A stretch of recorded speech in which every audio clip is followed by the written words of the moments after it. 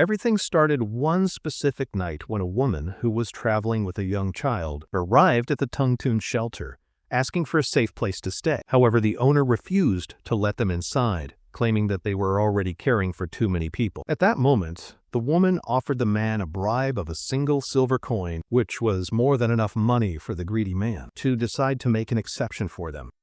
Once they were safely inside the shelter, he showed them to the room where they were meant to stay for the night. Since it was late at night, he decided he would explain the shelter's rules and any fees the next day. After he finished explaining that, the owner left the room. The woman, whose name was Helen, helped the child sit on the bed. She felt a deep sorrow for this poor soul who had experienced so much hardship at such a young age. The small child wanted to know where his mother and father were, but it seemed something terrible had happened to them, and Helen was too distressed to tell him the truth. So she gave him false hope, telling him he would be able to see his parents again very soon. She added that he should get some sleep and wait for morning. The innocent young child accepted what she said, and a short time later, he was sound asleep. Meanwhile, Helen began to cough violently. She quickly realized that she was about to die, as blood started coming out with every cough she made. After a final goodbye to the little boy, she died right there. The child, Rowan, woke up from his sleep a short time later in the night, only to discover the bedsheets were now covered in blood, and he saw that Helen was already dead. Later, the shelter's owner arrived with his mistress.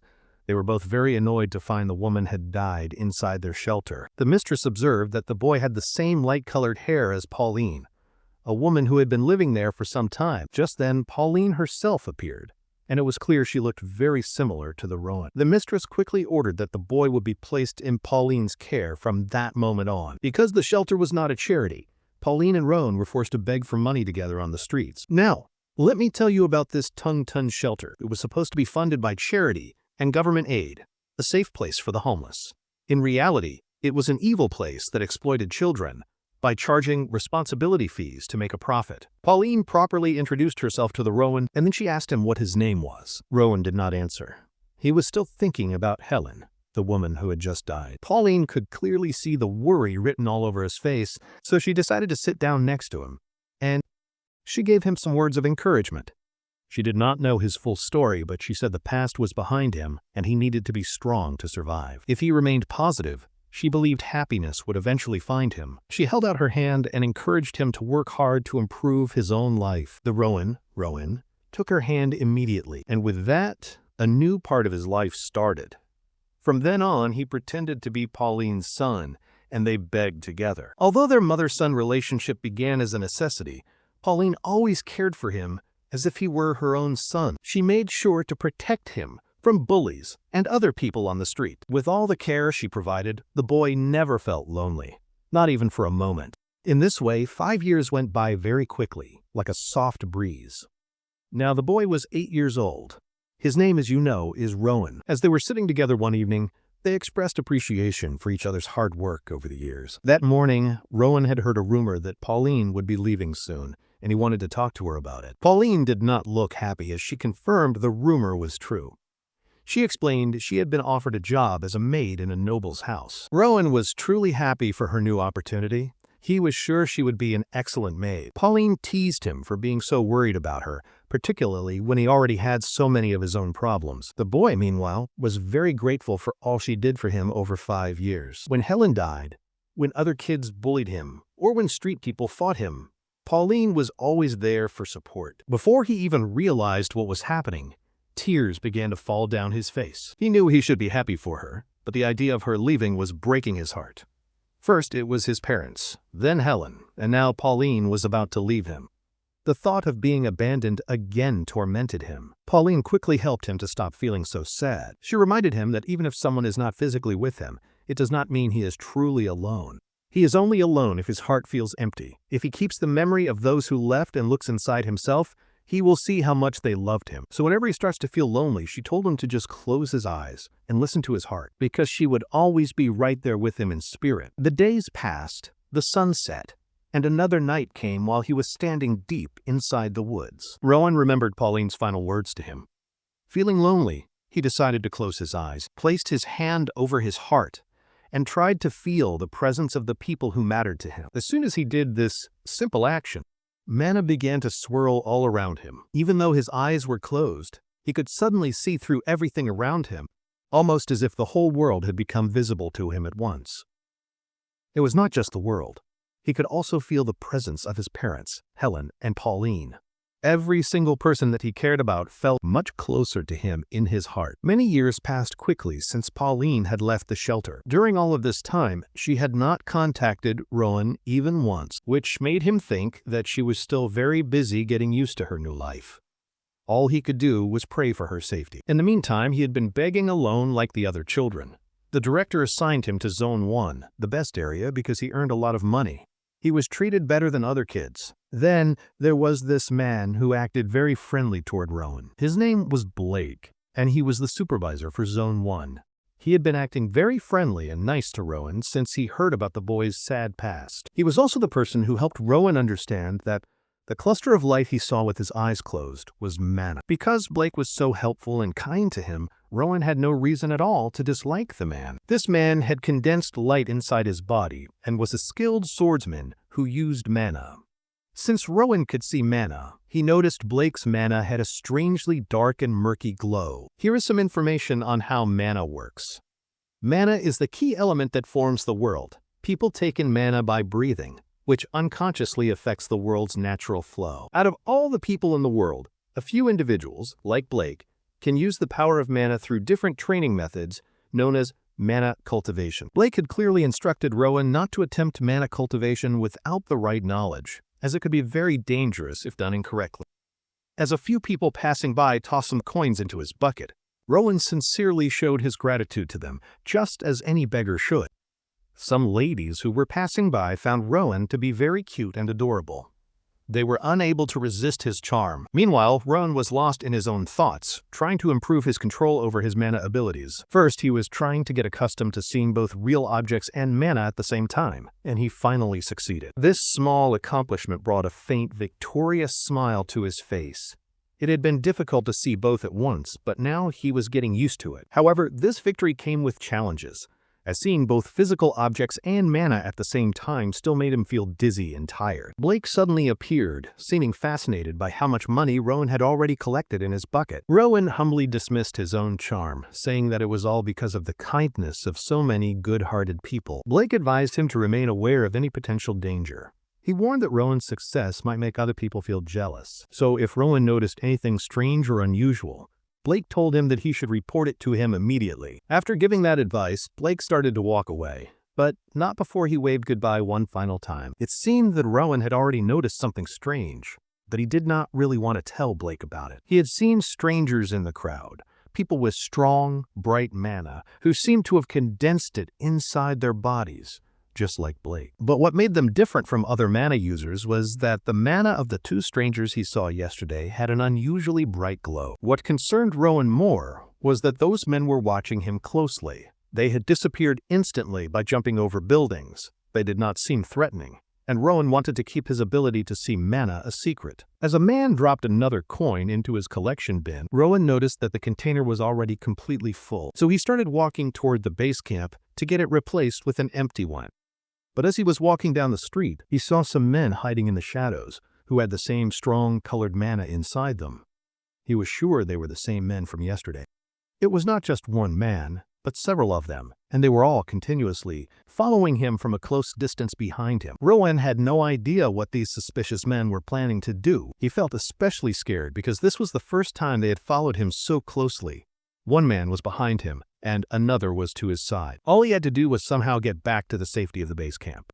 His growing anxiety began to overwhelm his thoughts and his impulses, as those suspicious men continued to close the distance between him and them. At one particular moment, as they drew nearer, he thought that he was in serious trouble. But thankfully, at the very last second, Rowan heard the voice of someone he knew. And that familiar person was, of course, his friend Blake, who was running toward him with an incredible and almost godlike speed. Once Blake finally caught up to him, he quickly cradled Rowan in his arms and then jumped so high into the air that he landed on the rooftop of a nearby building. The suspicious men had also managed to catch up to them, so Blake started moving even faster than before, while warning Rowan to hold on tightly and not drop a single coin.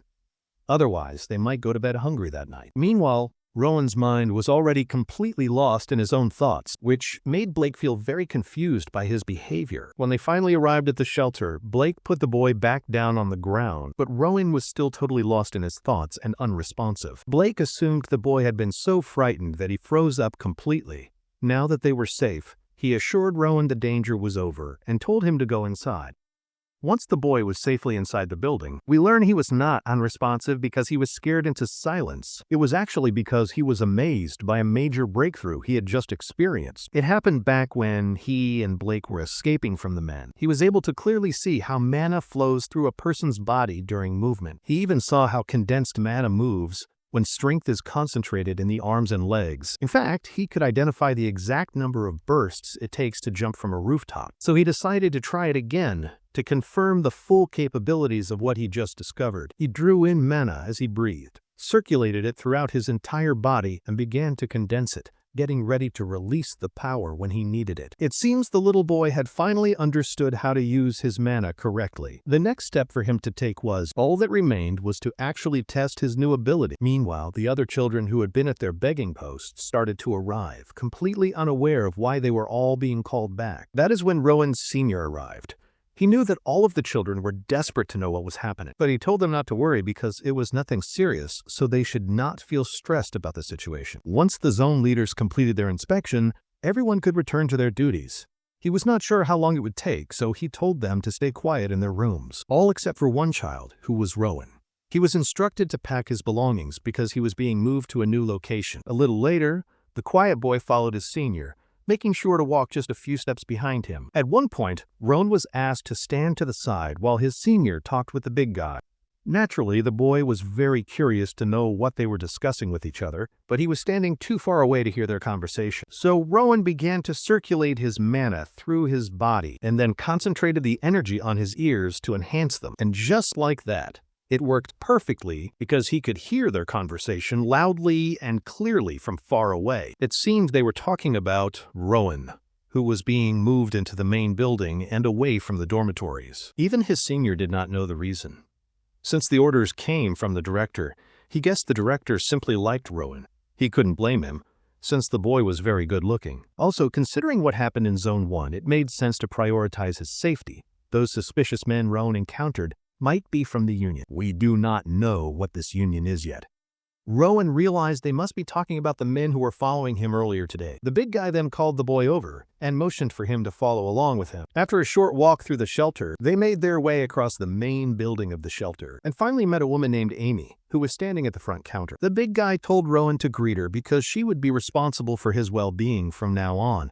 After the introductions between them were finally finished, the big guy left, and the two of them were left alone in a short, awkward silence.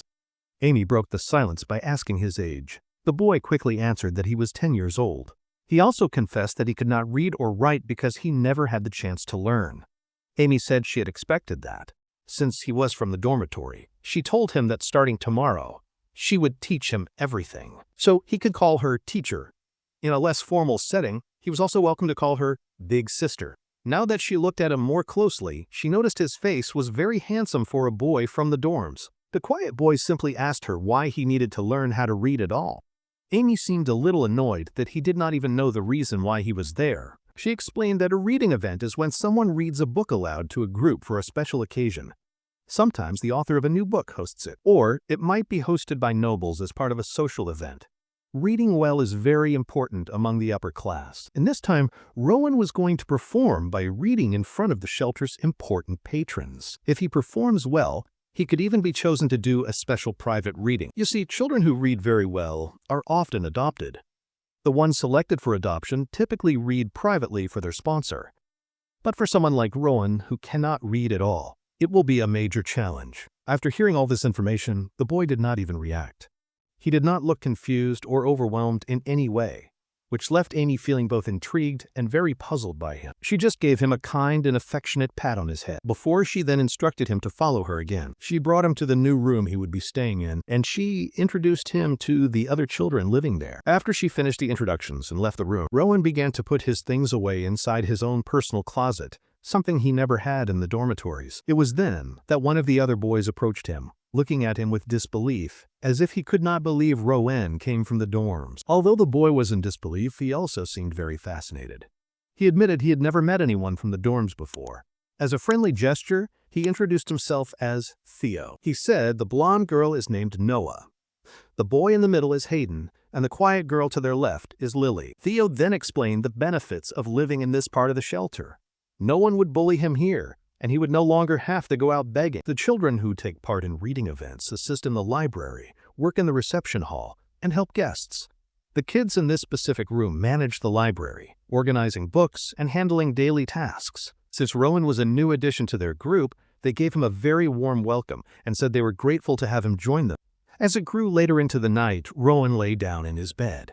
He could not stop thinking about reading books. To him, it felt like books held all of the knowledge in the entire world. Pauline had always believed that books were the greatest gift for a curious child like Rowan. Just the thought of her made his heart swell with deep gratitude. Back in the library, in a section marked Zone 1, Rowan had just finished reading a book as part of his practice for the events. Amy then instructed him to bring her all of the books he had read that day. Once he put the large stack of books down on the table, Amy began to write down the titles of all the books. After she had finished her examination of the list, she noticed something very striking. It turned out all the books Rowan had been reading were fairy tales, so she wanted him to start reading novels from Zone 2. She also gave him praise for the excellent work he was doing. Rowan was very happy that he could now read the books from Zone 2. After all, Zone 2 was the section where the books for adults were kept. He was so excited that he wanted to read a little more before going back to his room. Amy gave him permission, so he walked straight to Zone 2. The Rowan was having a wonderful time looking at all the different books, and no matter which one he chose, he wanted to read it immediately. But then, one specific book in the collection caught his full attention. The book was titled The Birth of Grafton Kingdom in the Union. The mention of the Union sounded familiar to him, like something he had heard adults discuss. When he opened the book, the very first thing that he saw was a map of the continent where he lived. One of the regions, named Grafton, had won a very long war, and after that the world was reorganized into a system with one kingdom and 6 self-governing regions. Afterwards, to stop more wars and to protect public safety, the king created an organization that was known as the Union. This group has operated for over 200 years to keep peace. Its members are meant to be good people, so Rowan could not understand why Blake ran away from them. He concluded the Union might stop begging, and Blake feared punishment. But then again, Blake seemed to have a good relationship with the local supervisors, so that explanation did not make sense. There was another possibility he considered. The shelter and the Union might not have a friendly relationship with one another, and for some reason the shelter was hiding the events of that day when he was chased by members of the Union. It had to be something terrible for the shelter to hide it. The thought made him feel very uneasy. A few more days passed by very quickly, like a soft breeze. Rowan could be seen in the library, cleaning the bookshelves and tidying up, using his control of mana to help make the physical workload much lighter. He was still not an expert at moving around while he was circulating mana, but the process had become much more manageable for him. Back when he was begging on the streets, he had to sit still and quietly breathe in mana, but things were very different for him now. He had practiced enough that he could circulate mana while walking or even while reading. Still, his mana concentration had not improved. It always scattered instead of gathering correctly. This was frustrating, but he believed that taking it one step at a time would eventually get him to his goal. On one particular day, all of the children were gathered together in the main hallway. Standing in front of all of them were the vice director and Amy. Without wasting any time, the vice director started to call out the names of the children participating in the next reading event. Fortunately, his friends Theo, Lily, and Noah were all chosen for the event. But when the time came to announce Rowan's name, the vice director hesitated. She was against him joining this time because he had only just finished reading the fairy tales. Still, she could not deny the boy was very handsome. His presence alone would improve the event. So instead of participating, he was told to just observe and experience the atmosphere. Rowan, being the polite boy that he is, expressed his genuine gratitude just for being considered for the event. After the selection was finished, Amy stepped forward to guide the chosen children. She told all 10 of them to change into nice clothes and meet in the reception hall. Meanwhile, the children who were not chosen complained among themselves. It seemed unfair that someone like Rowan was picked when he had only just finished the fairy tales. Later, Rowan appeared wearing his new clothes, looking adorable, elegant, and very charming. Theo gave him a compliment, and Rowan returned the kind gesture with a compliment for Theo. Amy then guided Rowan to the seat that was assigned to him for the event. Once all of the children had settled into their assigned seats, a knock at the door announced the arrival of all the special guests. Soon after, all of the important guests began to make their way into the room. One of the women happened to be someone who had seen Rowan on the streets before, back when he was begging for money to survive. I remember her as well. Back then, she was completely charmed by the sight of such a handsome Rowan. Even Rowan seemed to remember her, and he quickly expressed his gratitude for her kindness in giving him money. The lady's name was Caroline, and she had become his biggest fan. She was so excited that she started talking about him to the vice director, telling her that she had seen the boy begging at an intersection last winter. He looked very handsome back then, and now he looked even better than he did before. To add to all of the excitement, the vice director then revealed that Rowan had also learned how to read. When she heard this, Caroline became even more excited and insisted that Rowan must read a passage from a book today. The vice director politely explained that Rowan was only there to observe. This was disappointing for Caroline, who really wanted to hear him read. Seeing the guests' enthusiasm, the vice director decided to let him try reading the last chapter. A little while later, the guests were all completely amazed and shocked when they heard Rowan's rhythmic and very pleasant-sounding voice. It seemed as if his voice was hypnotizing everyone in the entire room, filling the air with love and affection that made the women feel overwhelmed with powerful emotions bubbling up inside them. The incredible intensity of the emotions in Rowan's voice caused the guests to sigh, their eyes filling with tears. The suspense made the ladies bite their lips as their heartbeats quickened. Once he had finished reading the passage, the women in the audience could not stop giving him compliments, saying every kind and sweet word they could possibly think of. Rowan remained humble and gave all the credit to the vice director, who helped him and gave him the opportunity. Caroline said she wanted to hear him read again tomorrow, and the vice director accepted her request. A little while later that same day, we find Rowan back in the library, looking through all of the books on the shelves. This time, he was looking for books that could help him use his mana and combine it with his body's movements more efficiently. As he picked up a particular book from the shelf, Blake snuck up behind him and saw that the book Rowan was holding was about life's pleasures, specifically about sex. Rowan turned around and pretended to be scared by Blake's sudden arrival, but in reality, he already knew he was approaching from behind. It appeared Blake was there to praise Rowan for performing so well at the reading event. He was a little disappointed he missed hearing him read, so he came to the library to listen. Rowan did not blame Blake for missing the reading event, as he understood that Blake had many important responsibilities to take care of. Rowan asked if Blake had any new information. Blake revealed that the men from the union who chased Rowan were causing trouble again, so Blake planned to handle them with the administrators. Rowan felt completely certain that with Blake's help, the men from the union would be defeated and finally learn the lesson that they deserved. Hearing these very encouraging words from the boy made Blake feel even more confident. As much as Blake wanted to attend the reading event tomorrow, he was afraid he would have to miss that one too. While Blake seemed brave for facing the union, this made him the real villain, since the union exists for peace. But because Blake was so kind to Rowan, he was a good person in the boy's eyes. Continuing on with their conversation in the library, Rowan assured Blake that he would hopefully have another opportunity to hear him read, since he would be reading aloud often. Rowan was more concerned for Blake's safety, wishing him luck in dealing with the union men. Blake also wished the boy good luck for his future. He then pointed to the book Rowan was holding and insisted that he should read it after his reading sessions were over. With that, Blake left to do his work, leaving Rowan alone to think about the situation between him and the union. He was very curious to see what a fight would look like between two people who had mastered mana control. More importantly than anything else, however, he wanted to understand his own current level of strength, and he wondered if he could even compare to Blake's level of power. He began to condense and flow mana throughout his own body, and then, completely by accident and without meaning to, he ripped the book he was holding directly into two separate pieces, because the mana had greatly amplified the physical strength in his hands. After knocking on the door, the boy was told he could come inside the room. Rowan did not know why the vice director had asked to see him. She seemed to be having trouble finding the right words to say. It turned out the boy had become the favorite reader for all the noblewomen.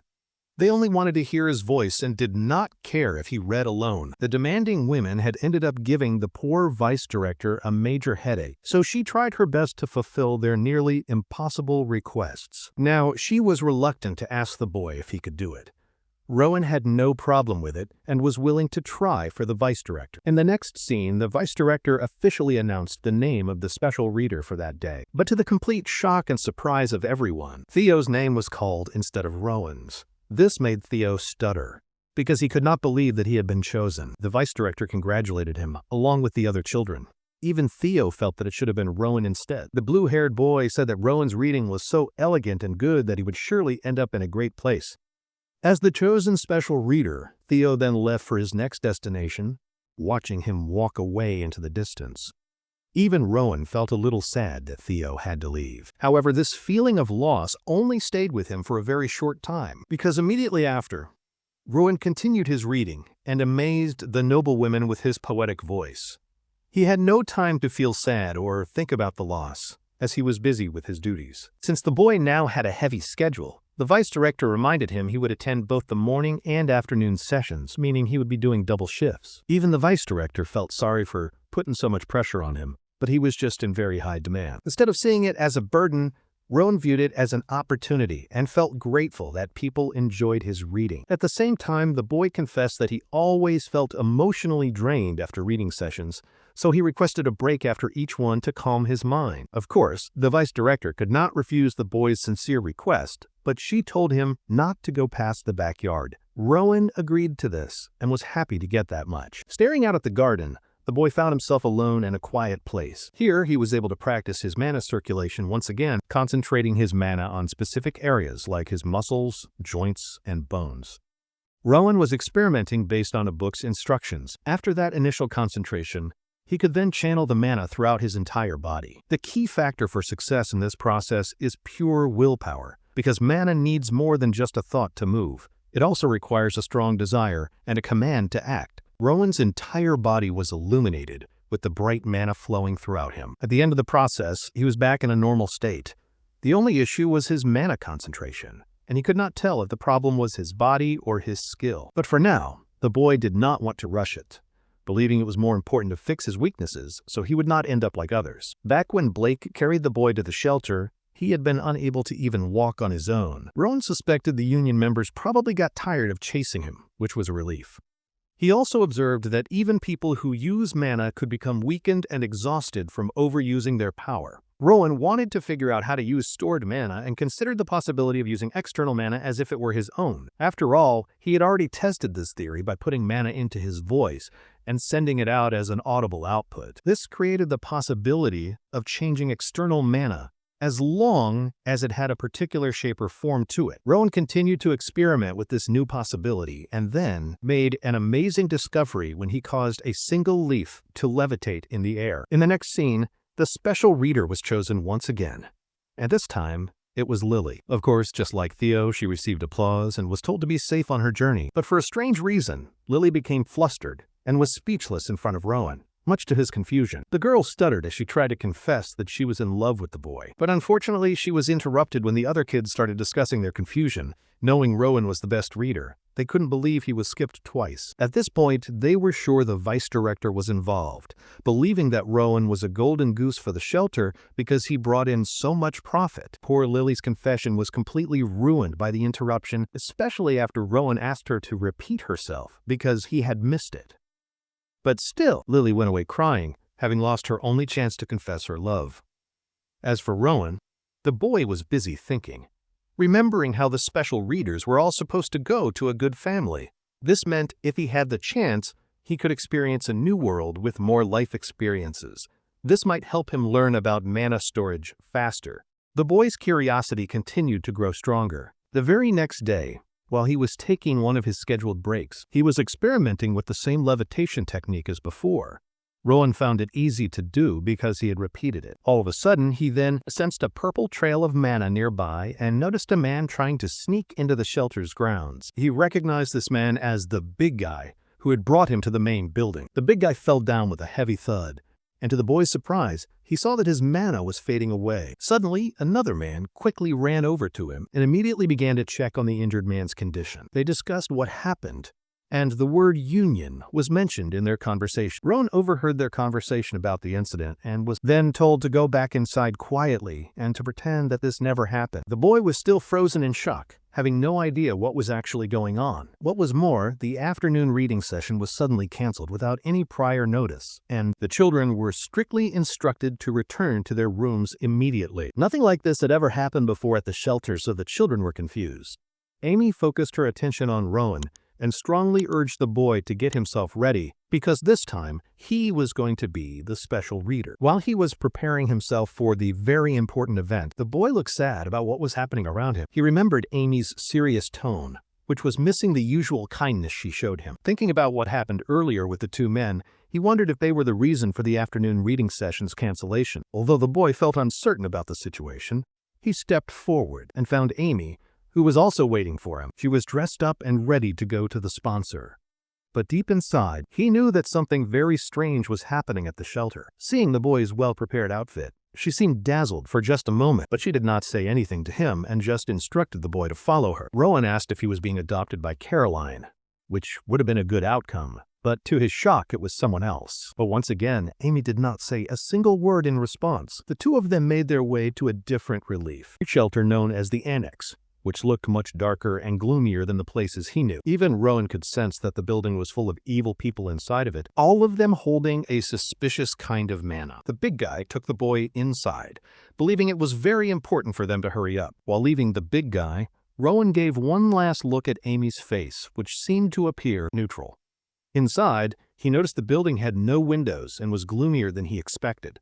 The boy decided not to let his guard down in case something happened. Inside the building, he heard the voice of the vice director. They entered the strange hall that looked like a ritual altar. Immediately, Rowan was told to sit and read. He wondered if these people were hiding from the Union because of what happened earlier, but he had no idea what the ritual's purpose was. Rowan saw the specific book that he was supposed to be reading, but the boy looked very shaken and extremely worried about this situation and for what was about to happen next. He was very curious about the strange, deep pit descending far below, wondering what was inside it. Then, a realization struck him. It was a large pit of mana, unlike anything he had ever seen before. Rowan was instructed to begin his reading immediately, without any delay. So the boy poetically began reading a passage about a gloomy story related to the dark pit. He could sense the dark mana gathering inside it. Rowan continued to keep on reading the strange text, feeling himself being hit with uncontrollable emotion. His reading style became darker, and he finally realized what was happening to him. It was the pit of mana itself that was his one and only audience. As the boy continued on with his reading, he felt his own mana being drained from him. His body grew weaker with each word, and he knew it was dangerous. However, he also knew that if he stopped now, it would be too late. The shelter would be in trouble, and the forces of the Union would finally catch up with them. Concentrating even harder than before, the boy endured the difficult hardship. His new plan was to absorb the mana around him and adjust its flow for his own protection. And with that new plan now in motion, tendrils of white mana separated from and swirled away from his body, surrounding him in the shape of a protective barrier.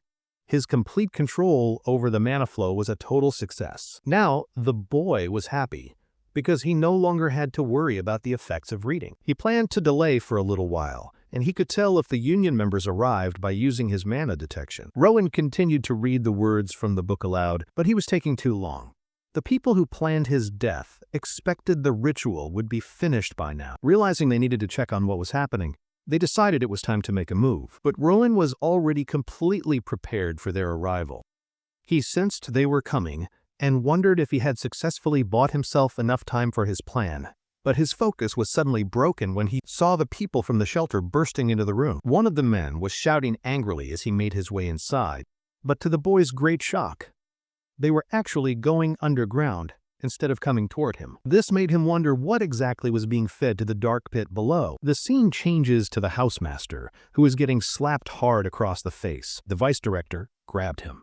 The big guy in charge of the ritual believed they had deceived him by trying to escape. Meanwhile, Rowan calmly and quietly made his way down into the pit and focused all of his attention on a horrifying tree that was made of lost souls. Rowan's entire world shattered before his eyes when he saw that many people had been sacrificed for this ritual. His feeling of despair took an even darker turn when he suddenly recognized that Pauline was one of the people in the tree. Just then, the angry man from earlier noticed and caught the Rowan. At the same time, Blake came rushing into the room, demanding to know what happened and why the director and vice director had been killed. Blake learned that the director tried to run away, and that is when they found a strange fruit on the tree. Rowan had been brought here so they could create one more fruit. But the process failed unexpectedly, so they do not know what is going on. Blake expressed his frustration about the situation, and then he pulled his sharp sword out from Pauline's dead body. This terrible scene immediately reminded the boy of a conversation he had with the man he considered a brother. He had asked Blake why he never carried a sword, and Blake told him his weapon was being used somewhere else. This was the dark and terrible truth. Blake was the one responsible for murdering Pauline. This dark sight transformed Rowan into an entirely unrecognizable force of nature. The very first thing he did was kill the man instantly. While Blake was busy pulling his sword from the tree, he completely failed to notice what was happening right behind him. The very next thing that he knew was that the boy was surrounded by a powerful and dark aura of energy. He had not expected Rowan to be so powerful at such a very young age. But before Blake could even finish his arrogant speech to the boy, Rowan moved with incredible speed and attacked him with overwhelming force. His full attention was now focused on the lives of those who were no longer living. Tears filled his eyes as the boy wept for the mother figure who was now gone. He put his own mana inside the terrible, dead tree. He then dived deep into the collective memories of all the sacrificed people. Rowan saw tragic and horrifying memories of helpless children crying out in fear, and all of the people who were now dead in front of him. He saw himself as a grown man. It was a mature version of Rowan that looked exactly like him, but only much older in age. Before the boy was able to see any more of the memory sequence was suddenly broken and it ended, much to his regret. And even though he did not know what was happening, something inside of him had changed. It felt as if he had reconnected with the familiar mana he once lost. He remembered the feeling of Pauline hugging the Rowan with great affection. Pauline's voice told him he is only alone when his heart is empty. If he continues to hold on to the memories of the people he loved, then he would never be truly alone. That is why he must look deep inside his heart and search for their love. It is not something that can be seen, but only felt. Pauline's voice echoed in his mind, telling him to listen to his heart. This familiar mana instructed the boy not to forget what is important.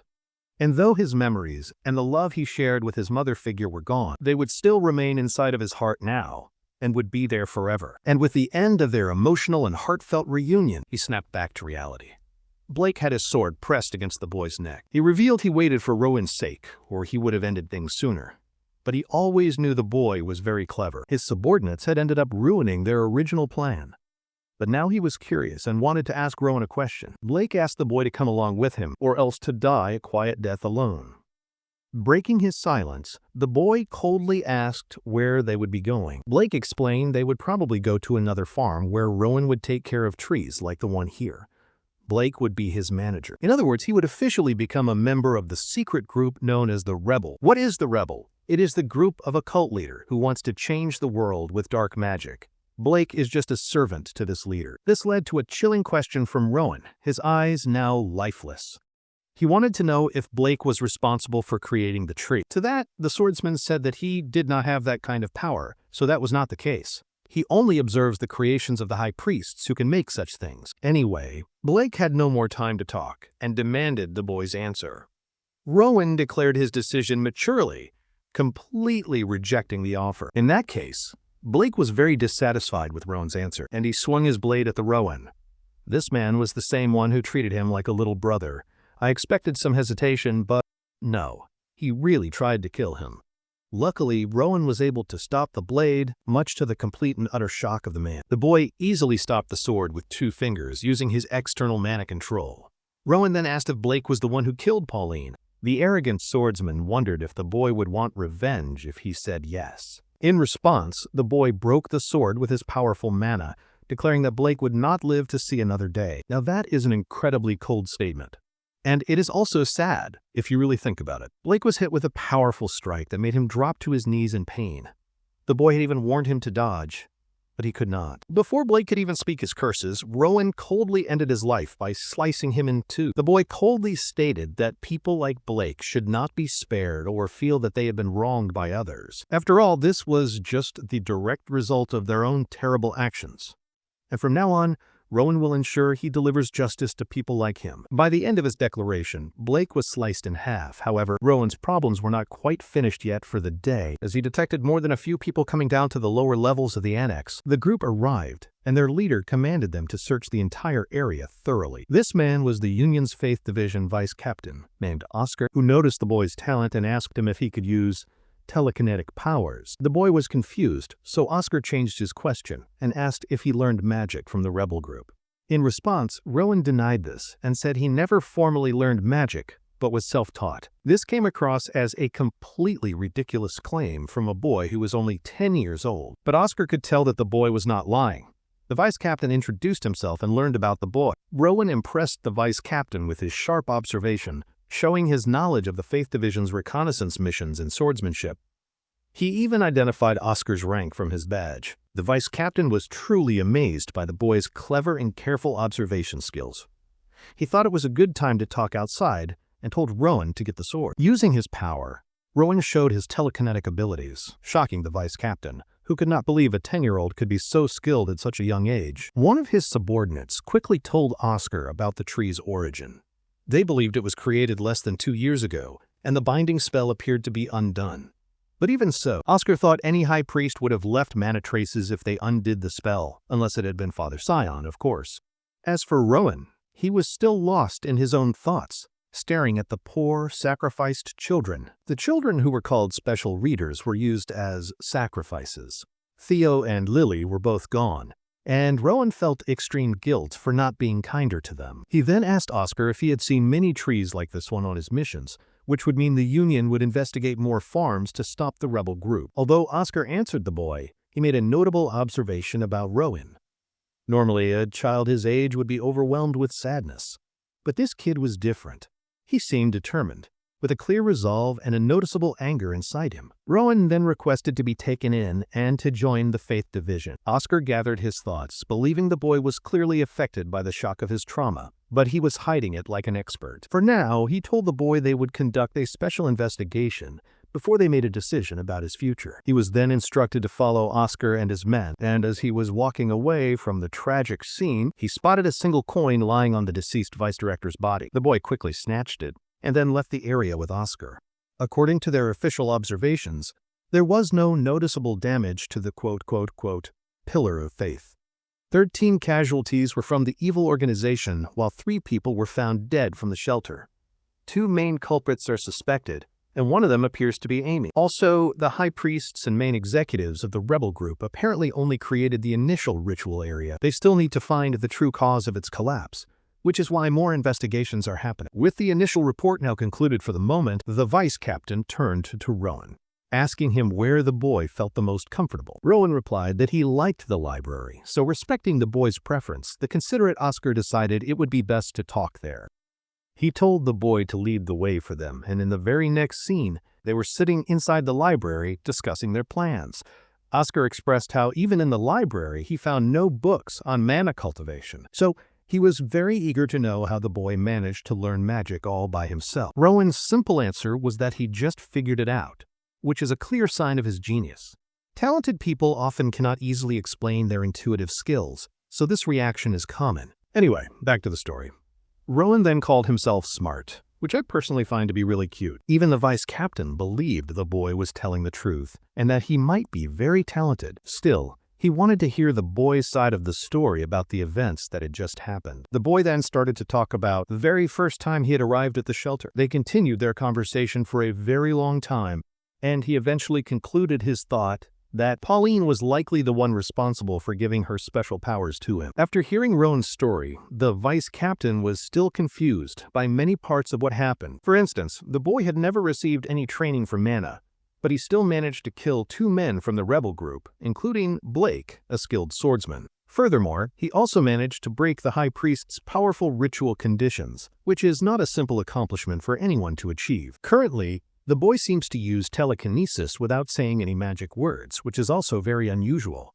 Additionally, he does not even seem tired from using his powers. Rowan is like a hidden treasure that nobody ever tried to find. The boy was very curious and wanted to learn more specific details about the strange tree. Oscar provided a long explanation.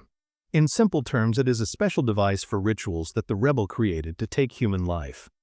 The organization's main goal is to create a fruit made from consumed life energy. This fruit is just a very concentrated form of mana that has become a physical object, making it very valuable. Oscar then showed Rowan the actual fruit that was made as a result of his mana being consumed. The fruit is then consumed, which allows a person to increase their own mana supply. It is a very costly item sold on the black market. Regarding the reason they use reading, it is because specific conditions must be met for the ritual. The act of reading helps to stabilize the tree, and it also improves the final fruit's quality. After hearing this, Rowan thought about how the tree seemed very interested in his story, almost like he was reading aloud to another person. This means the tree's activity became stable. The boy now understands that before they were trees, they were once living, breathing human beings. Oscar was very impressed by his sharp thinking and realized that they both thought about it similarly. The boy had more questions and now wanted to learn about the meaning of the word telekinesis. The vice captain explained to him that it is simply a type of magic that allows someone to move objects using mana without touching them. Rowan showed the same power and finally understood that he had been using magic this entire time. He lacks knowledge about his own abilities or how magic works. Even though Rowan shows the beginning stage of telekinesis, Oscar believes he is very special for someone so young. Remembering that Rowan wants to join the Faith Division, Oscar became curious about his reasons. He had just gone through a very traumatic experience, having been betrayed by the people he loved and trusted. So Oscar wondered why Rowan would want to join their group after all that had happened. The Faith Division and the Union are the same organization, just with different names. Rowan admitted openly that he does not completely trust the Faith Division yet. His gut feeling told him that Oscar is a good person based on his mana. Oscar was a little confused to hear a 10-year-old boy call him pure, and he claimed the boy's intuition could get him killed in different circumstances. Rowan insisted that he is good at understanding people, but Oscar said it would be difficult to let a child join them or get involved in their missions. This led Rowan to wonder if he was too inexperienced or weak for their standards. However, the vice captain interrupted him and told the boy to listen very carefully. He said that in life, some things are much more important than only having a special talent. Oscar's serious tone quickly ruined the boy's happy mood, so Rowan sulked sadly. This made Oscar clarify that there was nothing wrong with Rowan. It is simply that making a special exception for an outsider is difficult, and he is very young. Then the young, smart boy asked if someone's age is more important than their actual skill. This powerful question made the vice captain pause and think. It is a fact that Rowan shows genius-level talent for his age, which was proven by his power to defeat 2 adult men. But talent is not everything. Regrettably, Oscar admitted the Union measures a person's experience by their age, not by talent. Rowan then asked if he was too immature for their group. The vice captain then decided to give the boy a chance, treating their talk like a practice interview instead of just a conversation. He first asked why Rowan killed Edgar, since Edgar was not a direct threat to him initially. To this, Rowan cleverly answered that Edgar had also killed the shelter owner and his wife. It seemed obvious he would be killed next, so any hesitation would have led to his own death. Oscar pointed out that the boy still killed 2 individuals, so other things could have affected his judgment. Perhaps his anger influenced the decision he made at that moment. Rowan agreed that his emotions were certainly an important factor, and he was not afraid to admit it. However, he also believes that human emotions do not always confuse judgment. Sometimes, they help make a decision clearer. Regarding the foundation of his judgment, he had decided that the terrible men before him had taken many innocent lives. Therefore, there was no reason to spare men who had no chance of being redeemed. In the end, the young boy also felt he had no right to allow them to keep on living. In response to this statement, Oscar asked if the boy had the right to kill them. Rowan replied that it was the only fair outcome considering all the previous factors. It was just that at that crucial time he had the power to deliver justice. However, he did not want to run away from the truth that he is responsible for killing someone.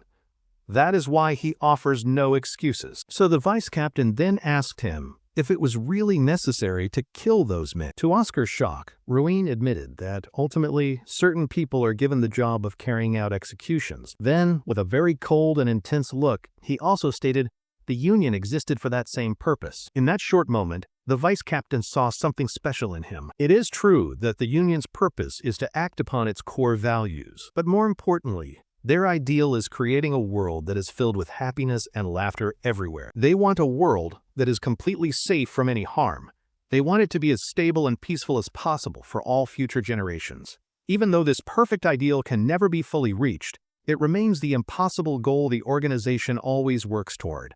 This is the union's true purpose. The vice captain thought to himself that this was their main purpose. He was impressed by Rowan's calm responses, and also surprised that the boy could express such profound ideas so well. Oscar decided to tell him about an organization called The Grave, which is said to be a powerful evil group that threatens the entire kingdom's existence. The retail faction is just one part of that larger organization. The Union's first division is working hard to destroy their evil groups.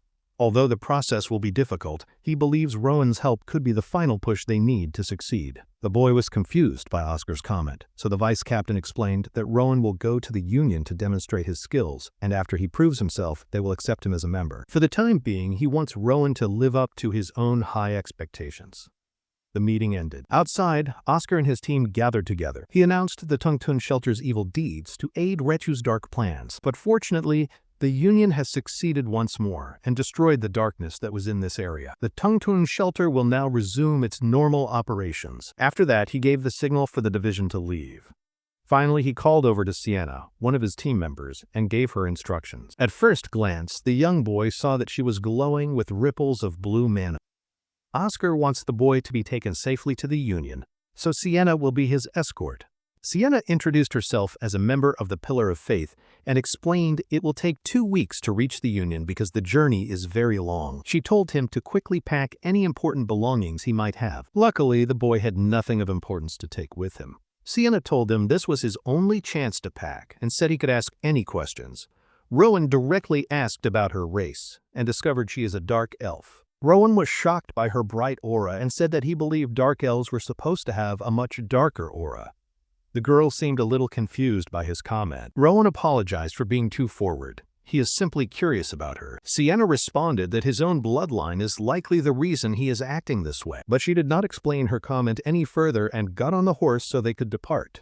Oscar said farewell to the boy. The kind and thoughtful boy also told the other members of the group to be careful, impressing them all with his genuine sincerity. And so, their long journey to the Union began. Moving forward to the next scene, we see Rowan and Sienna setting up their camp. She handed the boy a small sheath made for his blade. The boy had wondered for some time what she had been so busy making. It turned out that she was making a small gift for him.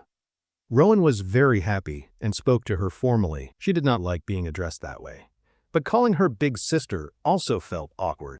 So instead, the boy chose to call her Sunbae because they would soon be working together as colleagues. Seeing the boy's playful and cute behavior, the dark elf turned away, looking slightly flustered. He then began to play with his telekinetic power, making the broken blade spin around in the air. Sienna noticed his special talents. The boy remembered how the vice captain had called his abilities telekinetic magic. Sienna agreed with the term, but only because it was the nearest possible description for the boy's unique magic.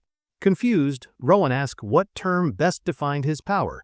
She answered that it is hard to say since his magic seems to be completely unique. His power allows him to directly control mana without needing to use any special words or formal spells. It is a type of divine power that only the ancient elves possessed, who were the first elf race, before they eventually separated into many different races, such as the dark elves. Just by looking at the boy's eye color, she could tell that Rowan's parents were not ordinary people. Hearing the word parents made the boy think about his own.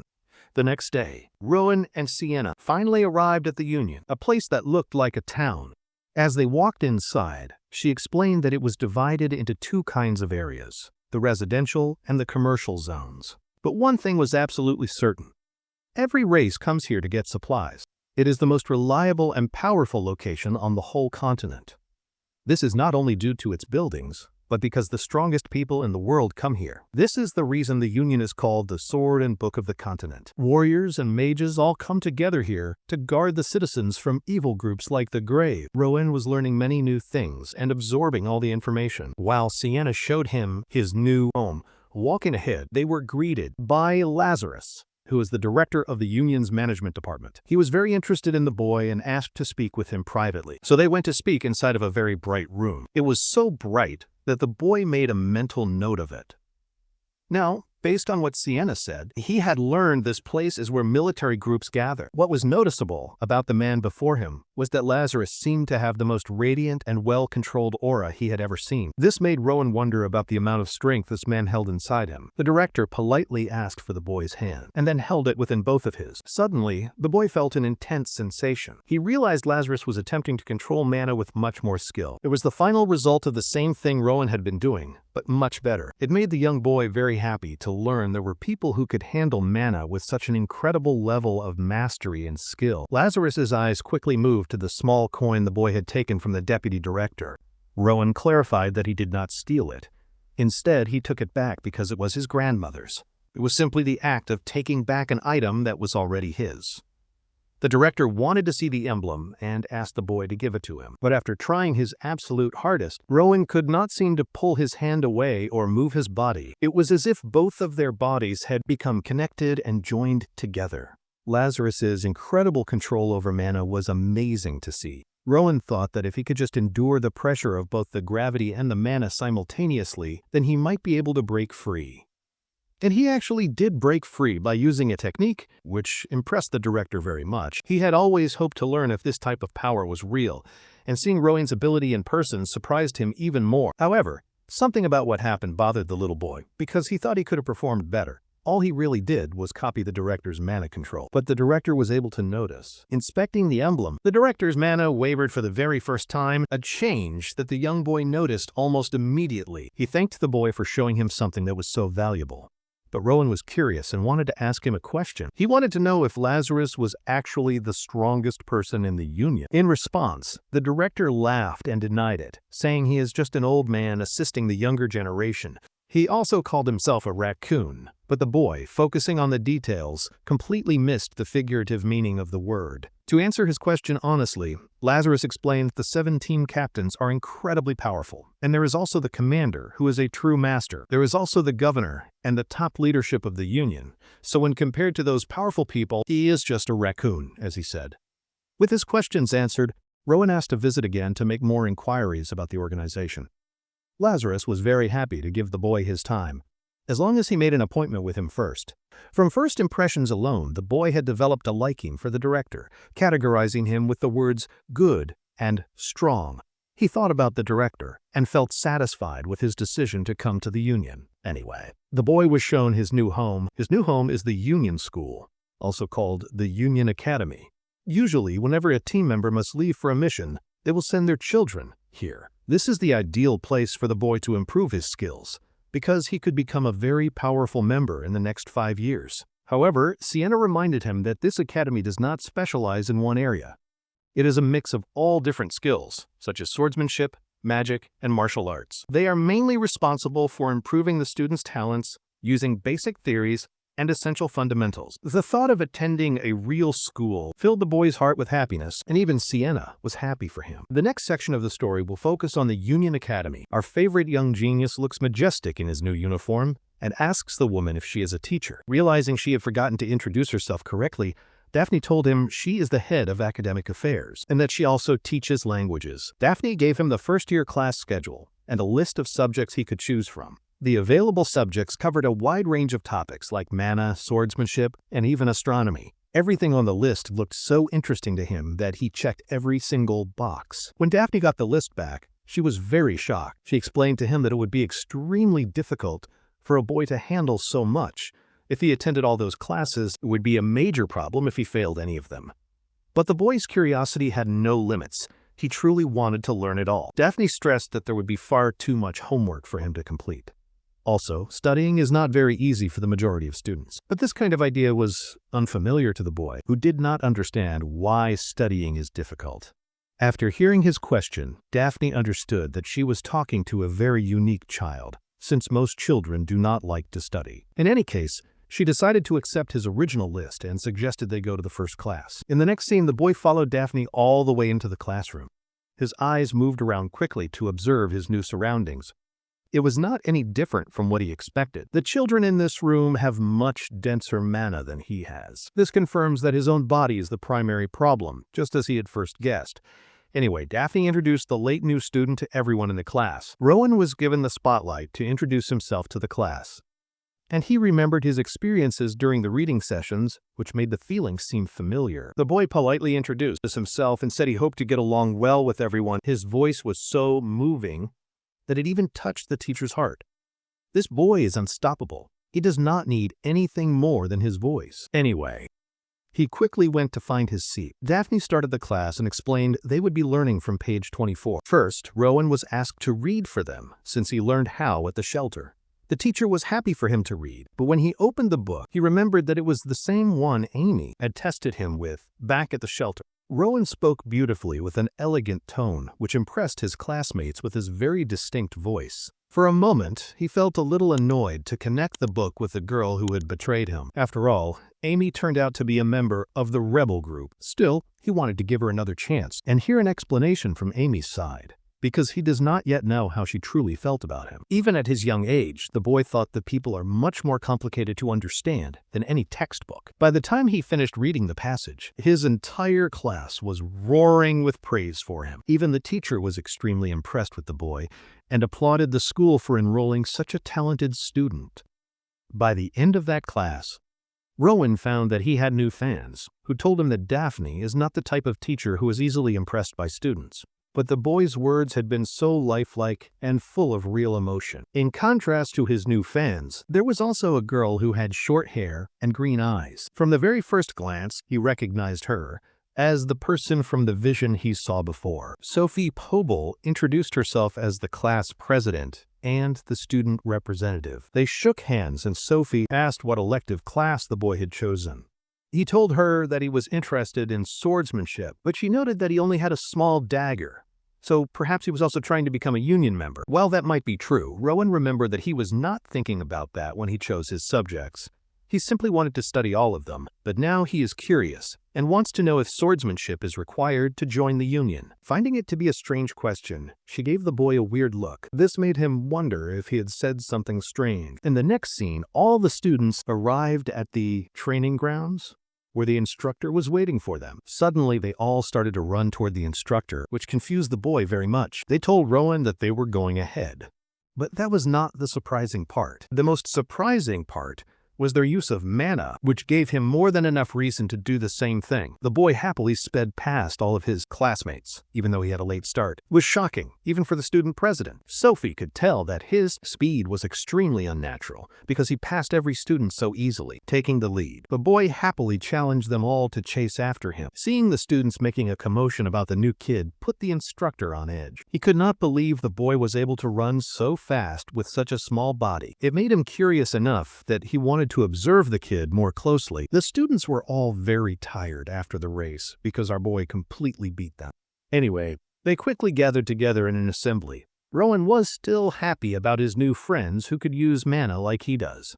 Sophie, however, was wondering if the kid was actually human. The way he accelerated and beat them all was amazing. The fact he even lapped them was crazy to her, and after running so much, the boy seemed fine and was not exhausted at all. Seeing her glare at him, Rowan asked if she enjoyed the race.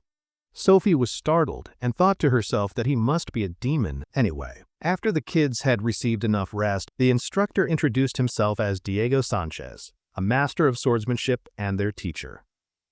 The boy was very happy to be learning from him. First, the lesson began with every student picking up a wooden sword, and it is safe to say they were not very happy, since they were already exhausted. But strangely, Rowan had not moved yet. Diego told the kid to get moving, but Rowan seemed hesitant and afraid of the sword because of his memories involving Blake. Seeing the boy's unusual behavior, Diego noticed his fear immediately and assured the boy that although a sword can be a very dangerous tool, it is just a tool in the end. The sword's intentions do not matter. Rather, it reveals the character of the person who is holding it.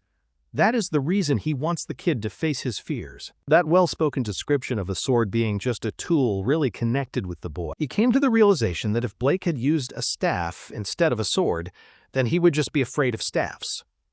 He concluded that swords were not the problem, so he walked up and grabbed the blade. thinking to himself that he did not hope to become a sword master. At the same time, that did not mean he should run away from it. At first glance, Diego judged that the way Rowan held the sword revealed his talent. But the downside was his lack of strong willpower. The instructor announced that they would now be dueling in pairs. While any method is acceptable, their main goal is to defeat the other opponent. First, Rowan was assigned to pair up with Sophie, as the instructor believed it was the right decision. Their duel pairing was a surprise to both of them. The other kids guessed that Sophie would win the match because of her family's background and her own talent with swords.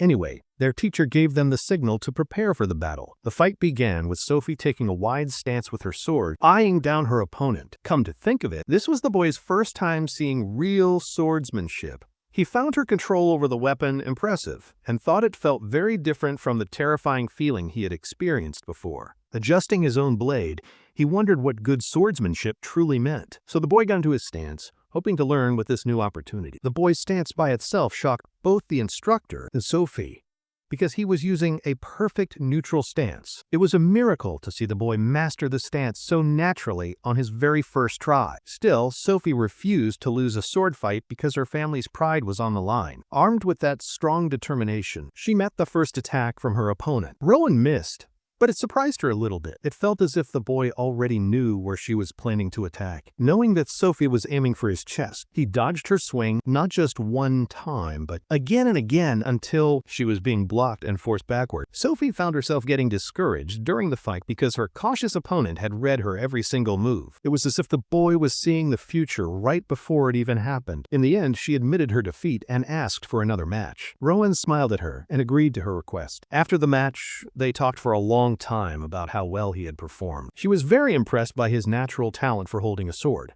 It turns out they fought 4 times in total, and they each won 2 matches and lost 2. Sophie was now happy to fight him more often. Besides that, the other students were happy the next class was about learning magic, so they could finally rest a little. But Rowan was confused because he thought it was likely one of the most important classes for becoming a union member. But the boy's question caused his classmates to show their shock. One student told him that, sadly, their teacher is so far beyond their skill level that it is impossible to learn magic from him. Rowan agreed that learning magic is not easy, but he was curious about the teacher. At this point, the other students were really beginning to notice the boy's lack of general knowledge. The man who will teach them basic magic is a former commander and also the magic dean of the academy. That man is the respected Professor Arthur. It was surprising to see a character with that name appear in this story. The magic class was now in session. Professor Arthur is the man who was formerly a respected commander. From the looks of it, Rowan was impressed to see his mana was even denser than the director's. This made him curious about who the strongest person in the union was. Arthur learned about the new student and explained that he teaches basic magic. Of course, he also clarified that almost all of the students find his class to be annoying. But Rowan seemed different, as the boy intended to become a mage and join the union. This confession made the old professor very happy, and he praised the boy for his great spirit. At the same time, he reminded him that he was moving away from the path of swordsmanship. This made Rowan wonder if that was the reason his classmates had looked at him strangely before. So he asked why that was the case. In response, Arthur allowed young Sophie to answer his question. The girl explained that to achieve complete mastery of magic, a person must learn a huge amount of knowledge, which is a heavy burden for the body and mind. This means that even if a very talented person existed with a gift for magic, they would not be recognized as a mage without at least 10 years of training. Arthur confirmed this and also explained that it is hard to become a member of the union after graduation. After hearing this information, the boy was disappointed, realizing a first-class mage is not reliable enough. To become an active member, one must reach at least the 2nd class of skill. Because of that, Rowan set a goal to reach 3rd-class magic before he graduates. It was such an ambitious goal that it even shocked the professor because the boy probably did not even understand what 3rd-class magic actually meant yet. Arthur helped him understand by writing on the board that swordsmanship is the union's main focus, while magic is used to pursue wisdom and knowledge. He wrote a very complex formula on the board that is used to create a basic fire arrow. But something was wrong with it. Based only on his memory, the boy remembered that he had seen this formula before, near the ritual pit. Arthur said it was understandable that the students did not see the problem with the formula. It looks complicated. Although the fire arrow is considered an easy and basic spell, the more advanced spells are much more difficult to replicate. Professor Arthur skillfully demonstrates a beautiful recreation of the fire arrow spell for his students. However, Rowan notices a small but important detail. The professor's arrow appears slightly unstable. It looks as if it is about to vanish at any moment. The professor explains that magic formulas are very precise. Even after using a lot of mana, one tiny mistake in the formula can destroy the entire spell. But then, Professor Arthur carefully adds one last component to the magical formula. The burning arrow suddenly becomes even larger and much more powerful than it was before. Just looking at the powerful display deeply impresses all the students watching. Arthur says that mages must memorize these formulas and ensure they are always perfect. Adjusting a spell requires an incredible amount of patience and skill. For example, changing a fire arrow into a ball uses more mana and puts extra strain on both the mind and the body. In addition to that, magic often has more inherent limitations compared to swordsmanship. Sophie explains this is because channeling mana directly into a weapon is typically easier and more efficient than casting and controlling a complex spell. The instructor adds that using mana is very draining, so a mage's power depends on their personal mana reserves. Rowan now has a much better understanding of how magic works. He understands that a mage's skills are directly limited by the size of their mana pool. If that is true, then Rowan's naturally low mana concentration will be a major obstacle for his ability to produce magic. Still, he believes that by carefully studying the principles of magic, he might find a solution to his problems, though it seems uncertain for now. Professor Arthur asks Rowan an interesting question, wanting to see if he knows what is needed to cast a specific spell. Rowan correctly answers that a formula is necessary, but he adds that these formulas would be extremely difficult for mages to remember during a fight. For this reason, the system of formulas was eventually developed into magic circles, which perfectly represent the principles of the formulas. Rowan now realizes that the tattoos he saw on the shelter director's arm were in fact a magic circle. He learns that some mages prefer to engrave magic circles on their bodies to adapt to using magic more quickly. The magic circle acts like a powerful symbol.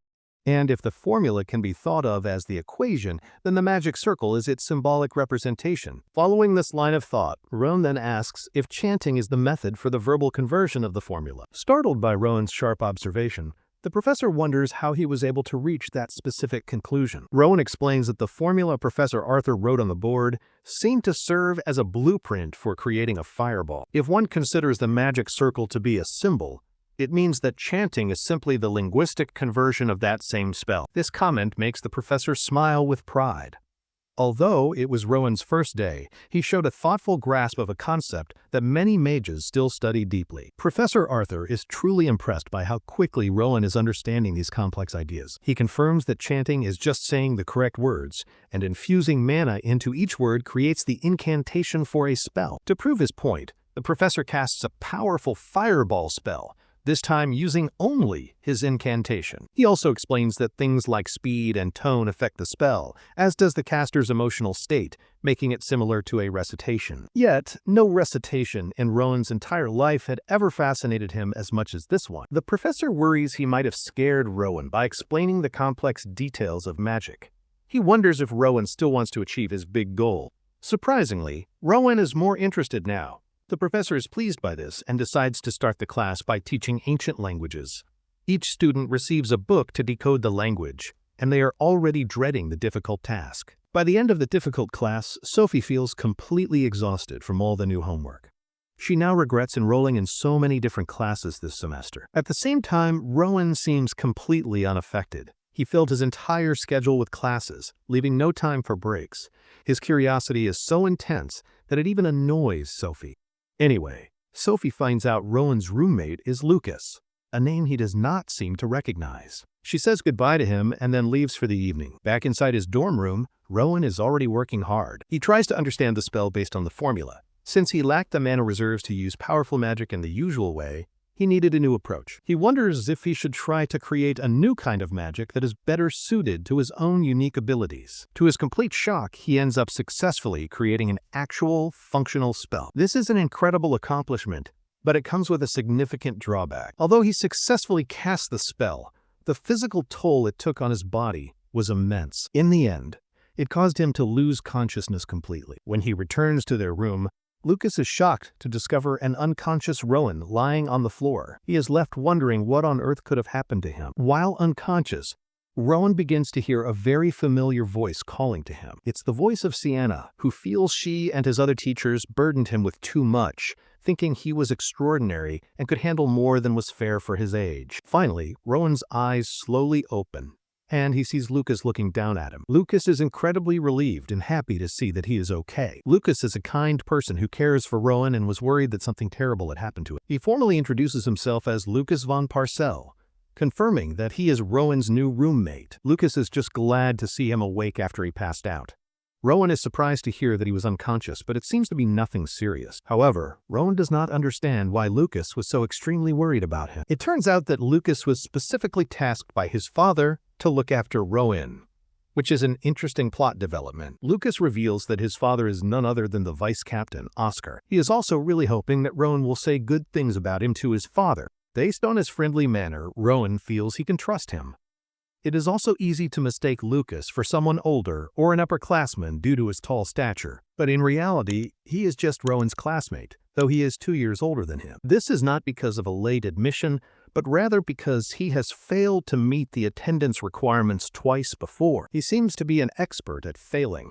In addition, he is not the type who enjoys studying, but that is a detail for later. He is very curious if Rowan passed out while practicing magic, which seems likely given the chaotic state of the room. It is true that Rowan was trying to cast a fireball, but everything that happened after that is a complete blur to him. Furthermore, his roommate is quite skilled with a sword and regrets that Rowan isn't focused on improving his own obvious talent in swordsmanship. Lucas is mainly following in his father's footsteps.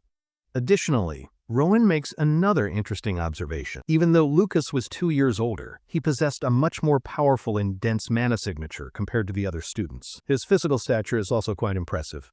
In a way, Rowan really admires him for all the effort he has put into his training. Rowan feels a little sad that he is falling behind. He wants to go to class even though he just passed out from exhaustion. Lucas is somehow able to convince him to skip class for the day to get some fresh air outside and eat some good food. In the end, Rowan agrees, and he funnily points out that this attitude is probably why Lucas has failed twice.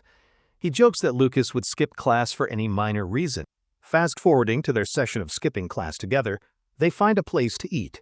Lucas insists that Rowan should eat a large amount of food to regain his energy. Strangely, however, Rowan detects a faint trace of mana coming from a location nearby. He insists that they should go check the place out, and Lucas agrees that it's fine. So the two of them head off to explore the nearby magic shop. Inside, Rowan's first observation is that most of the items on display are imbued with mana. Meanwhile, the vice captain's son is busy sneezing uncontrollably from all the dust.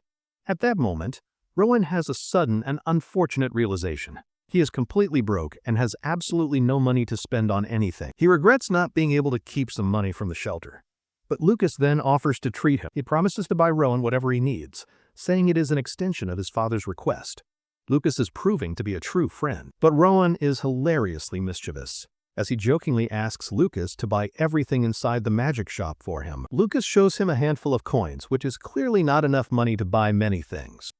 However, it should be enough for them to purchase at least one item. Rowan begins to explore the shop more carefully now. He is searching for an item that is reasonably within his roommate's limited budget. Suddenly, a particular object completely captures his full attention. This is mostly due to its sharp and murky mana signature.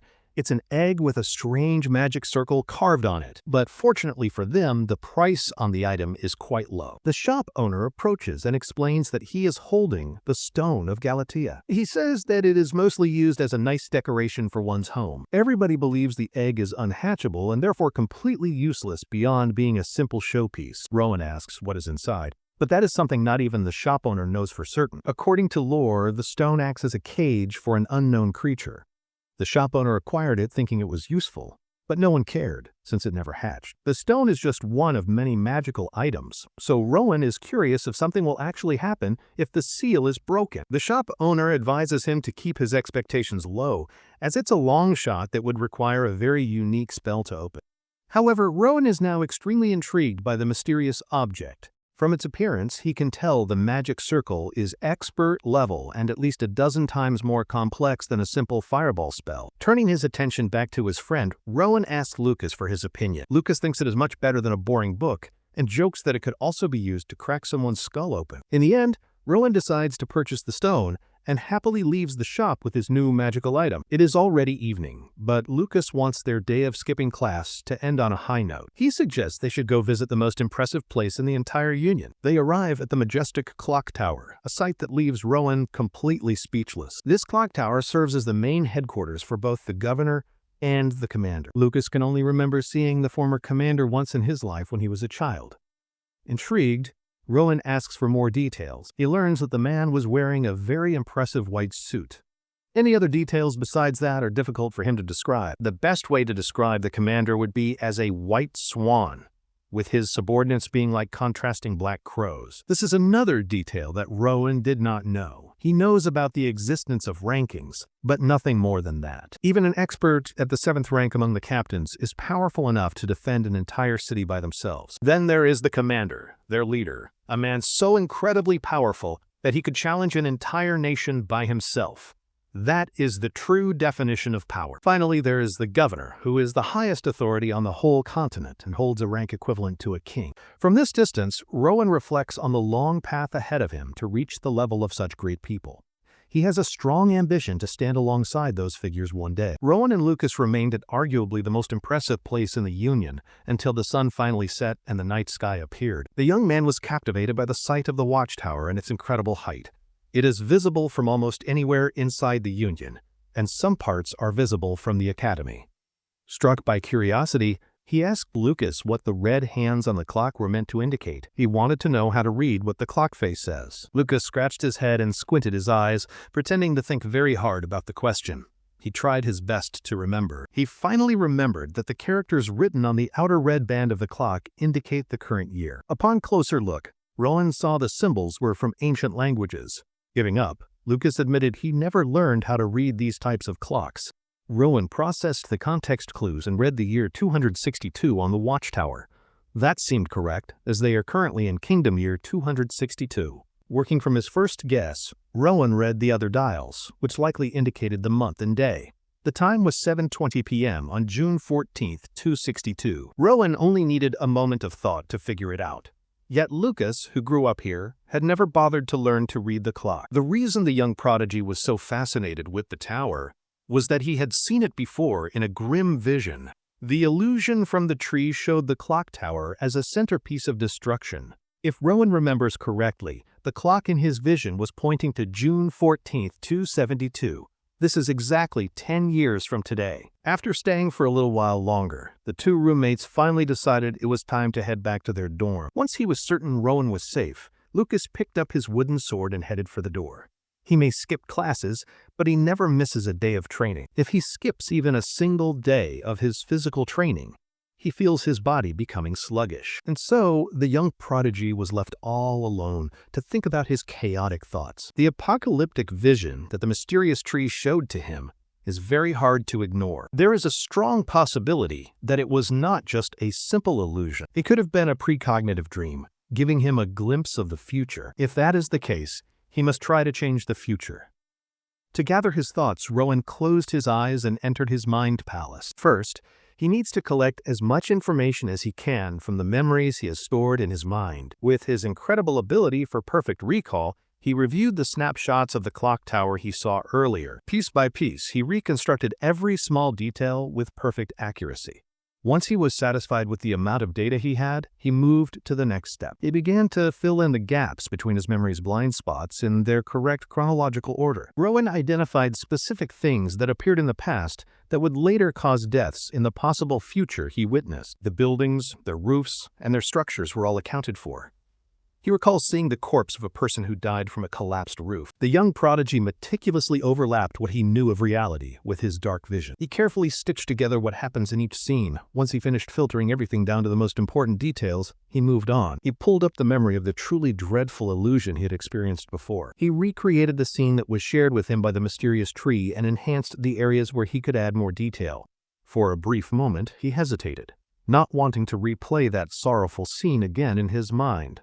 Thinking about that terrible vision now, he remembered more. The bodies on the ground looked like the friends he had just recently made. Sophie, Lucas, and Sienna were there, all lifeless and slightly older. That is the kind of future he does not want to live in.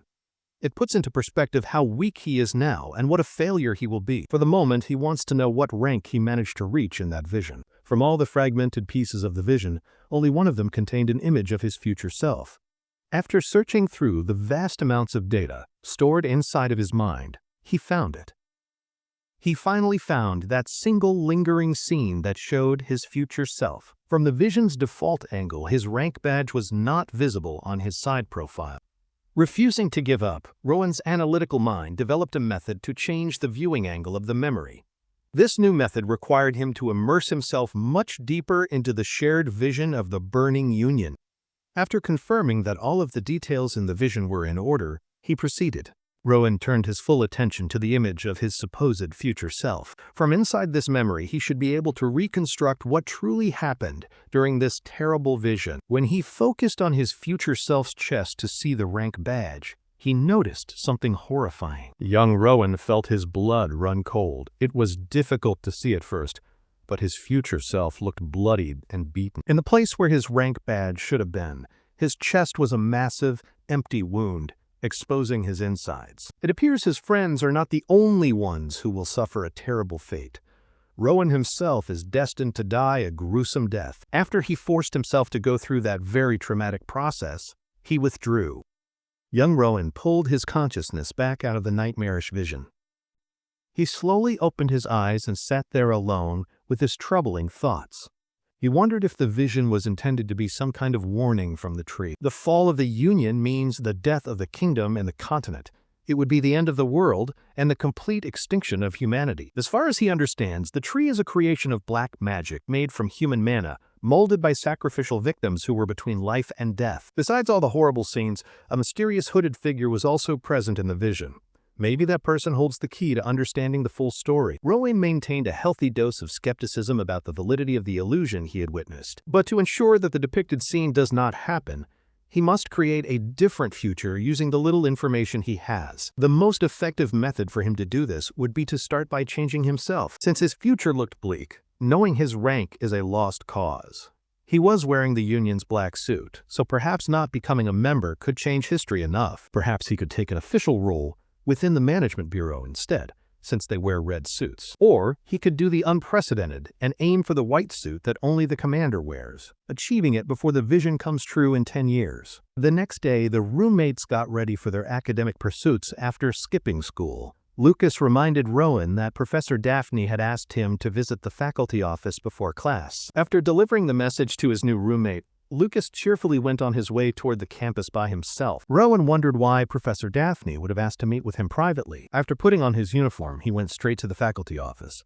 There, Daphne politely asked about his condition after the health scare from the previous day. Rowan had heard from Lucas that the kind professor had processed his incident as a medical leave, so it would not cause him any trouble. Professor Daphne was concerned that Rowan had taken on too many elective classes and was overwhelmed by the workload. She asked him to reconsider making some adjustments, but he remained firm in his decision to attend every class. In fact, he was excited for classes he had not yet been to. Professor Daphne felt partly responsible for Rowan's collapse, but the cheerful boy assured her that an incident like that would never happen again. One final time, she reminded him to reach out if he ever needed help, and Rowan gave her his most sincere thanks. After the conclusion of the meeting, the young man headed off to his first class period. These days, he can practice mana cultivation as naturally as he breathes, so his training doesn't take up too much of his time. More importantly, he had found a new purpose. He wanted to guide his friends to grow stronger alongside him. As soon as Rowan entered the room, things happened. All of his classmates immediately turned to look at him with different degrees of concern. They'd all heard about what happened to him and were worried that something bad had occurred. Rowan appreciated that they kept him in their thoughts, which strengthened his resolve to accelerate their growth. If he can successfully help them reach the pinnacle of power, then perhaps they will all survive. So Rowan asked for everyone's attention because he wanted to ask the entire class for a favor. First, he addressed Isidore, Marissa, Leon, and the other magic-focused students who were not interested in taking any swordsmanship classes. Then he called on Flora, Sebastian, and the other swordsmanship students like Lucas, who had never attended a single magic lecture. All the students were quite touched that the new rising star of the academy had remembered all of their names. These side characters are not essential to memorize. Curious, Sophie asked why Rowan brought up the matter of classes so suddenly. He explained he was hoping everyone would join him in taking both courses. He was actually quite worried that he might be asking for too much from all of them. However, his unique charm had already won over the female students. They would gladly do whatever he asked of them at this point. The male students, however, were more skeptical about adding more to their schedules when they had already chosen the courses they wanted. Rowan understood their reluctance to agree, but all he was asking for was a small change in their perspective. Instead of just talking about it, he figured it would be more effective to show everyone why they should expand their horizons. He turned to his roommate Lucas, the last person you would expect in a magic lecture, and asked him to try basic magic studies for one day. With his sincerity and personal magnetism, Rowan succeeded in convincing his classmates.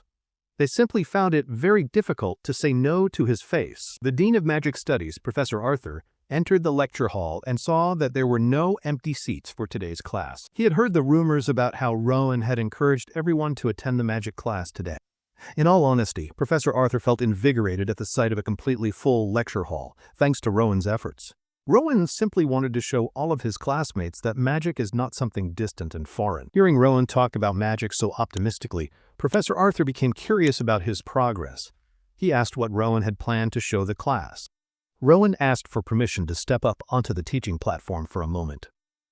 The professor chuckled and warmly invited him to the front. Lucas was sitting in the audience next to Sophie. He did not know whether he should feel embarrassed or happy about his roommate's complete fearlessness. While Rowan was preparing to take the stage, a different scene was unfolding. A conversation was taking place just outside of the main lecture hall. A very busy person from the union had come to a first-year class so early. Professor Daphne suspected the reason was Rowan.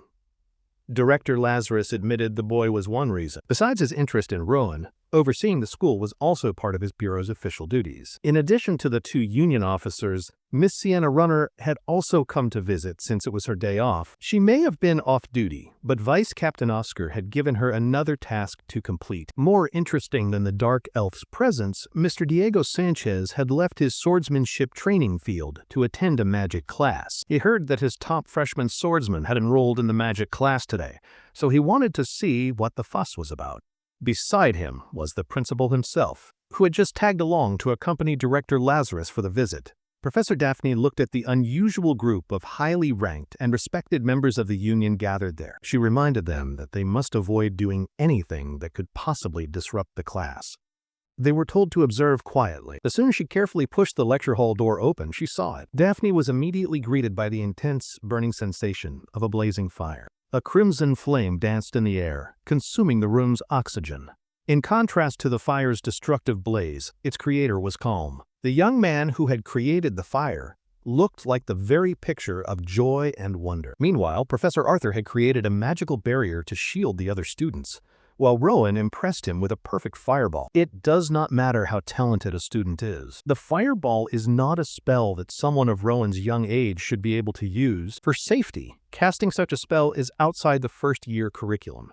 Even Fire Arrow, a tier below, isn't expertly cast by students until their 5th year. Even at that point, only those students with true natural talent can manage to accomplish such a feat. If that is the case, then how did this small young boy figure out the secret of a spell he shouldn't attempt for 5 more years? All of the students were so captivated by the flames that none of them noticed the arrival of the important guests. The principal stared at the fireball. He had never seen a spell emit such a level of pure, refined energy.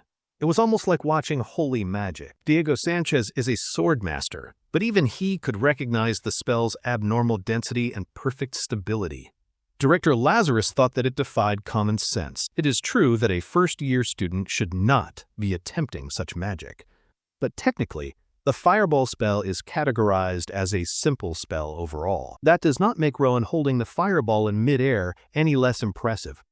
Strangely, the fire maintained a consistent size and temperature without faltering. Logic suggests this is not an ordinary fireball, but a different kind of magic. Sienna had seen Rowan's incredible natural sense of mana before. How could a boy who grew up in a corrupt shelter be capable of such beautiful and advanced magic utilization? Sienna was completely captivated by the dancing fire in the middle of the crowded lecture hall. Snapping out of her thoughts, she reminded the other faculty members about Rowan's recent collapse. She was worried that he might not be fully recovered yet, so he should not overdo such a difficult showcase. Perhaps it was time for someone to step in and ask Rowan to stop. But the adults were hesitant to interrupt such a beautiful performance. Inwardly, Rowan was constantly feeding a steady supply of mana to the flame. He was using his own method. It is more important to focus on a stable mana supply rather than on the spell's sheer size. He was risking the fire becoming unstable due to an uncontrolled supply of mana. But since this is the young prodigy we are talking about, that was not going to happen. Besides that, he was currently more fascinated by the powerful barrier spell that Professor Arthur had created to protect the other students. Rowan could sense some similarities in the shape of the barrier and the endless dark pit from the ritual. They looked similar, but were different in purpose. His thoughts began to wander toward what would happen if his fireball were to hit the barrier. Instead of giving in to his intrusive thoughts, he praised Professor Arthur and asked for the name of his defensive spell. The old professor forgot to respond because he was in shock. Maintaining a spell for so long requires intense focus, yet this boy could hold a conversation while keeping perfect control. Before anything else that was completely ridiculous could possibly happen, Arthur acted. Professor Arthur manipulated his barrier to completely surround and extinguish the powerful flames. Instead of feeling like he was wronged, the only thing Rowan felt was awe at such a masterful display of pure skill. With the dean's final gesture, the fireball completely ceased to exist. Everyone in the room gasped after holding their breath for the entire exhibition. Looking at the young prodigy, Professor Arthur could not decide if he should scold or praise the child for breaking every known magic norm. Right at that moment, Director Lazarus walked confidently onto the stage. While applauding the young man, Lazarus answered his earlier question. He shared that the barrier was Dean Arthur's signature spell, the Azure Flame Barrier. Upon hearing this, Rowan turned to his professor and praised the cool name. Arthur deflected, saying he did not name it, which meant someone gave a wonderful name to his creation. Since they were on the topic of names, the dean asked Rowan if the fiery display from earlier also had a name. Confused, Rowan insisted that he had only demonstrated a simple fireball, nothing more and nothing less. But anyone with decent knowledge of magic would know that the spell from earlier was not just a simple fireball, and Rowan more than anyone should have known that. He averted his gaze and admitted he was pretending to be ignorant. He had not named his new technique yet, but Rowan was distracted by naming his new spell. Director Lazarus interrupted, saying as head of the bureau, he could not overlook what just happened. He asked why Rowan had done something so incredibly dangerous near the end of his performance. Rowan answered him honestly and concisely. He was confident he could control the fire and was sure Professor Arthur would back him up no matter what. He had no other goal in mind, except to share his spell with his friends. Rowan just wanted to give his friends some confidence in their own magical abilities. Perhaps some of his peers were interested in the subject but were too afraid to try it. The dean stated that casting a fireball before graduation is outstanding.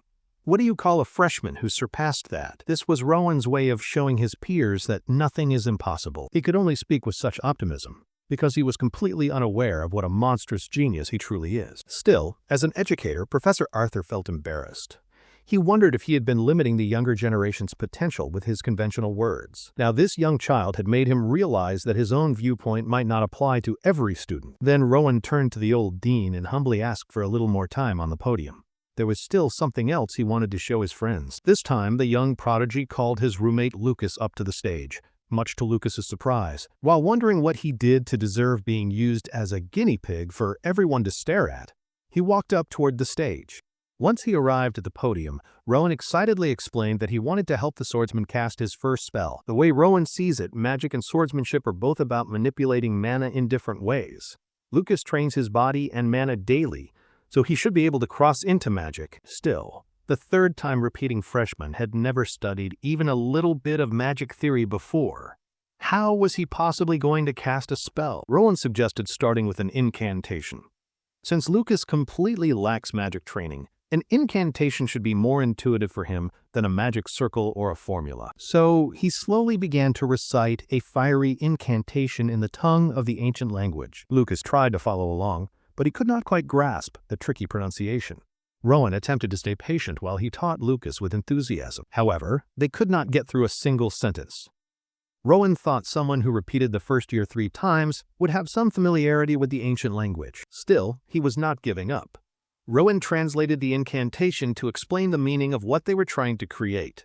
He started reciting a poem-like passage with a strange rhythm. Lucas cringed at the thought of having to do it in such an old-fashioned way. Rowan continued to recite the translated version of the incantation while he watched his classmates in their seats. The longer that he continued with his recitation, the more dumbfounded they all looked. Suddenly, the young prodigy was struck by a strong feeling of confusion and complete helplessness. He thought he could just go onto the stage and share what he knew. But no one seemed to understand what he was trying to do. If they are stuck at the beginning, what about that gruesome fate in 10 years?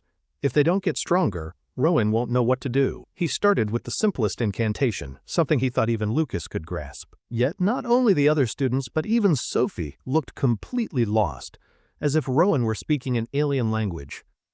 The prodigy froze, worrying Lucas before things could worsen. Dean Arthur stepped in for damage control, praising Rowan for a good first day of his mini-lecture. That said, he asked Rowan if he could also learn the spell formula for the modified incantation. The request pulled Rowan back from his despair. He telekinetically picked up a piece of chalk and began writing a comprehensive formula on the board. Everyone was equally amazed and also amused by such an impressive display of telekinesis. It did not take Rowan very long to write down the complete blueprint of his spell. Dean Arthur summoned his reliable magical barrier one more time. This time it was protecting those on the stage instead of the students sitting in the audience. Director Lazarus and the dean studied the fascinating writing on the board. When asked where he saw the formula, Rowan said he never copied it. He saw what Professor Arthur wrote and modified it. Those with well-trained eyes could tell this was no simple modification. The boy had adjusted a few things to make a spell that worked better for him. He is not aware of the seriousness of his claim, but he is essentially saying that he created a completely new spell formula. The director and the dean shared a meaningful glance. They needed a long conversation about what to do next and would call a proper meeting elsewhere. Before leaving, Director Lazarus thanked the boy for demonstrating such an innovative spell formula. On the other hand, the dean turned to the dark elf and asked her name. "Sienna of the Pillar of Faith," she said, saluting and formally introducing herself. Then the dean unexpectedly dumped the remaining hours of the lecture onto her for her to manage. She could teach them anything, tell them to self-study or train their swordsmanship. Anything was fine as long as the students remained safe. Professor Diego also had the audacity to leave his next class to poor Sienna, who was just in the wrong place at the wrong time. Before he went away, there was one last thing. Professor Arthur dispelled the magical barrier that had isolated them from the rest of the students. The other adults had made their way out to discuss a matter of very grave importance. This left Sienna to deal with a classroom full of new students. The lecture hall was buzzing with quiet murmurs about what had just happened. Sienna quickly silenced all of them by forcefully slamming her hand down on the table. That single, sudden action scared most of the students straight into silence. Sienna, runner of the Pillar of Faith, announced that she had been temporarily assigned to cover the remaining classes. She intends to treat this as an official class, and the students should too. Everyone must participate as if she were a real professor. Sienna might sound dignified, but she was nervous. But she felt out of her element. She was not built for teaching, as she was supposed to be a soldier on the ground. The faculty, including those who were present during Rowan's showcase, had all gathered for an important meeting. Some of the unaware faculty staff were alarmed by the call for an emergency committee, something not done in years. For some, this was the first time. Director Lazarus conducted himself in a professional manner, as he always did. He calmly presented the main agenda regarding the Union Academy's education policy. First, he presented the case of Rowan, the boy who prompted the meeting. Professor Arthur took the floor and established all the known facts about the boy and his fireball. He had never seen anything like it. A freshman interpreted a complex spell differently. Its power was weak, but it was tweaked enough to be a unique spell. The ability to reconstruct and edit a formula so freely is unprecedented. Of course, some of the other professors were quite skeptical. But what could they do when the Dean of Magic Studies had already verified all the facts? Director Lazarus also promised to use the Bureau's resources for further analysis. For now, they had to recognize a boy might have discovered a new conceptual approach to magic.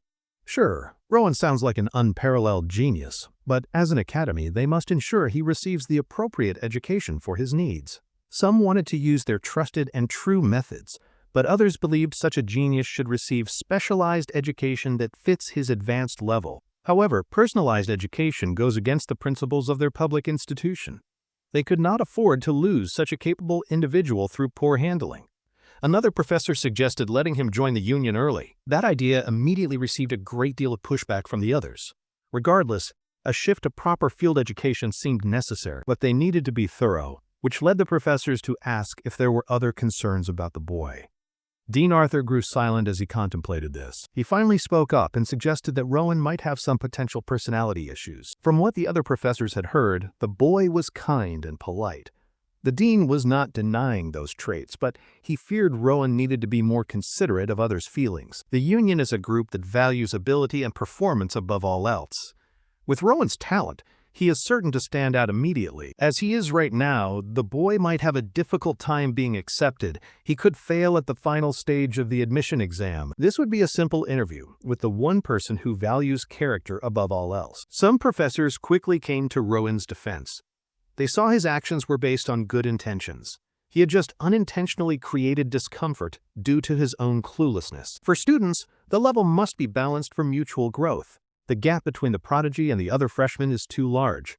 He is a child capable of inventing new magic. Since the council was not getting anywhere by themselves, Director Lazarus proposed that they simply arrange an interview with the boy. It was considered a very good idea, so nobody was opposed to it. A few moments later, Rowan was escorted into the faculty room and was seated at the large meeting table. Professor Daphne tried her best to make him feel comfortable, and then asked him what he was feeling at the moment. She guessed that he felt bad about what happened with Lucas earlier.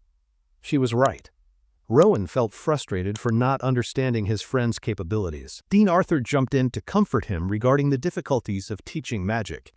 Today's experience showed him that truth.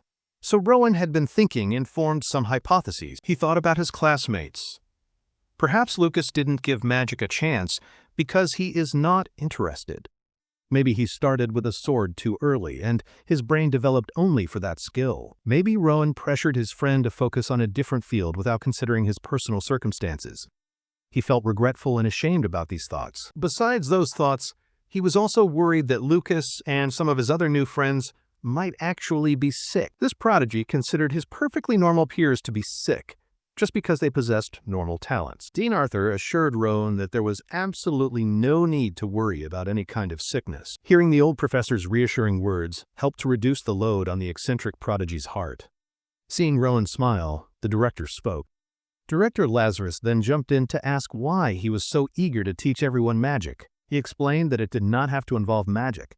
He just wanted to grow stronger together with his new friends. By doing so, they could all become official union members together in the future. Upon hearing the boy's completely innocent and sweet answer, the professors felt better. They felt their reservations about Rowan's personality disappear. In Professor Daphne's eyes, there were hints of pride and acknowledgement for him. With that, Rowan was dismissed. The important meeting had gone well, and he could finally rest. A few hours later, the new education policy for first years was written. They will match each student's overall pace. Academic abilities will align with top students, while social development aligns with the average. It seems that the Union Academy will be heading in a new direction in the coming years. Imagine being so gifted that you change your school's education system. The entire faculty worked through the night to figure out all of the finer details. The very next day, the plan to completely revamp the curriculum took effect immediately. Out on the training field, there was an announcement. Professor Diego Sanchez announced that swordsmanship and magic would now be mandatory subjects for all students. Lucas did not hear the announcement because he was yawning so loudly. Rowan was surprised by the speed of this change. Furthermore, it was announced that active union members would now join every class as assistant instructors. Every student should feel free to ask them questions and learn as much as possible from their real-world experience in the field. In addition, Rowan, Sophie, and Lucas were to train exclusively among themselves, rotating sparring matches against each other. Lucas loved the sound of that new format. He had been eager to test his roommate's skills. Sophie was also equally excited. This would be a good chance for her to see how her sword skills compared against the best of the best. Lucas immediately stepped up to challenge Rowan to a sparring match first. Sophie was waiting in line to be the one for the next round. When her turn finally came, it did not take very long before her wooden sword was knocked out of her hand. She thought that she would at least be able to put up a decent fight.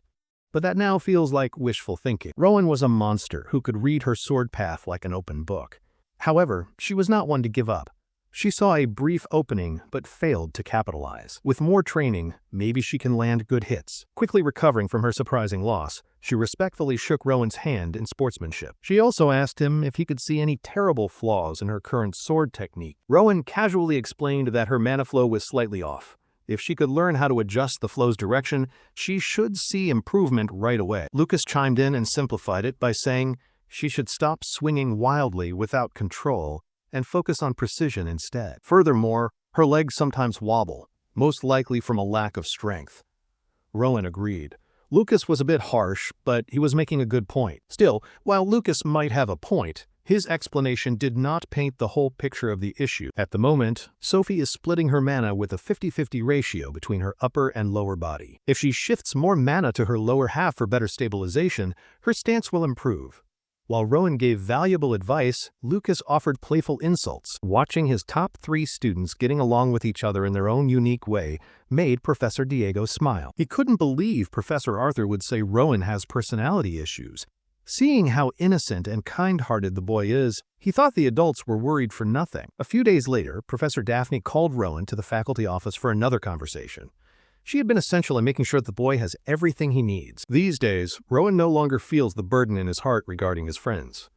He got to know them much better and learned their strengths and weaknesses. Daphne was just glad that he had finally come to understand how to empathize with his peers. School life has been good for Rowan. His friends cheer him on, and they often give him some tasty snacks. However, there are also times when some of the girls make certain requests. These are requests that are very hard for him to understand. They keep asking him to go shopping or see flowers after class, which are things that do not seem to be related to his studies at all. Professor Daphne chuckled at the young man's dilemma. After all, they are at an age when romantic interests often begin to develop. Often Rowan's default response to all these invitations was to suggest that they all study together instead. A very nerdy reply. Exploring the topic of the opposite sex, Daphne asked if there are any girls that Rowan gets along with particularly well. The first person that comes to his mind is Sophie. She is a little different compared to the other girls. She is an excellent swordswoman, and the only other first year who can produce flames. Recently, he has grown closer to her after he learned about Sophie's personal circumstances. He could not help but feel drawn to the poor girl. Sophie is the illegitimate child of a renowned noble family. Her father enrolled her in the Union to strengthen diplomatic ties, so she is under constant pressure from her birth. For Rowan, Sophie is a dear friend from whom he feels he can learn a lot. Of course, there is also Lucas. Their group of 3 often hangs out together. Rowan greatly admires his friend's amazing physical strength. There is also a lot that he can learn from that guy, even though he is a bit of a blockhead. Over the past few days, Rowan formulated a theory about his roommate. He guessed Lucas trained so much his brain filled with muscle, making him hate studying. Rowan's imagined brain structure for Lucas is diabolical, but might be accurate. As a friend, Rowan has been guiding Lucas just to prevent him from failing his first year again. He believes this is what a good person should do. Professor Daphne was a little bit creeped out, but she had long ago accepted that geniuses often have a strange way of thinking about things. After his session with Daphne, he went to Dean Arthur's office to discuss his constitution problem. Considering his peerless talents, it's hard to feel sorry for his below-average constitution. He understands that it might seem a bit greedy, but Rowan has his own reasons for wanting to wield much more powerful magic. Well, there are a few ways one can improve their constitution. He could use special magic tools to amplify mana, or use items that store powerful spells. Both of those options sound great, but they are not very easy to get. If they were, anyone could become a mage. Magic tools bought with money are either single-use or crudely made. They would not be useful for the magic Rowan wants to obtain. The other way to improve one's constitution is by using elixirs. These can help recover mana, heal illness, increase the mana pool, and improve one's overall constitution. They come in a wide variety of shapes, forms, and sizes, and all of them are extremely rare. An example of this is the Reynolds fruit. It makes perfect sense why that powerful item is so highly sought after on the black markets. Even if Rowan happens to beat the odds and obtain one, there is no guarantee that it would provide him an effective boost. Still, it is too early for him to be disappointed, as he is still just a kid. Dean Arthur then removed his necklace. He then handed the necklace over to his star pupil. Inside of the locket was one of the rare elixirs that he owned. He received this pill from the governor as a reward for a past achievement. Perhaps it was fate that he would give it to his most talented student. Naturally, Rowan was reluctant to accept it. The dean assured him that it was no big deal, as he could not use it on himself. With some hesitation, Rowan accepted the white pill. Steeling his resolve, he took the pill. He gulped the small object down without even chasing it with any water. Immediately, he felt the pill begin to dissolve inside his body. He felt as though he were floating in a sea he created, as the elixir spread through him. Just as he felt he was close to some kind of major breakthrough, he was suddenly yanked back to reality. He found himself back inside the dean's office, sitting in a chair again. Based on the boy's very disappointed expression, the dean figured that the pill must have been a dud, and Rowan then confirmed that it did nothing. Well, Arthur had not expected the elixir to be a miracle drug for the boy's constitution, but the total lack of improvement was still very disheartening. Rowan had already expected that this would be the likely outcome. Rather than trying to find ways to change his constitution, it would be a better use of his time to reinvent magic as it is now. He will take apart magic formulas and master the manipulation of mana.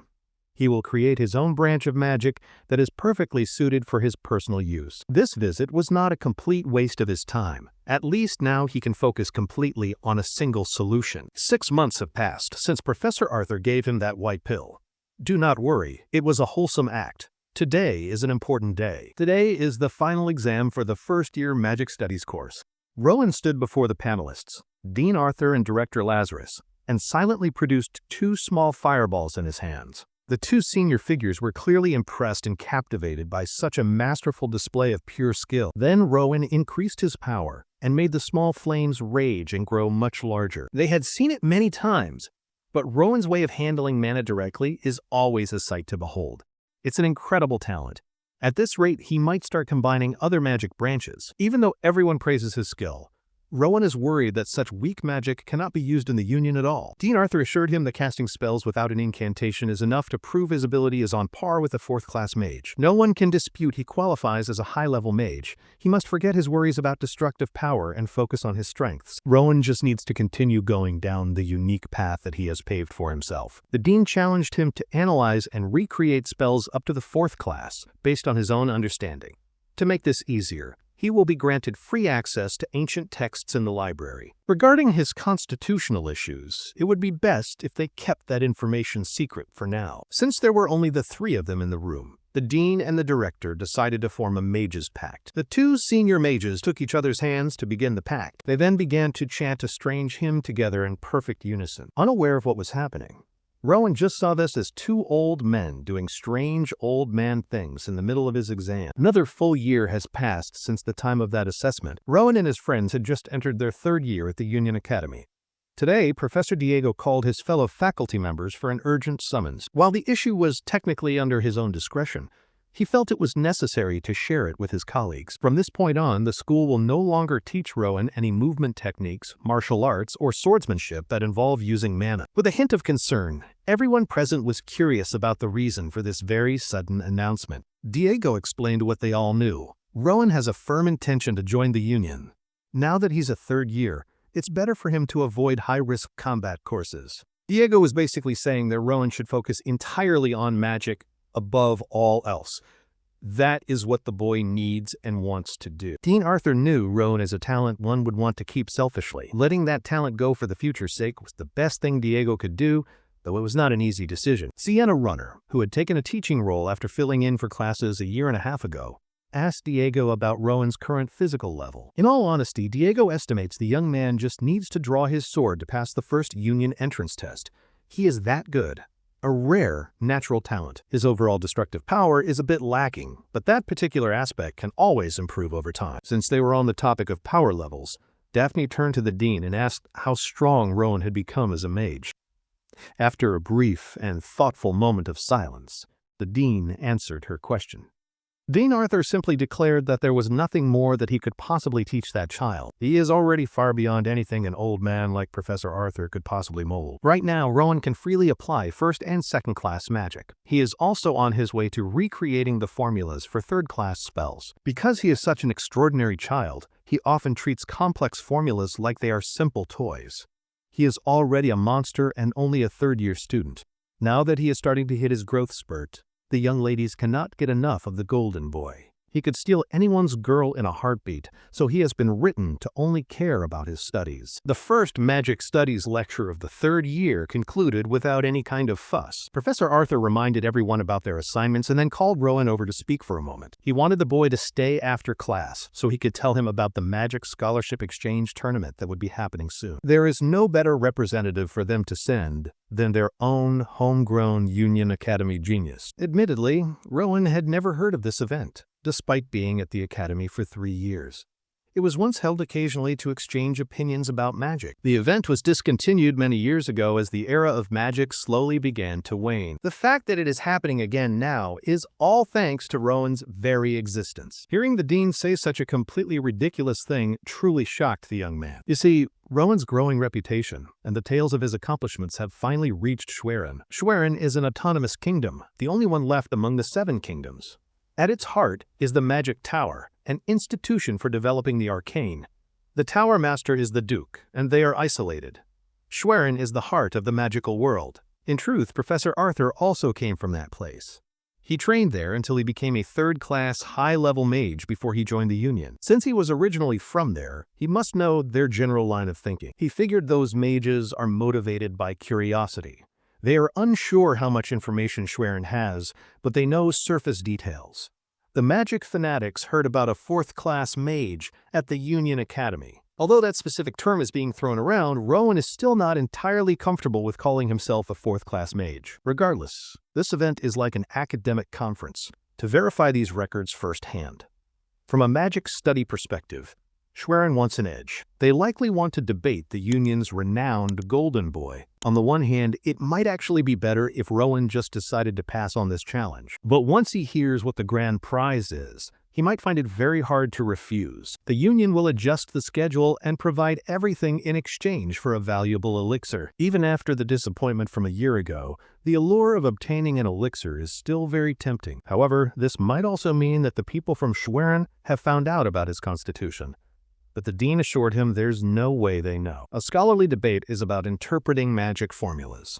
The elixir will go to whoever shows the most mastery.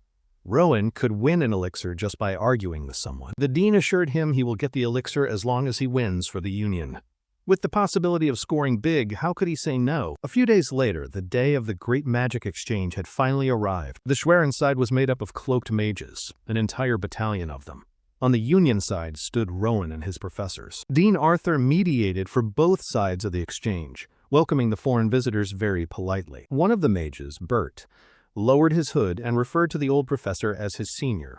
Imagine being a powerful mage named Bert. Meanwhile, Rowan was quietly and carefully sizing up his competition from the other side. Schwerin's lineup was a bit older than the Union academies, and each one possessed powerful mana. They were students hoping to learn from a success story. The Union side had made it perfectly clear that they only had Rowan as a participant. Yet Schwerin sent 3 students who were older than Rowan.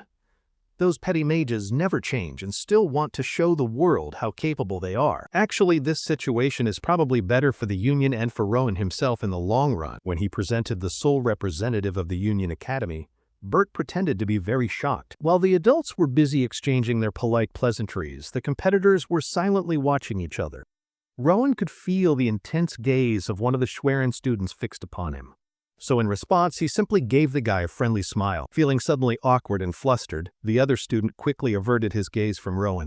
After a sportsmanlike handshake, the conference was set to begin in the competition hall that afternoon. A few hours later, the spectators took their seats and enjoyed the intellectual battlefield the Union had arranged. Some junior students were worried that their senior, Rowan, was going to face 3 people by himself.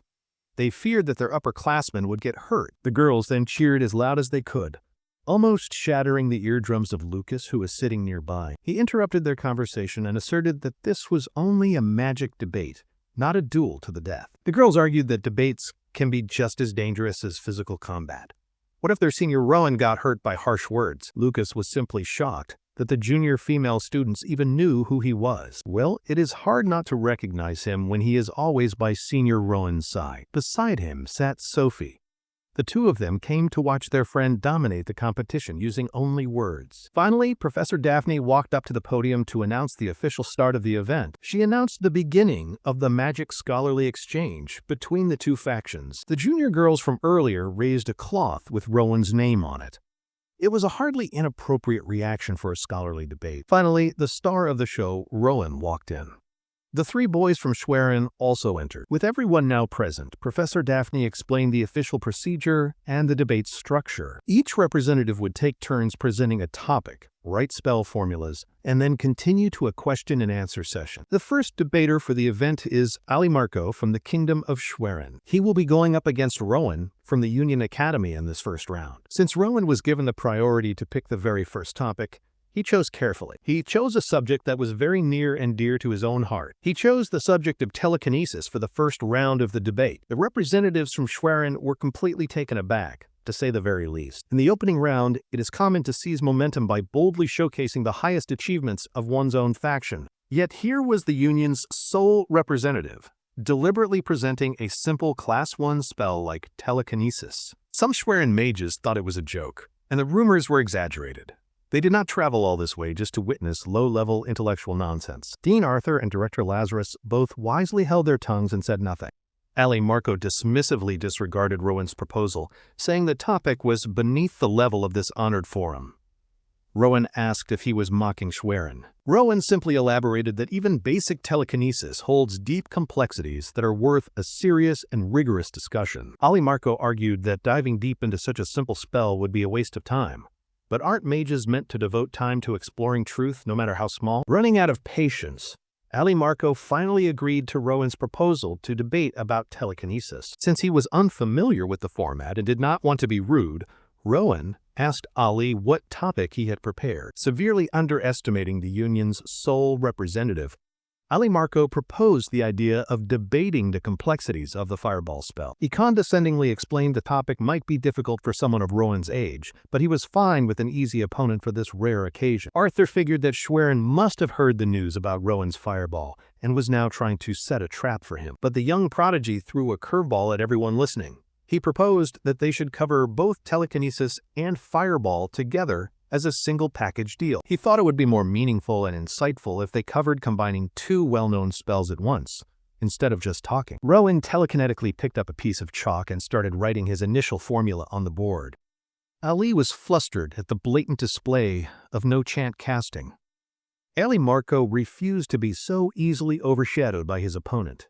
He also used his own telekinesis to write his arguments on the board. He did this while continuously chanting in order to maintain the spell's effect. The eyes of the Schwerin mages were glued to the board as they struggled to understand what Rowan was writing. Surely the boy was not trying to formulate a new spell combining two different spells on the spot, right? Once the board work was done, the debaters were asked to explain their work. First up was Ali. He wrote the complete, separate formulas for telekinesis and fireball. These spells were established by the Great Wizard. They are standardized with no room for recombination. Ali Marco made a very firm and clear statement. Now it was time for Rowan's interpretation. He stepped up to the podium. The young man gathered his thoughts. He explained that telekinesis is a basic spell that anyone with a little mana can perform. Originally, he had planned to argue that the spell is often misused because it overly depends on the user's raw magical power. But thanks to Ali Marco's interesting suggestion from earlier, he had a new idea. He was inspired to try a more exciting concept, combining two established spells. On his board was the rewritten form of two well-known formulas. The first part of his formula pertains to controlling an existing fireball using telekinesis. And the second, more fun version is better explained by a demonstration. The chalk he was manipulating with his mind spun faster, generating a spark of flame. Just a few minutes ago, he had formulated a method to transform an object controlled by telekinesis into a searing hot fireball. This boy had literally deconstructed the very essence of magic itself, just for fun. The mages from Schwerin could not believe their eyes at all. This single demonstration challenges everything that they had ever been taught about magic. For anyone unfamiliar with Rowan's abilities, the complete shock must be disorienting. Thankfully, the senior faculty at the Union Academy had gotten used to it. The boy is not just overwhelmingly talented. His vast knowledge and analytical skills are also out of this world. While he was continuously spinning the chalk fire, he spoke. Rowan continued to shatter the visitors' collective minds by explaining high-level concepts related to the two supposedly basic spells. None of the Schwerin seniors could keep up, let alone their younger representative, Ali Marco. As he listened to Rowan's lecture, he felt he had foolishly challenged a deity. After finishing his masterclass on eloquence and spell mastery, he asked Ali Marco if he had anything to add. He asked if his opponent could correct him if he missed a deeper truth. What was worse is that Rowan was being completely genuine in his stated desire to learn more. Ali could not replicate the feat, and he could not understand a single thing either. At this rate, he would be humiliated by magic incarnate disguised as a child. His time to respond was running out, and the fear of humiliation was closing in. Ali felt suffocated by the pressure, unable to handle it for any longer. He suddenly coughed and then began to bleed from his nose. He was literally knocked out by words. Even Rowan had not expected something like that to happen. He was rushed to the infirmary. Rowan continued his undefeated streak against the Schwerin debaters with facts and logic, eventually winning the coveted elixir. Bert the Mage gladly gave the young man his prize, thanking him for the show despite their loss. He also recommended that Rowan wait a little longer before drinking the elixir. When consumed at too young an age, side effects can occur. He should be fine taking it around his graduation. He still has another 2 more years to wait before that time comes. Since we just finished seeing some mages get humiliated, let's see what some side characters are doing. This young woman right here is Rita. Just like our main character, she is a third-year student at the Union Academy. She has been secretly in love with Rowan for 3 entire years now. Rita knows there isn't a single student who doesn't like Rowan. He received countless confessions, and over half of the new students applied to the Union Academy just to follow him. Rita knows that she will likely not even register in the young prodigy's eyes. For the past several years, she has been content just to watch and love him from a distance. But today, she decided to be brave. The last day of the 3rd year would be the day she confesses, after gathering her courage and overcoming her fear. Her heartfelt confession was unfortunately met with a very polite and apologetic rejection. For Rowan, love is about holding someone who has already left this world close to his heart, and nothing more. Rita never knew that this boy possessed such a bleak and sorrowful view of love. He then asked if what she was feeling was truly love. People in love often show signs akin to mental illness, experiencing joy, ecstasy, compassion, longing, fear, doubt, jealousy, and anger. He would bet that this girl doesn't feel that passion for him. Do not misunderstand Rowan. He is not invalidating her feelings. Perhaps she feels something for him, maybe stirred by his looks or status. She might have felt nervous or excited, but is that truly enough to be labeled as love? Would it not be more accurate to call it simple admiration? All that he is asking of Rita is for her to take a good look into her own heart. If she still believes that it is love, then he is open to talking with her more. Rowan is always open to constructive conversations. He mastered the art of letting people down intensely. Rita felt as though she had been hit over the head, and now her mind was strangely clear. So this is Rita. Today, she was rejected by the boy she had been in love with for the last 3 years. As painful and sobering as that entire experience was for her, she does not have any regrets. Confessing your feelings to someone you like is a brave and meaningful act. Rita's one-sided love ended on her 3rd year's last day, and she had never felt better. The lady informs that the director Lazaros from the administration joined for the lecture. He will be sharing valuable information, so stay tuned. The students started applauding. Then the man with Moon Knight features stood, Buckeye, he was his teacher by the way, stating that's all for today, telling them to ask anything if there's some doubt. Suddenly, a boy raised his hand. He questions that every year. Tons of people take the exam, yet the union is always short on people? He tells him that not everyone is capable of entering the union. It's a prestigious opportunity to enter. They can make fame, wealth. Another boy raised his hands. He questioned that, what's the salary and the benefits of joining union? The salary is good enough that they can focus on their mission solely, telling them that the union is kingdom's most privileged jobs, shocking them. They are directly linked with His Majesty regardless of their rank. Because they follow the will of the kind, the students are amazed at this news. Another boy raised his question, saying they recruit only extremely talented people, but can they become strong by joining the unions? Saying with only graduation, he followed his teacher's advice and focused only on magic, but he still isn't strong enough yet. The teacher is impressed, saying he really thought what would happen after joining. He said definitely he can become strong. puzzled the boy. After hearing what the teacher said, he became more excited to join the union and continued his magic study. While reading, he recalled Senior Sienna told him that his ability was similar to ancient elves. While reading through books, he found that their abilities were more focused on coming spirits rather than using their mana. Instead of controlling wind, they would summon wind spirit. They would control the spirits of the elements. But their question was how they did lose their powers overnight. He found that during the Age of World Tree, the elves and dark elves, who were God and evil, but after the World Tree got wiped, they could not use their powers. Rather than that, the world got separated and kept merging and sitting again like the timelines, until humans became dominant, until elves became a rare species. Looking sad, he thought there wasn't any clue about his powers in the story. He became certain that what flow he saw was mana, not the spirit. The scene shifts to the old man in the library, where he asked about dark magic. He only found a little information about it, telling him that since the Grave group using dark magic became enemies of the Union. Looking worried, he told him that he only saw Lattel's magic technique. It seems like he was undoing ancient language.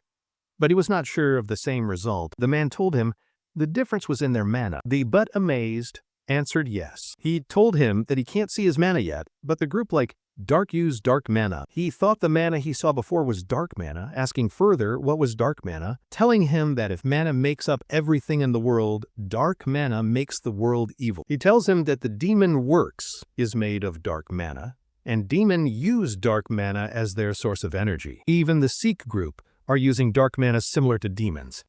He tells him that sometimes he noticed sun cloudy mana. The teacher tells him that dark emotions often tend to make the mana dark. He asked, then, and what's the aim of dark groups? Teacher was also thinking of it, saying that they want to destroy the world. A few months later, someone asked Rowan, isn't Two about to go to the salon? He told them he was fine. They replied they knew he was fine. Much better than anyone else, the man looked questioning. Rowan looked at both of them smiling, fighting like little kids.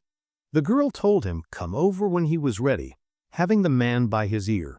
Waving them goodbye, he thought both of them were pretty good together. As he entered the room, he thought time passed much faster. Inside the box, there was a red potion. He was told to drink the potion when he was about to graduate. He thought his father would definitely say something about him during graduation ceremony, and his mother was worried about looking good in his ceremony, not to shame him. He was tired, just from the thoughts.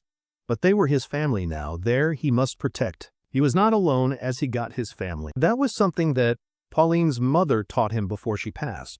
Wandering in his room, he drank the potion. Something within his changed, but now he could see mana more precisely. He noticed the stone. Years have passed, but the stone was still the same, holding the stone in his hands, sending prime mana. Because of the potion, he could see more mana detailing in it. At this point, he thought he could break the work on his own. Creating a magic circle, he cranked the egg. His eyes widened in disbelief. As the egg starts still in the air, it released a powerful magic. He was stunned to see what was inside. A bird hatched from it, black in color, with yellow hair. He thought, was it an owl? The bird became angry, hearing an owl. Was it an rare owl? The owl cuddled him. He thought it was am good owl. When the owl hatched, the mana from before disappeared. With that, he kept his name Owl. The scene shifted to the Union Nation front gate. A man noticed something unusual. It's been 5 years since he last came to school. He bought a gift for him. He never thought his son would graduate safely. He recalled the memory of Rowan, saying he'll head to the deputy, and he'll see him at the Union. He noticed someone. He noticed some familiar face, but why Sienna was among them? She was a counselor and tells them that an adult you can open heart is considered a good family. The man told him that he was a child who will open new frontier in magic, and even after graduation, they'll be researching together. The man thought, talking about family, is he more qualified? Are they seriously arguing over his guardian? He didn't thought he should grow in such a short time. Rowan was called to the stage for the ceremony. With a smiling face, he stood in the podium, congratulating him and greeting him. Students murmured that maybe he got them top in class just for his looks, wondering what noble house he belongs to. Standing in front of them, he was the infamous child of the House of Phobal. He opened his mouth. He was about to say, he finally told, since the age of 3, he was about to be sacrificed to the dark group. The Union recused him. After that, he joined the school where he learned so many things.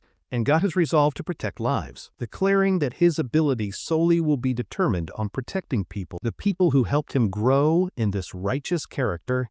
He thanked them. He thanked all his teachers and classmates, thanked them while heatedly. For this beautiful journey, his colleagues were impressed by his speech. His teacher was reassured that he was a kind boy. Even at this age, he was still generous. The scene shifts to the town, where they were walking down the streets. His friend asked him, was he planning to take the entrance exam for the union after the ceremony? Rowan smilingly said, it was his plan from the beginning. Lucas told him that his father was looking for him. Rowan noticed the girl looked sad. Seeing her, is she okay? She was nervous in front of the crowd and ended up running her speech. Walking, the boy told Rowan that will his exam be better, placing a hand and reassuring her, let's go the B union and M even higher, and they'll know her worth. The girl was flattered by his word. Nodded in yes. He was confused by something. The union was bustling with people. As they went for the registration.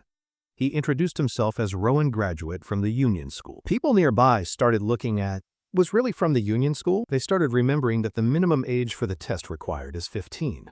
And even the younger kids are taking the exam. Informed that Rowan was the top graduate from the union school, and his registration was confirmed, and he had to take the ticket and proceeded to the testing area 1. The people behind him, hearing that he was a top graduate from the school, thinking that that might be a different story, and they say he can use magic as well. He saw a friend and asked Lucas, Sophie.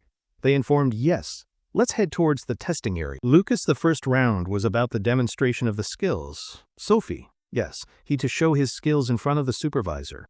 Rowan, with a smiling look, said, just do as what you always do, and let's meet after the exam. They both look excited, as the person announced next was the candidate from the union school, top graduate. Rowan, get ready.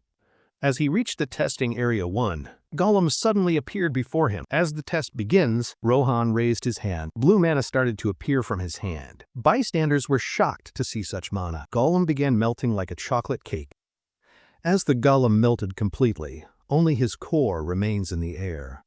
As a finish of the Golem, the core dropped on the floor. As he stood after defeating the Golem, Examiner was shocked. He thought that you used some simple magic spells like ice, arrows, and fireballs. As a walk, everyone was talking about the magic spells, telling that we never saw something like that. Everyone finally understood why he was the top student of the union. Lucas, hugging him, congratulated that he passed the exam. Lucas commented that he was amazing. Pointing towards something, he told that, can he see over there? The people were worried, and they were afraid to compete with him. Jokingly said that if you go all out from the starting, what were all of them supposed to do? Watch him. Lucas laughingly said that too bad for the people who went after him, because the great Lucas Sharma hasn't even started his turn yet, watching in awe. Rowan noticed something. Sophie was sad. He called to Sophie, encouraging her that he was looking forward to her performance, telling them that, let's get into the union together. She smiled and said thanks. Exam called out for Sophie, saying that she was the next and told her to get ready. She was traveling with fear and nervousness. As she forward, Lucas greeted her and told her that stay calm and do her best. Turning towards them, she smiled and went forward. As you went into the stage, Gollum was waiting, drawing her sword.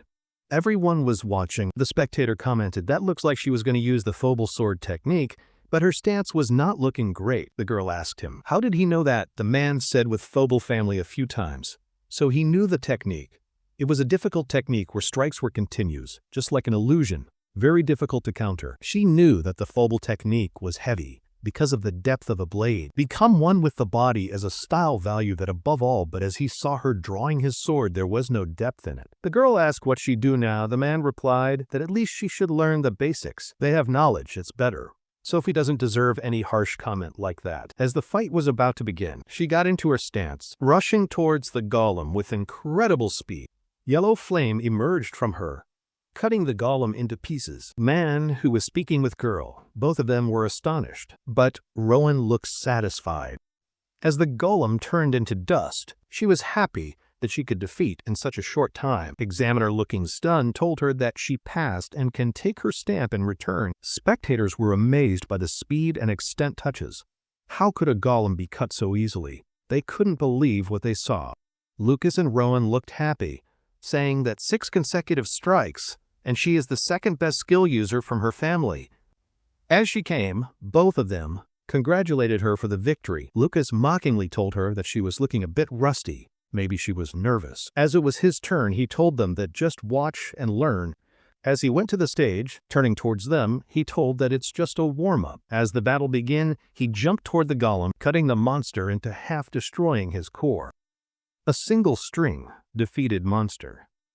As he stood there, praising himself, he said that he might have went overboard. Examiner, who is horrified by the turn of events, say that this is the third one, which is a single strike, defeating the monster. She shifted to Lucas's house, where I said to Rowan that, "Make yourself at home and call him if you needed anything." He thanked him for the stay. Lucas told him it's not a big deal.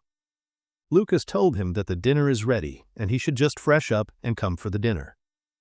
For the dinner, there was carrot. Lucas's father told him that if it's not enough, he can give him more, but he told him that this is fine. Lucas told it wasn't there any me, but his father hit him in the head and told that he's too old to be picky for the food now.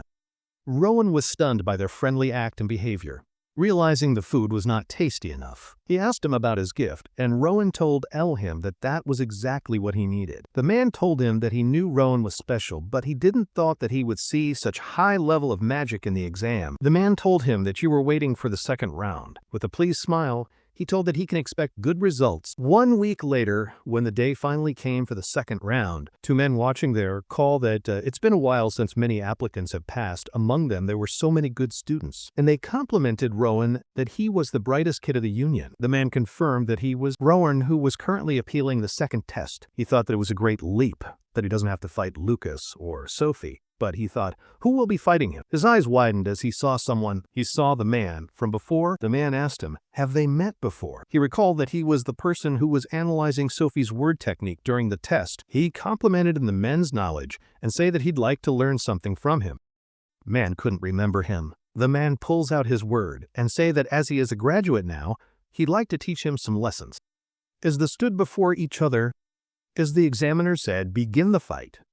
As the fight begins, within an instant, the sword fell from the man's hand. He was puzzled like what happened. Our boy, who is still using his magic, raised up his hand. The man looked baffled. Ask him to wait. Rowan used magic, and the man's word flew above him. The examiner asks him, would you like to continue? The man couldn't believe what he saw. How could he be toyed by a boy? Confident in his skills, he said that he could handle such arrogant boy without a weapon, but Rion used his magic, lifting his finger up. The man soon realized that something was wrong. As he saw the sword flying towards him, he was defeated by his own sword as a Rowan stand beside him. As the man lay defeated in the floor, shocked by his utter defeat, the examiner was shocked at how is this boy even doing all this stuff. Examiner declared the winner and told him to prepare for the next match. Rowan, who is still in shock at how he wants to easily, giving a pleased smile, he said that it was a good match. A few days later, when he read the letter, it was the final day of his test, getting ready for the test. As you thought all his hard work and labor was something that he was able to enter the Union now is so close to his dream. But in his past battles, he called that his pattern of attacks were the same. It didn't change much. He thought that he'd have to do something different this time. He always counterattack and let the opening attack. First, he believes in turning the tides. As he recalled the clash from the past, he thought that he'd have to learn new things and able to act freely without relying on his subconscious mind. After joining the Union, he'd have to learn new things and can't be this way forever. But for now, he has to focus on the interview, as it's the final thing that remains. But he suddenly recalled about his owl. He thought, where was the owl? While he was thinking about the owl, suddenly the owl came flying towards him, became happy that the thing he was searching for finally came. Both of them seemed happy, and he asked was he celebrating with him. After he hatched from the egg, he would vanish suddenly, disappearing and reappear suddenly when he was alone. Was this some kind of strategy or technique? Placing the bird in his hand. And whenever the world vanished, neither his manak would be sensed or be traced. It's like he went to another world and came back. But he's still confused, that even an old or some other mysterious creature which he doesn't know about. He tells that once you get into the Union, he'll find a way to talk to him. The old seemed happy and raised its wings. He noticed someone that asked that was it an owl. Rowan told him that he's been looking for him. And why we were talking, the birds of any disappeared again. This shocked Rowan. Sophie came there and told him that it's time for interview, let's go. The scene shifted to the union's building. Inside, there were people waiting for their turn for the interview. Rowan told him that there were few people in the interview. She told him that only 50 students were selected for the interview. She thanked him that there were familiar faces, all thanks to him. He told that it's thanks to her that she was keeping up with him. Someone appeared there, stunning the girl. It was Lucas, who was acting weird because he was nervous, but he said that he was pretty normal now, but his face showed that he was feeling nervous. She gave me my handkerchief to rub his sweater, or he'll be looking bad in the interview.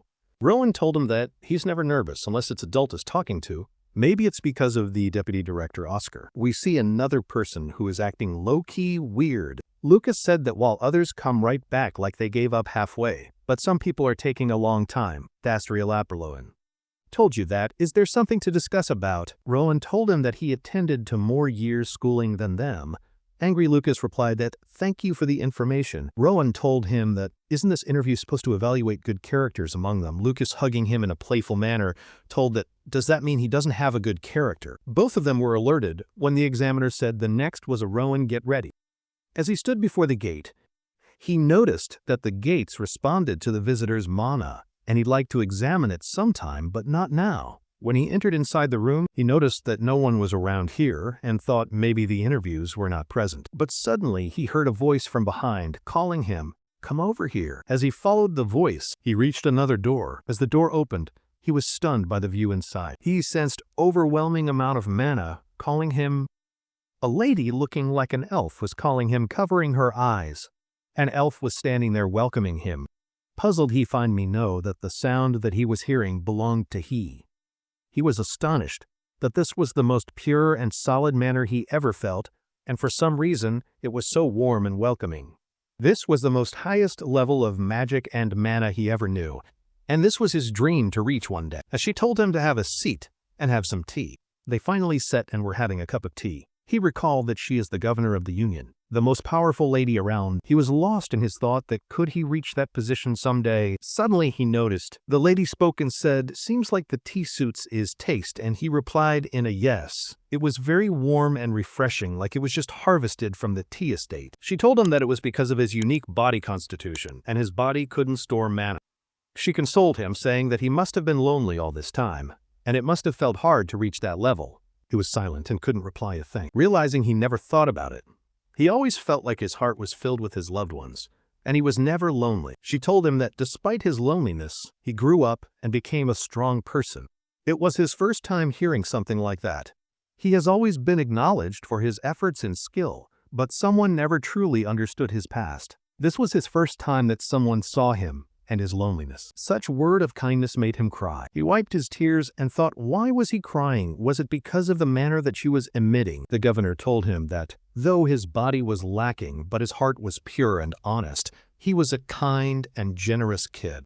And she said that he was accompanied by his little strange friend, pointing towards the bird. Even he was shocked at how could she see that. Looking upwards, he noticed something. This was the first time he saw the owl calm.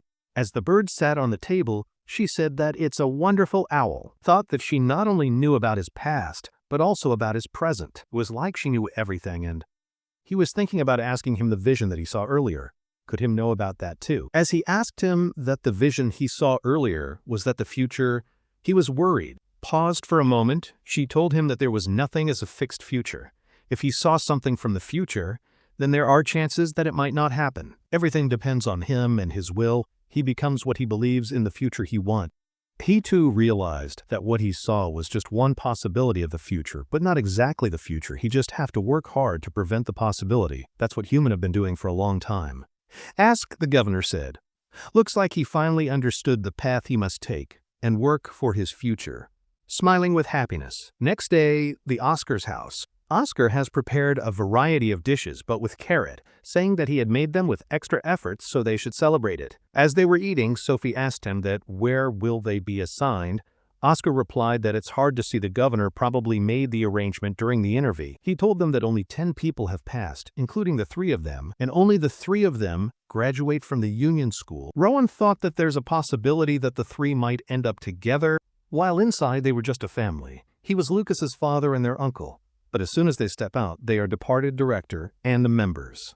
Lucas told them that as long as he's being benefited, he doesn't mind working anywhere. Sophie told that, does he really hate the idea of working under his father that much? He told them that that doesn't even matter because they were distant even as a father and son from the beginning. Rowan smiled and noticed that he'd grown a lot since he was keeping his personal and business life apart. Having a fun moment, they said that they're not even close enough to worry about separating and working. Lucas told that it doesn't matter. Let's establish a proper order for work-life balance. As the seeking shifted to the union administration entrance, they were being checked by the guard as he confirmed their name.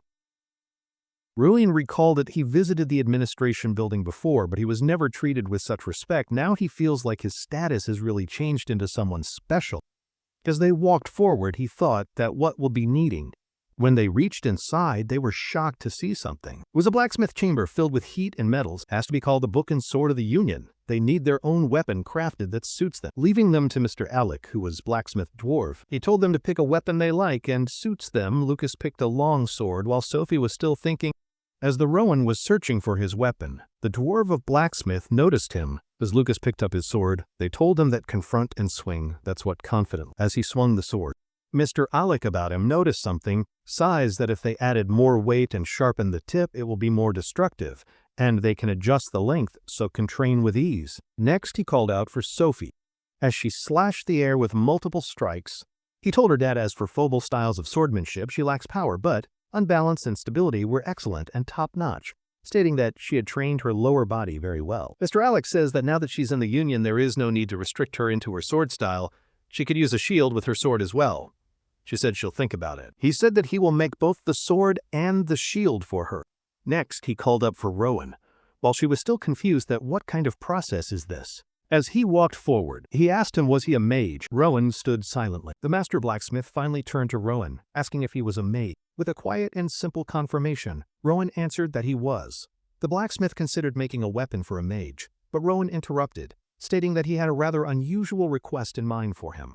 Rowan explained his preference for controlling floating sword shards with his mind, demonstrating by summoning a single glowing blue fragment to hover beside him. The young mage then asked if the blacksmith could possibly repair his broken shards. The man simply held out his hand, requesting them. Upon inspecting the fragment, the blacksmith recognized it as part of a demonic sword infused with dark mana.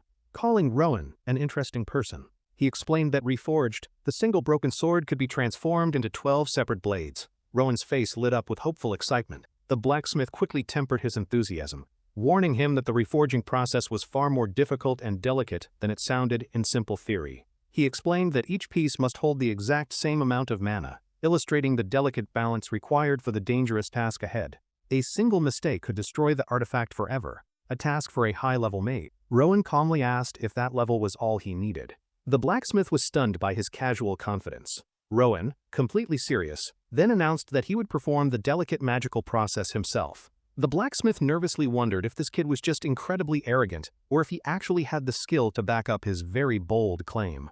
Rowan offered a reassuring smile and promised to take full responsibility for any failure, convincing the intrigued blacksmith to let him at least try. The blacksmith gestured for him to begin, standing in the center of the workshop, but asked him to please try not to be too loud. Rowan raised his hand, his expression focused as a brilliant aura of blue mana immediately enveloped the floating shard, ready to be reshaped. His fingers moved with delicate precision, carefully guiding the intricate streams of magical energy flowing directly from his hands into the ancient metal. He closed his eyes, his consciousness sinking into a serene cosmic space where he could feel the very essence of the sword's internal energy. In his tranquil mindscape, Rowan recalled the lessons his beloved mother figure, Pauline, had taught him about perception, giving him newfound clarity. He visualized the energy within the shard as countless glowing branches gently guiding the flow and separating the intricate strands of magical power. Combining his memories of Pauline with the magic he learned from Director Lazarus, he looked peaceful, completely at one with his immense power. A flicker of strain crossed his face as he navigated the complex magical formulas, realizing the difficult process was not yet complete. He focused on the key to success, evenly distributing the sword's embedded mana into 12 perfectly equal parts and locking it into place. With a final surge of will, Rowan unleashed his full power, creating a massive vortex of turquoise energy that exploded outward around him. The master blacksmith's eyes went wide with utter disbelief, unable to comprehend the incredible display of magical power unfolding right before his eyes. He stared, completely dumbfounded by the sheer force on display, questioning how this young boy could possibly be using such advanced magic. Bright, sharp lines of light spiderwebbed across the shard's surface as the immense energy inside began to fracture the metal from within. The vortex of energy subsided, revealing Rowan standing calmly as 12 perfectly identical, glowing shards now orbited him like loyal, silent guardians. The newly formed blades floated gently through the air, their magical glow fading as they settled softly into the blacksmith's outstretched, waiting hands. He let out a laugh of pure disbelief, staring at the perfectly identical shards, each with the same shape, size, and mana capacity. The blacksmith was completely astonished that such a flawless feat was performed by a new 15-year-old recruit, who stood by holding his weapon.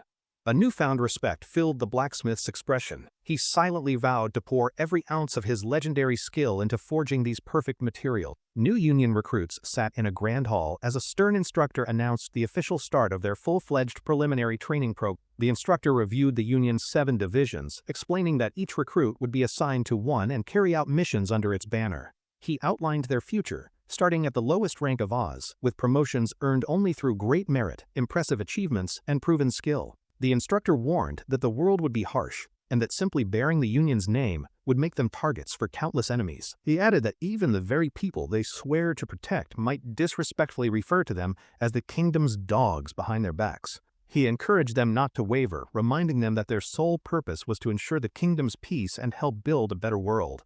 With an inspiring smile, the instructor concluded his speech and announced it was time to reveal the recruits' official division assignments for them. A week later, on induction day, the blacksmith handed Rowan a heavy pouch, telling him he was sure he would like its contents. Mr. Alec explained that the 12 blades, now named Cheville, could be merged with mana. Rowan was immediately eager to try them out. Rowan told Lucas it was time to go, but his friend looked utterly miserable after being assigned to his own father's division. Rowan playfully nudged his friend, asking why he looked so glum and reminding him that they were going to be late for their interview. Lucas complained that fate had abandoned him, but Rowan placed a reassuring hand on his shoulder, suggesting it could be a good opportunity. They arrived at a vast, ornate hall, where members of the Creed division were already engaged in intense, rigorous training sessions with each other. The sharp sounds of clashing steel echoed through the hall as 2 senior members were locked in a fierce and fast-paced sparring duel. A short distance away, another group of senior members took a brief rest, their focused expressions showing their dedication and immense underlying power. Rowan and Lucas observed the bustling and disciplined atmosphere, noticing how focused every single member of their new division seemed to be. A nearby voice announced the arrival of the new recruits they had been waiting for, catching Rowan's immediate and curious attention. He instantly noticed the man's badge, which bore the symbol of the Creed division but with a design signifying a very high rank. The man was Adrian, the division leader of the Creed division, a confident swordsman who held the prestigious and high rank of expert. A nearby senior member quietly confirmed to the newcomers that the man was indeed Adrian, the esteemed leader of their entire division. Rowan studied the man with his analytical gaze, immediately recognizing the authority and immense power belonging to the expert-ranked division leader before them. Rowan and Lucas bowed respectfully, introducing themselves.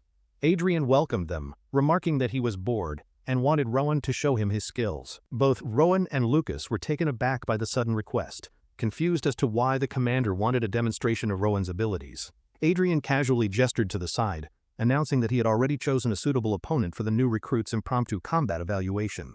A new figure stepped forward with a simple greeting, but the friendly introduction caused Lucas to recoil in absolute, wide-eyed comical shock. The opponent was none other than Oscar, the deputy director of the Creed division and, more importantly, Lucas's very own intimidating father. Lucas expressed his shock at the sudden duel, but Oscar calmly retorted, questioning if there is ever truly a right time for battle. Oscar turned to Rowan, stating his curiosity to see how much the boy's telekinetic sword skills had grown in the past 5 years.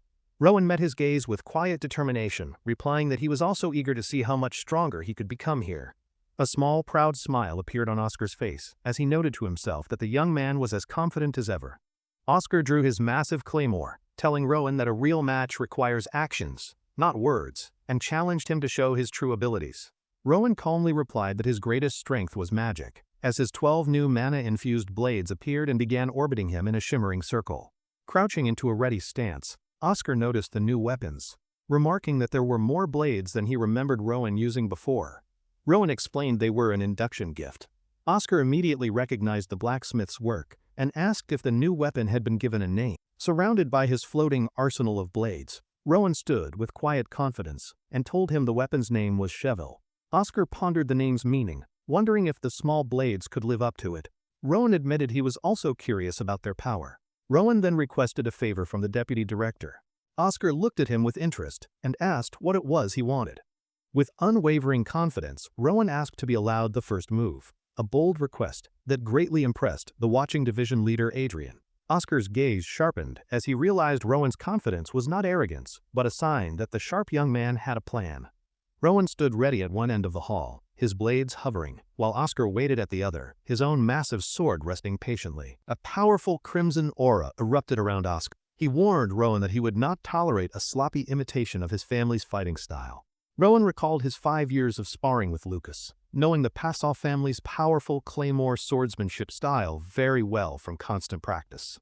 However, he knew that the deputy director possessed a presence and level of power far beyond what his friend and rival could ever muster. With a steadying breath, Rowan announced that he would begin, taking a step back as his blades hummed with contained magical energy. He focused his mind, and a brilliant turquoise light flared within his eyes as he activated his enhanced mana perception to see everything. In an instant, his 12 blades shot across the hall like a volley of arrows, leaving brilliant blue trails of mana behind them. Oscar reacted with incredible speed, swinging his massive claymore in a powerful arc that effortlessly knocked all the blades out of the air. He offered a quick critique of Rowan's technique, noting that while it was rough, it had the potential to become a powerful weapon. Before Rowan could react, Oscar unleashed a devastating downward strike that sent a shockwave across the floor, knocking him off his feet. Stunned by the raw power of the attack, Rowan realized he was still nowhere near strong enough to match Oscar's immense physical strength. As Oscar raised his sword for another strike, he suddenly found himself frozen in place by thin, glowing blue threads of restraining mana. Lucas and Adrian watched from the sidelines, with Lucas pointing out that something invisible seemed to be holding his father completely still. Oscar struggled against the magical bindings as Rowan, having already recovered his footing, stood ready for his next move on the battlefield. Rowan had used his precise mana control to manipulate physical forces like weight and friction to trap Oscar and guide his blades. Oscar looked at Rowan with a hint of an impressed smile, commenting that the boy had certainly learned some clever new tricks. However, he warned that simple tricks would not be enough to stop him, as the mana threads around him began to crack under pressure. With a tremendous roar, Oscar unleashed his full power, shattering the magical restraints into nothingness and freeing himself from the magical trap. In a single explosive movement, Oscar's claymore came crashing down, but was stopped just inches from Rowan by his 12 interlocked blades. Straining under the immense pressure, Rowan held his ground. Oscar looked down, a single word of genuine admiration escaping his lips. Impressive. Gritting his teeth, Rowan pushed back with all his might, realizing his new weapon was far more capable than it initially appeared. The duel intensified as Oscar unleashed a furious barrage of strikes, pushing Rowan backward across the stone floor with each powerful blow. Rowan knew his mana was still too weak to completely stop a seasoned warrior like the deputy director, a harsh but expected reality. Although he could easily reconfigure his 12 blades for defense, he was quickly realizing that he was running out of tactical options. With Oscar pressing his relentless assault, Rowan found himself backed into a corner, with no more room left to dodge or retreat. Trapped, Rowan decided to break through directly, gathering a swirling vortex of bright orange fire in his hand with a determined look. Oscar's eyes widened in surprise, sensing the immense magical power gathering before him as a bead of sweat rolled down his temple. Rowan unleashed a roaring phoenix of flame, which exploded against Oscar's blade as he barely managed to raise it in time to defend. The other Creed Division members watching from the side were stunned into silence, shocked by the rookie's unexpected and incredible display of power. The duel ended with Oscar slightly singed, a noticeable patch of his mustache completely burned away. A small, sheepish Rowan offered an apology. To everyone's surprise, Oscar let out a booming laugh, not with anger, but with clear amusement, leaving Rowan completely bewildered by his reaction. Adrian laughed heartily, clearly amused that the new rookie had managed to burn off half the deputy director's mustache on his very first day. The other senior members joked that Oscar should now be called Half-Stash, admitting that the impressive rumors about the new recruit were true. One member noted Rowan held back, but Adrian called him over for a private word, separating him from the rest of the group. Adrian studied the young man with a thoughtful and intrigued expression, his hand on his chin as he assessed his unique performance. He complimented Rowan on his interesting maneuvers, praising both his unique swordplay and his powerful magic as his blades returned to him.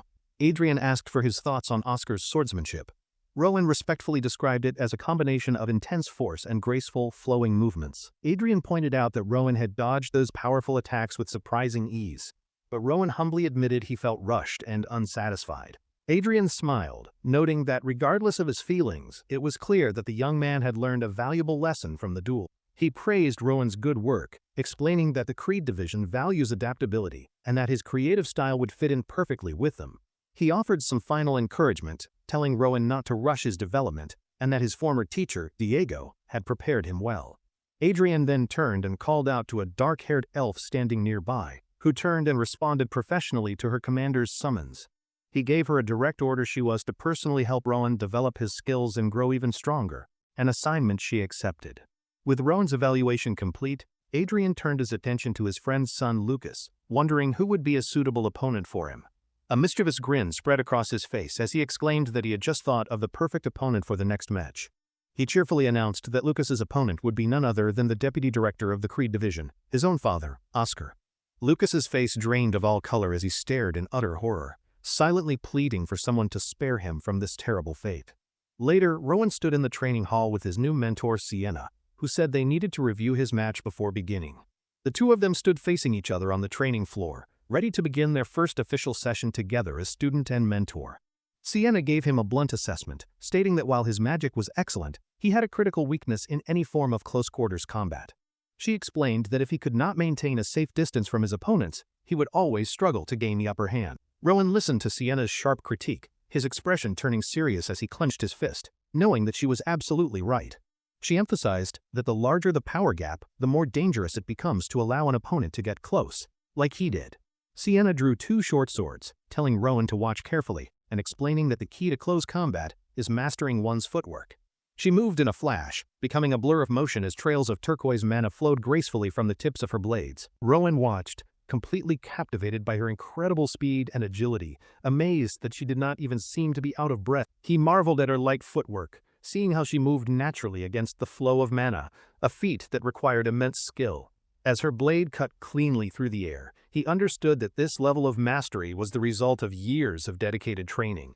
Sienna finished her demonstration, advising Rowan that it would take time for his body to learn, and that he must not rush. But before she could finish, her eyes widened in surprise as Rowan began to perfectly mimic the complex footwork she had just shown. Rowan closed his eyes, tapping into his perfect memory as he visualized every detail of Sienna's swift and impossibly graceful movements.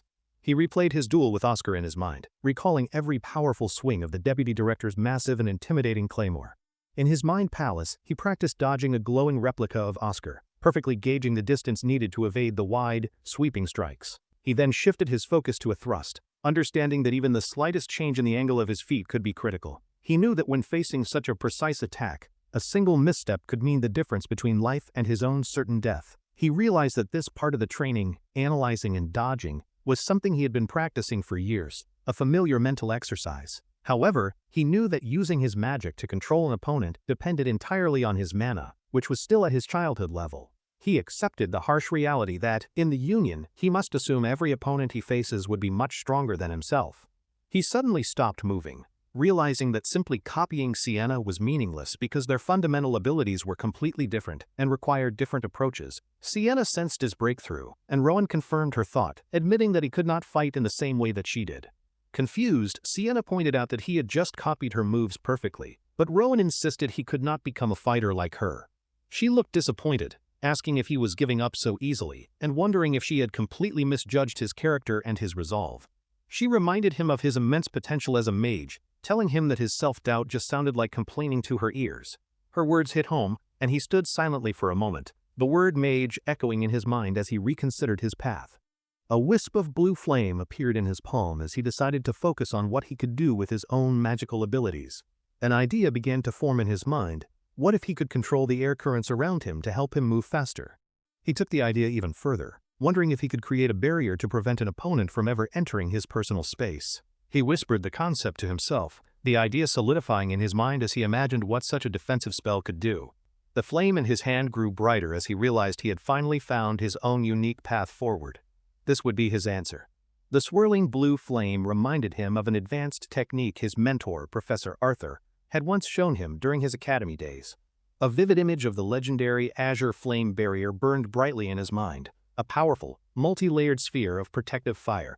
This was his goal.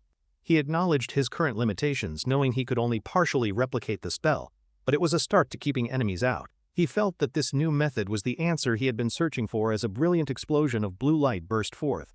He imagined a sphere of influence around him, where he could control enemy attacks and make his own strikes far more efficient. This would be his own personal domain, a space where he alone would dictate the flow and pace of the entire battle. He took a firm step forward, and the blue energy around him solidified, establishing his new territory on the training floor. With a confident smile, he felt his 12 blades floating around him, now perfectly in tune with his newly controlled magical environment. He visualized a glowing blue replica of a swordsman attacking him inside his new domain, the air shimmering around the ethereal figure.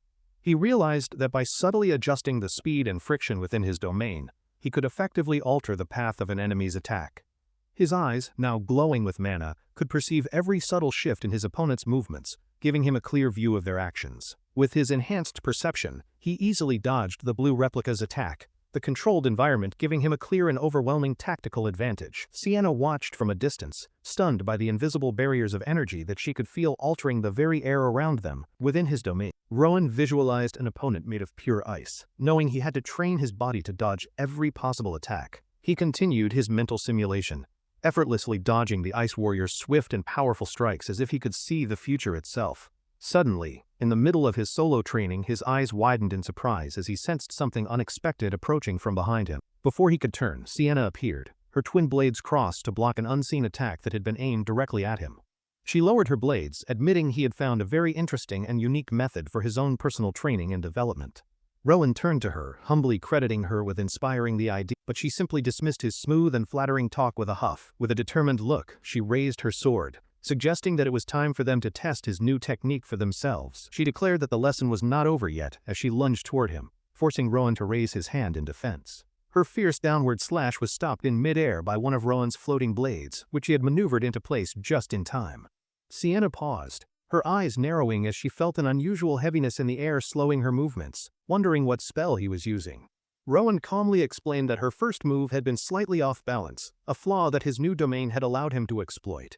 Her blade was perfectly deflected by his, the manipulated air currents, giving him the slight edge he needed to successfully counter her attack. She admitted his technique might work in a real fight, but noted he was still not fast enough to truly keep up with her. She landed gracefully with a sly smirk, telling him that true insight and growth only come from recognizing one's own flaws and weaknesses. She lunged at him again, explaining that true understanding is only gained through continuous effort and learning from one's own many mistakes. She praised his impressive speed and breathing but advised him to be more forgiving of himself, pointing out that he seemed to be rushing. Rowan processed her words, asking if she meant that his movements had looked desperate during their exchange just a few moments ago. She confirmed his suspicion, and he then looked at her respectfully, asking if she would be willing to teach him one more thing. A soft, kind smile graced Sienna's lips as a warm, sparkling light surrounded her, and she gently agreed to his earnest request. Sometime later, a polite but firm knock sounded on the ornate wooden door of a very important and well-decorated office. A voice from within called to enter, and the door swung open to reveal Sienna, her expression calm and completely professional. In a lavishly decorated room, Adrian and Oscar sat enjoying tea. Sienna stood before them, asking formally if they had summoned her. Adrian began by stating that he had heard a great deal of praise about Rowan's recent progress, catching Sienna slightly by surprise. He continued with a smile, noting that Rowan seemed to have overcome the usual weaknesses of mages, and credited Sienna for her teaching. Oscar suggested that Rowan's talent had simply blossomed under the right guidance, but Sienna humbly insisted she had done nothing particularly special. Oscar praised her modesty, but then asked if she would be the one to handle all of Rowan's future training from now on. Adrian considered this, concluding that while he and Oscar should teach him too, Sienna's compatibility as a mentor was indeed the best. He then gave Sienna a new, unexpected order: she was to take Rowan with her on an upcoming and very important mission. Adrian reassured her that it was nothing too dangerous, just a simple reconnaissance mission, as Sienna asked for more specific details about it. He explained that since Oscar previously dismantled a rental farm, the fucking cult was now starting a new business venture somewhere else. Adrian elaborated that intelligence suggested the cult was gathering mercenaries in a place called Olin to handle all their dirty operations for them. His instructions were simple: she and Rowan were to slip in unnoticed and observe the situation, a task that confused Sienna. With a cheerful smile, Adrian told her to think of it as a simple field trip, though Sienna remained silent and unconvinced. Later, Rowan and Lucas met up with Sophie, and Rowan confirmed that her own mission was also scheduled for today's date. Sophie, now holding a new sword and shield, seemed downcast, remarking on how fortunate Rowan was to already be going on missions. The Honor Guard was described as a specialized combat unit of mages and magic swordsmen, whose main purpose is to protect other mages. Rowan silently reflected that while Sophie might not be happy with the assignment, her protective skills made her a perfect fit for the unit. Lucas playfully teased Sophie about looking clumsy with her new shield, but she angrily snapped back that she was trying her best. Rowan gently suggested that she could ask the senior members of the Honor Guard for help in getting used to her new equipment. He added with a friendly and reassuring smile that all the seniors he had met so far seemed to be very kind. Sophie asked Lucas if the seniors in their Creed division were also that nice, but he immediately scoffed at the very idea. Lucas wondered if Rowan was genuinely clueless that people were only so nice to him, while Rowan innocently encouraged him to spar more. Lucas complained that the seniors always called him a brat, then ironically proved his point by cheerfully shouting a challenge, surprising Sophie. Sophie decided to ask her friends for help instead, and Rowan agreed, suggesting that a sparring match with Lucas would be best. Lucas hesitated, saying he was not good at giving advice, but Sophie retorted that she had not been asking him for any feedback. With a fierce battle cry, she charged forward, her shield raised and her sword held ready to strike her sparring partner. She leaped into the air, bringing her sword down in a powerful arc that Lucas met with his own massive claymore weapon. With a single powerful swing, Lucas easily deflected her attack, his superior strength sending her spinning backward through the training hall air. Sophie landed skillfully, bracing herself with her new shield as Rowan watched from the side, his expression focused and highly analytical. As she fought, Sophie realized that Mr. Alec must have designed her shield not just for defense, but for offensive maneuvers as well. While watching them spar, Rowan took out a small notebook and began writing down his observations and helpful suggestions for his friend. He continued to scribble notes in a complex runic script, analyzing her stance and the way she channeled her mana during combat. Suddenly, a sharp voice called out their names from across the training grounds, pulling Rowan's attention away from the ongoing friendly spar. It was their senior, Sienna. She stood some distance away and gestured with her hand, signaling for the two of them to come over. Lucas immediately broke off his spar and sprinted toward his senior, enthusiastically shouting her name as he ran across the training grounds. Rowan, however, waited a moment, turning back to Sophie and holding out the notebook he had just been writing his notes in. He explained that he had made some notes on things she could improve, kindly offering the small green book to his friend. Sophie accepted the notebook, touched by his thoughtfulness, but Rowan just smiled, reminding her that they were friends and he would help more. Her spirits lifted, Sophie waved goodbye with a bright, cheerful smile, promising that she would be waiting for their safe and successful return. Rowan, Lucas, and Sienna departed on their mission, with Rowan waving back to his friend and wishing everyone well as they left. After a long and arduous journey on horseback, the sound of a horse's hoof on stone signaled that they had finally arrived. The three of them rode their horses into the small, bustling northeastern city of Olin, their very first official mission about to begin. Disguised in simple purple cloaks, Sienna instructed them to leave their horses and proceed on foot, while Lucas looked visibly unwell. Rowan gently chided Lucas about not taking riding lessons, but Lucas insisted he was fine, just a bit queasy from the long journey. Sienna gave Lucas a stern look, telling him to practice as soon as they returned, as they could not afford any weak links. She quickly corrected his formal address, reminding him that they were supposed to be ordinary mercenaries familiar with the local area. Sienna pulled up her hood, her expression turning serious as she reminded them once more that this was a covert reconnaissance mission. She began her briefing, explaining that Olin was a key transportation hub that had been neglected for political and various other reasons. Because of this neglect, immigrants from many different nations began to gather in the areas just outside of the main city walls. This uncontrolled and lawless settlement, she explained with a grim tone, naturally became a disgusting and dangerous haven for all kinds of crime. To solve the problem, the city of Olin built high walls, officially designating the area as the immigrant zone to isolate it. For a long time, the city authorities did not care what happened within that lawless zone, but now the danger is spilling over. She concluded by stating that Olin is not friendly to the Union, which is why they must disguise themselves as mercenaries to investigate. She decided it would be best for them to split up to gather information more effectively while maintaining their disguises and their cover.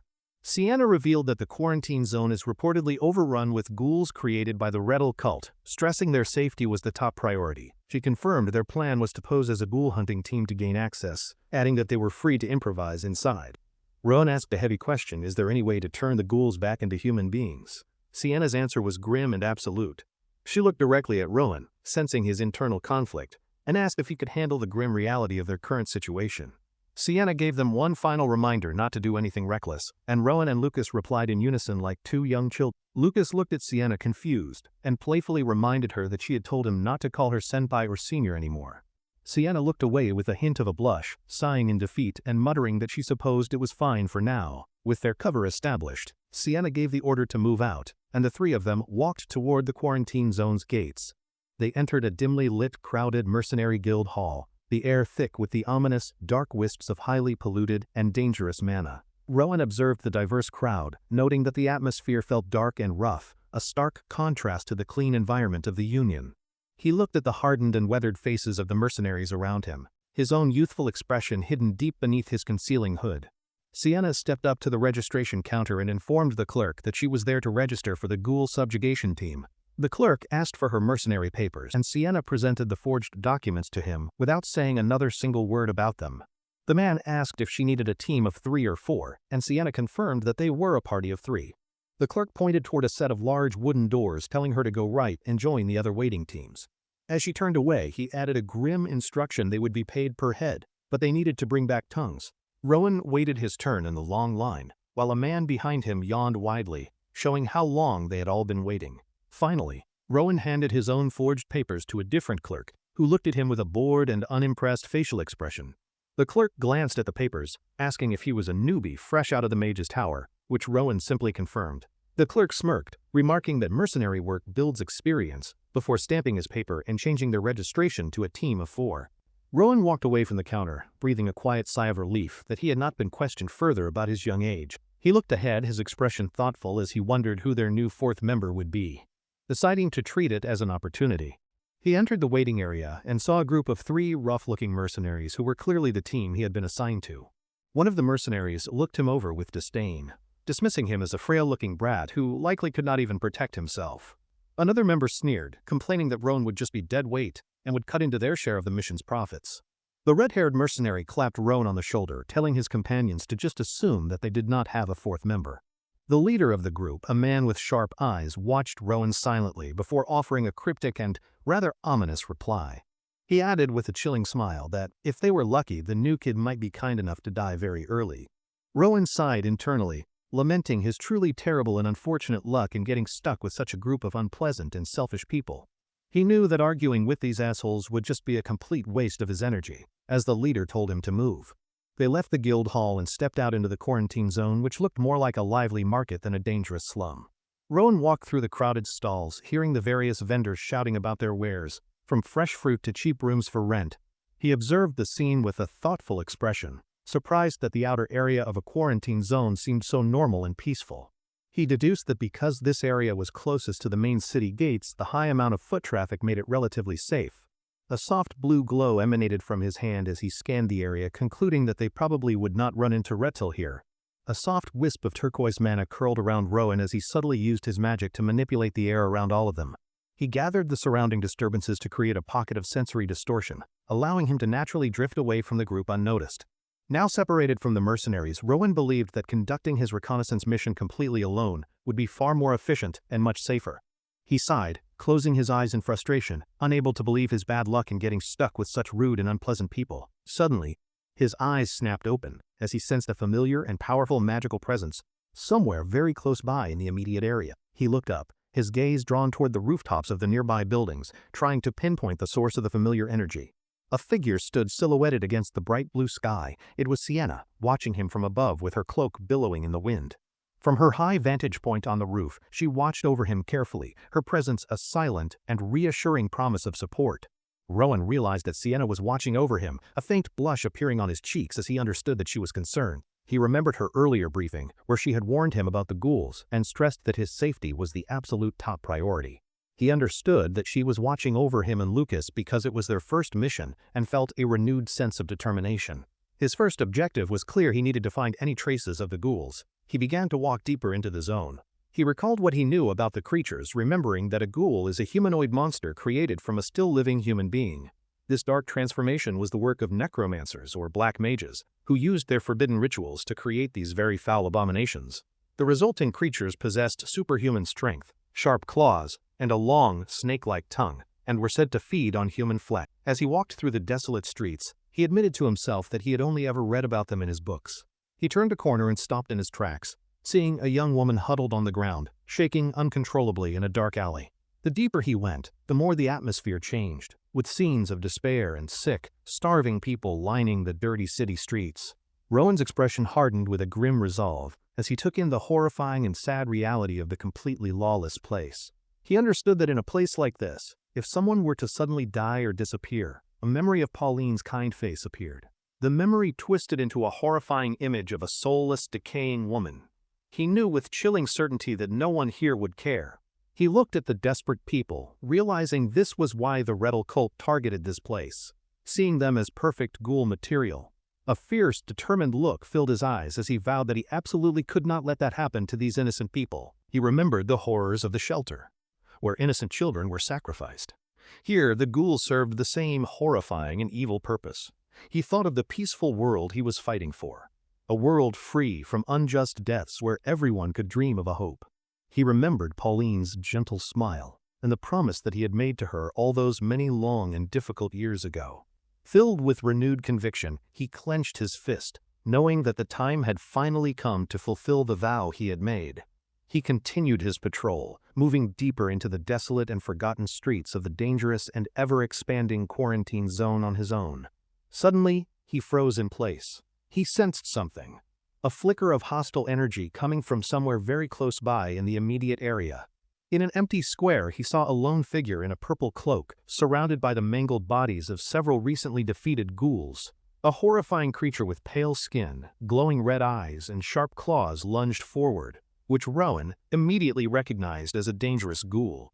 He was surprised by the creature's incredible speed, reasoning that its unnatural quickness must be a result of powerful dark magic. Just as the ghoul was about to strike its target, a familiar voice rang out, and Rowan's eyes widened in recognition. It was Lucas, his massive claymore glowing with blue energy as he brought it down in a powerful strike against the ghoul. Rowan watched from a distance, sighing to himself that Lucas was as loud as ever, forgetting their mission was supposed to be stealthy. Still, seeing his friend in action against the horde of monsters, Rowan felt compelled to move forward and offer his own assistance. He noticed Lucas had stopped moving, standing in a triumphant pose, but saw a fresh scrape on his friend's leg from the fight. Suddenly, two more ghouls emerged from the shadows, their red eyes glowing with hunger as they stared down the lone, isolated swordsman. The ghouls lunged, but one of them suddenly turned and fled down a narrow alley, causing Lucas to shout for it to stop. Seeing the creature getting away from his friend, Rowan gritted his teeth and decided that he would chase after it himself. He realized that ghouls still possessed some level of intelligence as the creature sprinted through the deserted streets, desperate to make its escape. He deduced that after seeing Lucas tear through its companions, the ghoul was terrified and fleeing to call for reinforcements from its leader. Rowan knew he had to catch the ghoul before he lost its trail completely, pushing himself to run even faster than before. A trail of turquoise mana flowed from his feet as he used his magic to enhance his speed, his face a mask of focus. But it was not enough. He knew he couldn't push his mana any harder and began to worry that this chase was a mistake. Just before the ghoul disappeared from his sight, Rowan summoned one of his trusted Shivil blades from its pouch at his side. With a flick of his wrist, he sent the blade flying, striking the ghoul in the leg and leaving a trail of blood. He found the spot where the ghoul was hit. The blood trail was faint, but it was the only clue he had. He began to follow the dark stains on the cobblestone, his eyes scanning the path ahead for any other signs of his quarry. As he followed the trail, he regretted not learning a proper movement spell from his teacher, Mr. Diego, calling himself short-sighted for it. He recalled the swift and stealthy movement techniques of the Order of Conviction, remembering being carried as a child by Union agents. He remembered his enemy, the traitor Blake, using explosive mana, but recalled Sienna's more subtle and agile technique as she watched from above. He glanced up at the rooftop where he had last seen her, a quiet and subtle acknowledgement of her protective and watchful presence. He knew she was still nearby, watching over him from a distance, and it gave him a small, reassuring sense of comfort. A small, determined smile touched his lips. He understood that pairing him with Sienna had been a deliberate and thoughtful choice. He saw an image of Adrian in his mind, now believing this mission was designed to help him learn essential pursuit skills. He thought back to the first time he saw Sienna's movement technique, remembering how elusive and incredibly fluid it had seemed to him. Her movements were like water or wind, unpredictable, completely free, and seemingly impossible for any of her opponents to ever pin down. He analyzed her technique, realizing she diffused her mana to glide along its flow, a seamless and efficient sliding motion through space. He knew his mana was not as strong as hers, but he could feel the natural flow of energy all around him. Rowan remained silent, his expression unreadable as he processed the difficult and very dangerous situation that he now found himself in. He decided to focus on the immediate threat. He arrived at a large, open square, only to find it teeming with ghouls. In the center of the square he saw the unconscious bodies of the mercenaries, 3 of them bound with thick, sturdy rope. He observed the grim scene with a serious expression, noting that his former and very rude teammates had all been recently captured. Many of them were badly injured, but some were still alive. One of his blades materialized, knowing he had to act fast. Before it was too late, he had to save them. He sent his blades flying forward, the sharp shards cutting through the air. A horde of ghouls shuffled forward, their jerky and unnatural movements slow as they closed in on their helpless captured victims. Before they could reach the mercenaries, Rowan's blades intercepted them, slicing through the grotesque creatures with deadly precision and incredible, unerring accuracy. He raised his hand, a brilliant ball of turquoise mana gathering in his palm as he prepared to unleash a very powerful spell. He cast his domain spell, and a massive, translucent blue dome of energy expanded outwards, enveloping the entire square and its inhabitants. A wave of roaring, powerful fire swept through the area, engulfing some of the ghouls in a searing and all-consuming inferno. Inside the magical domain, time slowed. One ghoul burned away in the fire, while another was simultaneously frozen, completely solid by ice. The conscious mercenaries stared in utter disbelief at the incredible display of powerful and highly advanced magic that was unfolding right before them. Rowan observed the devastating effects of his powerful magic, his expression calm and completely focused on the ongoing battle around all of them. He reflected on the power of his domain, its greatest strength being its unique ability to slow down time for his enemies. Additionally, the domain itself was incredibly sturdy, making it the perfect isolated environment to test and refine his new magical abilities. He decided this was the perfect opportunity to try out a new spell, apologizing to the ghouls in his thoughts for the experiment. With a focused look, he prepared his first spell, an enhanced and very powerful heat exchange within the confines of his domain. His shovel blades began to glow with intense cold, flying through the air and freezing the remaining ghouls completely solid in their tracks. He realized with some annoyance that the ghouls' tongues, which he needed for proof, had shattered along with their frozen, fragile bodies. He looked at the remaining ghouls, recalling the clerk's instruction to cut out their tongues as proof of their successful monster kills. He realized a severed tongue was useless. His only option was to take the mercenaries with him as living proof of his deeds. The mercenaries pleaded with him not to leave them, admitting they were captured while looking for him after he had suddenly disappeared. They admitted their shock at his power, revealing they never expected him to be such a skilled and incredibly powerful young mage. He looked at them with a playful smirk, remarking that this was a prime example of having a loose tongue, terrifying them. With a flash of incredible speed, a single cheval blade cut through the thick ropes, setting the terrified, captive mercenaries completely free. The freed mercenaries gasped in relief, one of them thankful to be alive, stating they would have died a second later. Rowan asked how they were captured by ghouls, but the leader explained that a powerful dark priest had been with all of them. Rowan's expression darkened at the mention of a dark priest, his eyes narrowing with a deep and burning hatred for the foul cult. The mercenary, pointing over a nearby hill, confirmed the dark priest had subdued them and was now headed in that specific direction. The mercenaries, now freed and thoroughly humbled, told Rowan that they would be on their way. He watched them leave, his expression thoughtful. A moment later, his senior and mentor, Sienna, landed silently beside him, her own part of the battle having clearly concluded. She placed a reassuring hand on his shoulder and told him that he had done very well in the fight against the ghouls. Rowan looked at her, a hint of a grateful smile on his face, as he thanked her for the compliment and her guidance. Sienna's expression turned serious. She told him that where there is a dark priest, there are more ghouls, so they must stick together. She told Rowan that they needed to move out immediately to pursue the priest, giving him no time to rest or recover. With a shared sense of purpose, they dashed forward, their cloaks billowing as they raced toward the hill in perfect, synchronized unison. Rowan realized that this was the perfect chance to practice the advanced movement technique he had been analyzing just a short while ago. He saw this as his opportunity to finally master the fluid, mana-driven movement style he had been so carefully and intently studying. He and Sienna leaped from a rooftop, soaring through the air as they chased after their target with incredible speed and agility. As he ran, Rowan focused on Sienna's movements, confirming his theory that she was using her mana to enhance her own speed.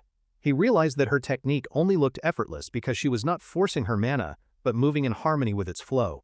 He understood the principle. She stepped on the circulating mana around her, pushing off from it to gain even more powerful momentum.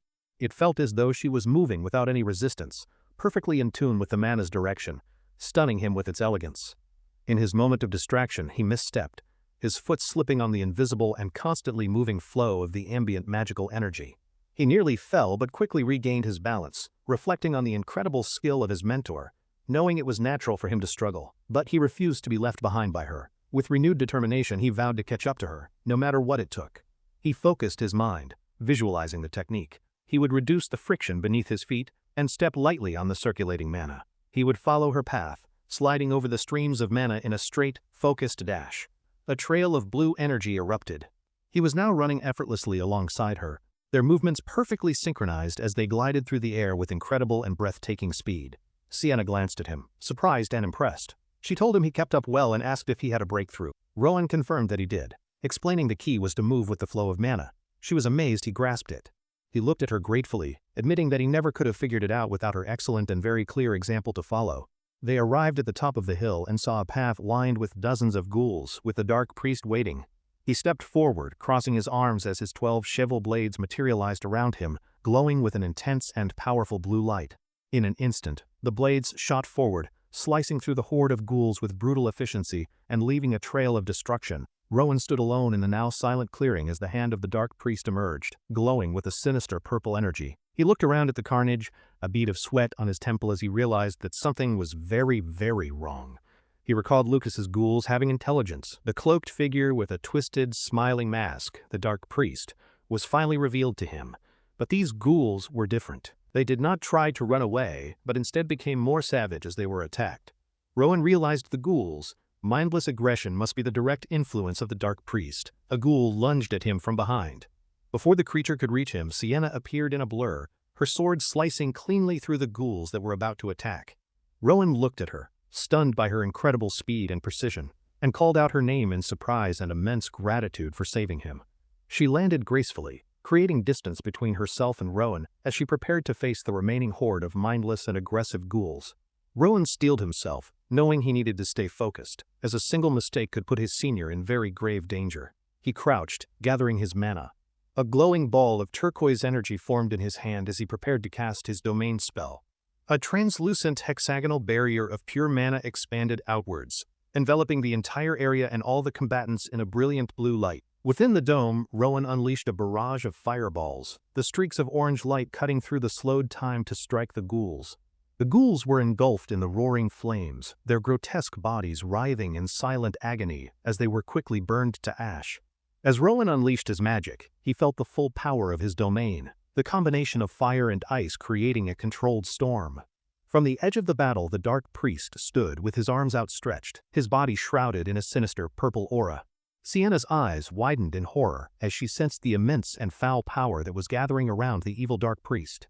She shouted a desperate warning to Rowan, telling him to watch out for the priest's next powerful and very dangerous attack. Rowan turned, his expression one of pure shock as he saw the dark priest beginning to transform into something completely monstrous. The priest's body contorted and twisted, his muscles bulging as he cast a powerful and forbidden spell directly on his own body. Rowan stared in horror, his mind flashing back to the apocalyptic vision he had seen. The priest's mana became murky and black, the transformation completed. The priest's face was now a monstrous visage of sharp teeth and pure hatred, his body radiating a red aura. Rowan's eyes were wide with terror. He knew the creature was about to attack him, and he braced himself for the impact. The transformed priest charged forward, and Rowan sent his shovel blades to intercept, but the creature effortlessly deflected them with its bare hands. Rowan was stunned. The creature was far tougher and more powerful than he could have ever possibly imagined it to be. The monster's feet cracked the stone ground as it landed, its monstrous clawed appendages digging deep into the solid, unyielding rock. With a guttural roar, the creature lunged at him, its movements now unnaturally and terrifyingly fast, closing the distance in an instant. Rowan knew that within his domain the creature's movements should be restricted, but it was still moving with an incredible and frightening speed. He quickly formulated a plan. If he could just hit the creature with a powerful fireball, he might be able to stop it. But before he could act, Sienna dashed past him, her own swords drawn as she bravely intercepted the monster, causing him to shout. Rowan watched in horror, a desperate cry escaping his lips as his mentor engaged the powerful, transformed beast head-on in close combat. He knew that even with her incredible skill, her blades were far too small to do any significant damage to the creature. He knew they would not be able to pierce the monster's thick hide, watching helplessly as the creature's immense strength threw her backward. But Sienna, a master of movement, righted herself in mid-air, her expression one of fierce determination as she launched another attack. In a flash of steel she passed the monster, and a spray of dark blood erupted as the dark priest's head was severed. The dark priest's severed head flew through the air, trailing wisps of dark purple energy as it tumbled through the night sky. Sienna landed gracefully on the decapitated body, her twin swords held ready as she stood victorious over the fallen and defeated monster. Rowan stared in wide-eyed amazement, recognizing the legendary aura sword technique for the very first time in his entire young life. He understood now how she did it, coating her blades in magic. He looked at the fallen priest, amazed by his senior. Sienna complimented Rowan on his good work and told him that the trail should now lead them directly to the enemy's main base. They moved through the dark, dilapidated streets of the quarantine zone, the silence broken only by the sound of their soft footsteps. As they walked, Rowan scanned the area with his senses and thought to himself that he could not feel any trace of life. The streets were littered with the bodies of the sick and starving, abandoned and left to die. A truly horrific and saddening sight. Sienna suddenly stopped, her hand raised as she announced to Rowan that they had finally arrived at their intended destination. They stood before a large, ominous building. Rowan asked if this was the Rettel's main base, but Sienna clarified it was not. With a determined look, Rowan said they should go inside, and the two of them approached the massive, ornate wooden doors. As they stepped through the entrance of the building, they were immediately hit with the overwhelming and disgusting metallic stench of old blood. Rowan's expression darkened as he wondered if the cult had been conducting human experiments. Sienna announced that they had finally found it. She led him to a solid stone wall, where a large, complex magic circle was glowing faintly. Surprising the young Rowan, he realized with a jolt that the cult had used a powerful and very complex spell to conceal the entrance to their base. He began to analyze the runes, thinking that he could break the spell, but before he could, Sienna raised her leg high. With a single, powerful kick, she shattered the stone wall, revealing a brightly lit and very large room on the other side. Rowan stared at her, baffled. When she asked why he was looking at her, he simply said it would have hurt her. She dismissed his odd comment and stepped through the newly created opening, gesturing for him to follow her into the hidden room. They entered a vast hidden library filled with magical books and unknown magic circles, leaving Rowan completely and utterly amazed by it all. His attention was immediately drawn to a single, old, leather-bound book that was lying on a table in the center of the room. A horrifying thought crossed his mind. Could this book be made from human skin? He used his magic to levitate it toward him. He opened the book and was stunned by what he saw inside a complex magic circle, glowing brightly from the strange, ancient page. He recognized the design instantly. It was the Stone of Gaiech, a name that held a very deep and personal meaning for him. The magic circle was less precise, but it was undeniably similar to the one he had seen on the magical egg long ago. Sienna asked him if he had found something important. He explained that the book contained many variations of a single magic circle. She asked if this was the spell to create ghouls, but Rowan explained it was more like a summoning or awakening spell. He compared it to the way the dark priest had invited a demon into his own body to transform into a monster. Suddenly, a familiar black bird with a tuft of yellow hair swooped into the room, and Rowan's face lit up with joy. He called out his familiar's name, and the bird landed on his shoulder, nuzzling him affectionately while Sienna watched, completely bewildered by the scene. Ignoring Sienna's question for a moment, Rowan asked his familiar if he was a demon, given the connection between the two items. Rowan quickly explained to his bewildered senior that he had bought a magical stone as a child, and that was where Owl hatched. He pointed to the book, explaining the magic circle inside was similar to the one on the stone, wondering about the connection. As he ran his fingers over the strange text, he noted the letters were infused with murky mana, radiating a powerful, malevolent intent. He realized the text was written in a language that shouldn't exist, wondering what would happen if someone used these forbidden spells. Sienna suggested they head back, holding up a document ordering an increase in ghoul production, confirming more Rettel branches existed nearby. She tapped her union badge, stating they needed to report their findings to the Olin City Hall and organize a large-scale move. Meanwhile, Lucas was still fighting his way through the city, cutting down ghouls with powerful swings of his massive heavy claymore. He wiped the sweat from his brow, catching his breath and muttering to himself about how persistent the disgusting bastards were. He counted his 30th kill, just as he heard his name being called. and turned to see Rowan and Sienna approaching him. A wide, cheerful grin spread across his face as he saw his friends were safe and sound after splitting up in the zone. He sprinted over to them, shouting Sienna's name in relief. She praised his good work, saying his distraction helped their investigation greatly. Lucas brushed off the compliment, asking if their investigation was finished. Sienna confirmed it was, and told him to join them now. Lucas proudly stated that he must have caught around 30 ghouls. Sienna praised his work before he asked Rowan for his count. Rowan casually replied that he had gotten about 50, leaving Lucas completely speechless as a disembodied ghoul head floated by as proof. Rowan explained that he had brought the head of a dark priest and the tongues of ghouls as evidence for their mission. Lucas looked on, horrified by the gruesome trophies, telling Rowan that people might faint if they were to see something so grotesque. As they approached the city proper, Sienna told Rowan to put the disturbing evidence away, and he immediately complied with her order. The trio arrived at the imposing iron gates of the large and very official-looking Olin City Hall to make their report. A guard at the entrance stopped them, asking what business a group of mere mercenaries could possibly have at the city hall. Sienna stepped forward, her gaze firm and unwavering as she calmly stated that they were there to see the city's mayor. The guards laughed at her request, telling her the mayor was too busy for them and that they should go hunt ghouls. One guard sneered, noting they were empty-handed and couldn't even catch a rat. Sienna's hand clenched into a tight, angry fist. Her expression turned cold as she held up her union badge, repeating her demand to be taken to the mayor immediately. The guard's arrogant expression instantly turned to one of pure, wide-eyed terror as he recognized the symbol of the powerful union. The trio removed their hoods, revealing their official union uniforms and radiating an aura of authority that left the guards completely speechless. They were quickly escorted to a meeting room, where the severed head of the dark priest sat on the table between them. A nervous official stammered an apology and promised to bring the mayor immediately, scurrying away from the intimidating group of union members. While they waited, Rowan noticed that Sienna was writing with a nibless pen, using only her mana to form the letters. He watched, fascinated, as glowing blue runes flowed from the tip of her pen, arranging themselves into elegant script on the blank page. As Rowan watched Sienna write, he noticed that the glowing runes she created disappeared from the page just moments after she wrote them. He wondered if her pen was a special kind of magic tool and started to ask her about it but stopped himself. He saw that she was deep in meditation, likely recovering her mana, and decided it was best not to disturb her now. With some time to spare, he decided to question his familiar, calling out to Owl, who appeared on his hand instantly. Rowan held the small bird in his hands, asking him directly what he was, and if he was truly a powerful demon. He continued his questioning, asking Owl if he recognized the spell formula or knew anything about the Rettel cult, receiving no answers.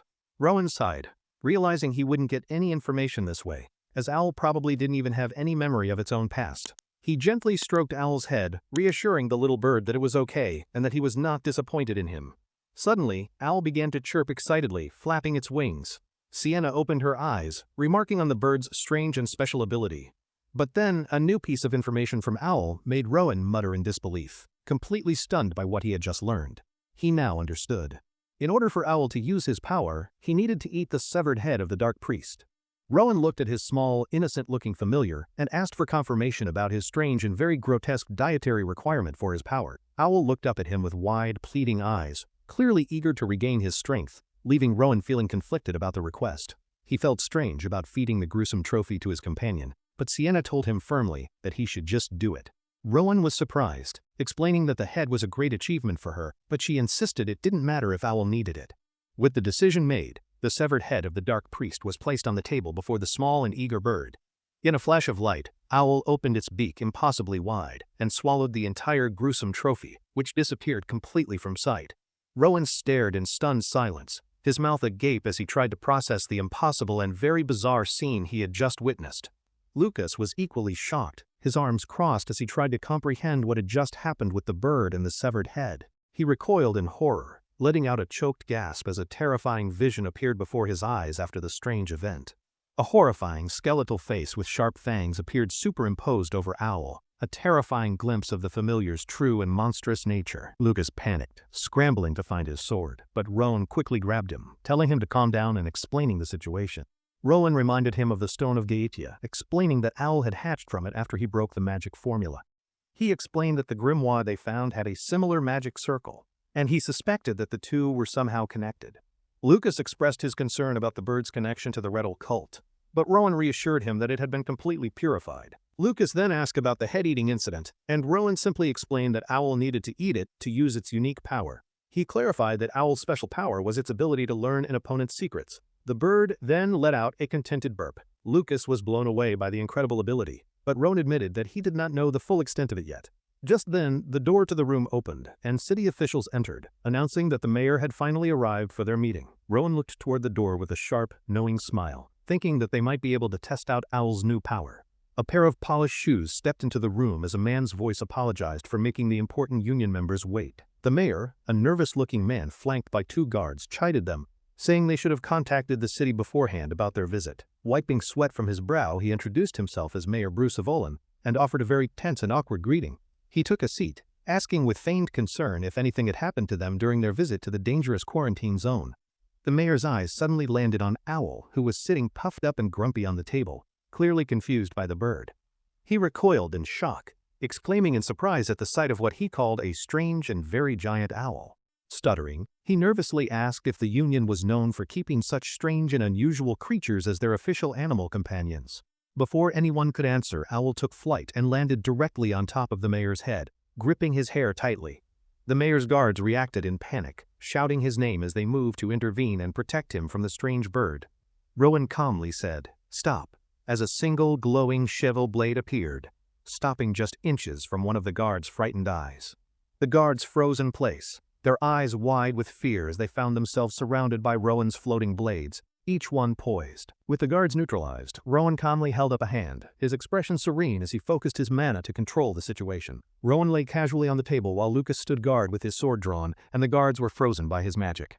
Lucas held his sword to the mayor's back, warning him not to even think about moving a single inch from his seat. The mayor let out a choked gasp, completely terrified as Owl sat firmly on his head, covering his eyes from the light. A dark, resentful expression crossed his face as he muttered to himself, annoyed at how the situation had gotten so complicated. As Owl's power took hold, he confessed that, with more time, the cleanup of the slums would have been complete, horrifying Sienna. He confessed his twisted plan, turn the slum dwellers into ghouls, then hire mercenaries to kill the remaining monsters for him. Sienna immediately found a flaw in his logic, asking what the Rettel cult would possibly gain from such a strange arrangement. The mayor explained it was an experiment, and the cult plans to use the mercenaries as live test subjects to create stronger ghouls. He sighed, lamenting what a shame it was that they were interrupted, as both he and the cult would have achieved their goals. Sienna asked him if this was all his plan, but the mayor denied it, stating that everything was proceeding according to her will. Sienna repeated her, in confusion, while the mayor looked up with pure devotion, calling the woman he served his one true goddess. He finally revealed her name to the group, Priestess Amy, a name that sent a shockwave through the room and into Rowan's heart. The name hit Rowan like a lightning bolt, and his eyes widened in shock as he remembered the woman who had betrayed him. Owl's power receded, and the bird flew off the mayor's head, leaving the man dazed and confused, wondering what had just happened. Sienna stood over him, her expression ice cold, as she informed him that she had heard his entire disgusting and treasonous story. She held a dagger to his throat, her eyes filled with cold fury as she prepared to deliver the Union's swift and final justice. She listed his crimes, conspiring with the Rettel cult, conducting human experiments, and trying to clean up the city's impoverished slums. The mayor stared back, his face a mask of feigned innocence as he stammered, asking what she was talking about in confusion. Sienna's voice was like ice as she passed judgment, stripping the mayor of his rank and ordering his execution for his crimes. The mayor, still dazed and confused by the events, stammered in disbelief, unable to comprehend what was happening to him right now. With a swift, clean strike, Sienna executed the corrupt mayor. His blood splattered across the floor, and his glasses fell from his face. Following the execution, Sienna took command of the city hall, ordering it to be shut down, and all personnel to be apprehended. She identified a few individuals with tainted mana among the staff and interrogated them relentlessly, while Rowan stood by and watched her. While no new information was gained from them, the interrogations did confirm that everything the mayor had confessed was indeed the truth. With the situation in Olin under control, Sienna told them they both did well and that they would take a short break. Rowan turned to Sienna, a question on his mind, and asked if he could speak with her for just a single moment. He asked her about the special and very unique pen she had been using earlier to write her official report to the Union. She explained it was a messenger pen, a magic tool given to Union members who reached the high rank of runner. Lucas asked Sienna if it was really okay to execute the mayor so decisively, but she replied that it depends on one's judgment. She continued, explaining that while arresting is always the preferable option, they had to be decisive and firm this time around. She elaborated that any hesitation on their part would have given their enemies an opportunity to question Rowan's and Owl's unique abilities. She looked at Rowan with unwavering trust, explaining that their actions must carry the same level of conviction. This is their creed. As night fell and they prepared to leave the city hall, Lucas seemed to have one more question on his mind. While they walked through the quiet streets, Lucas brought up the one piece of information the mayor had tried to hide. He asked who exactly Priestess Amy is, a question that struck Rowan deeply, as he knew the name all too well.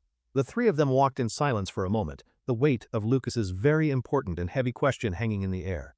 Sienna glanced over at Rowan, sensing that he knew something about the name and the mysterious woman they were now looking for. She called out his name, asking if he had someone in mind, and Lucas also asked if he suspected a particular person. Rowan touched his neck, a gesture of deep thought and discomfort, before admitting that he was not entirely sure about his suspicions. He explained that 5 years ago, at the Tungtoon shelter, the woman who taught him how to read had the very same name. Sienna placed a hand on his shoulder, her expression serious as she gently reminded him of the union's strict and important policy. She told him that now that he was a member of the union, he must let go of any personal grudges. Rowan looked down, understanding her meaning. He quietly agreed to keep her wise and important words in his mind moving forward. He then turned to her with a new question, asking if she had suspected the mayor from the very beginning of it all. He pointed out that she had gone to the trouble of disguising them, even though they could have likely gathered enough information openly. She explained that her decision was to prepare for the future, as an open conflict with the city of Allin would be troublesome. A memory flashed through her mind of giving orders 5 years ago, at the same time as the incident at the Tungtoon shelter. Rowan's eyes widened as the pieces fell into place. He realized reports on Rettel were always sent directly to Deputy Chief Oscar. Rowan stared into the distance, his mind filled with grim thoughts about the endless atrocities committed by the foul Rettel cult. The recent events had reminded him of his core purpose, the very reason he had decided to join the union in the first place. He clenched his fist, his resolve hardening. He knew that unless the Rettel cult was completely eradicated, these horrors would keep repeating. To protect the future he envisions and the people he cares for, he knew that he must keep moving forward with his friends. He looked up at the massive gates of the quarantine zone, a symbol of the challenge that lay ahead of them all. Sienna stood before the remaining city guards, introducing herself as a runner of the union and asserting her high-ranking authority over them. She announced that for his collusion with the Rettel cult, the mayor of Allin had been sentenced to execution by a beheading. Holding up an official union document, she declared that the city of Allin would now be temporarily managed by the union. Her first order was clear the quarantine zone would be fully opened, and anyone who obstructed their operation would be considered an enemy. She commanded that all residents near the entrance and the walls of the zone be evacuated immediately for their own safety. One of the guards panicked, asking how they were supposed to handle the paupers and ghouls that were still left inside the zone. Sienna looked at him with a cold, piercing gaze and asked if he was a member of Rettel or a city guard. She told him that it was his responsibility to stop anyone who gets in the way. The guard clenched his jaw, accepting. The evacuation began as the city guards started to guide the residents out of the dangerous and crumbling quarantine zone to safety. Rowan and Sienna watched the slow evacuation proceed, and Rowan noted that the dawn was already beginning to break over the horizon. Suddenly, a commotion was heard in the distance, and Rowan commented on how fast the newcomers were approaching the now open area. He asked Sienna if it could be the Rettel cult, but she dismissed the idea, stating they would never make such a ruckus. The sound of galloping hooves grew louder, signaling the arrival of a large group on horseback, their approach swift and very direct. A contingent of Union members arrived, led by Commander Magda of the Honor Council and Commander Adrian of the Conviction Council. Adrian greeted them with a warm, cheerful smile, acknowledging that they had been waiting for his arrival for quite some time. Sienna greeted him formally, thanking him for coming, and mentioning that they could have prepared if he had sent word ahead. Adrian held up her report, explaining they were following her instructions. Sienna, surprised, noted she hadn't known Commander Magda would also come. Adrian mentioned Magda rarely comes to the field, but the juniors, Deeds, must have piqued her interest, honoring Rowan and Lucas. Rowan looked at the imposing woman on horseback, immediately recognizing her as Commander Magda of the highly esteemed Honor Council. He bowed respectfully before the commander, introducing himself as an Oz-ranked member of the Conviction Council under her command. Magda looked down at him, her expression cold and dismissive, as she acknowledged that he must be the Rowan from the rumors.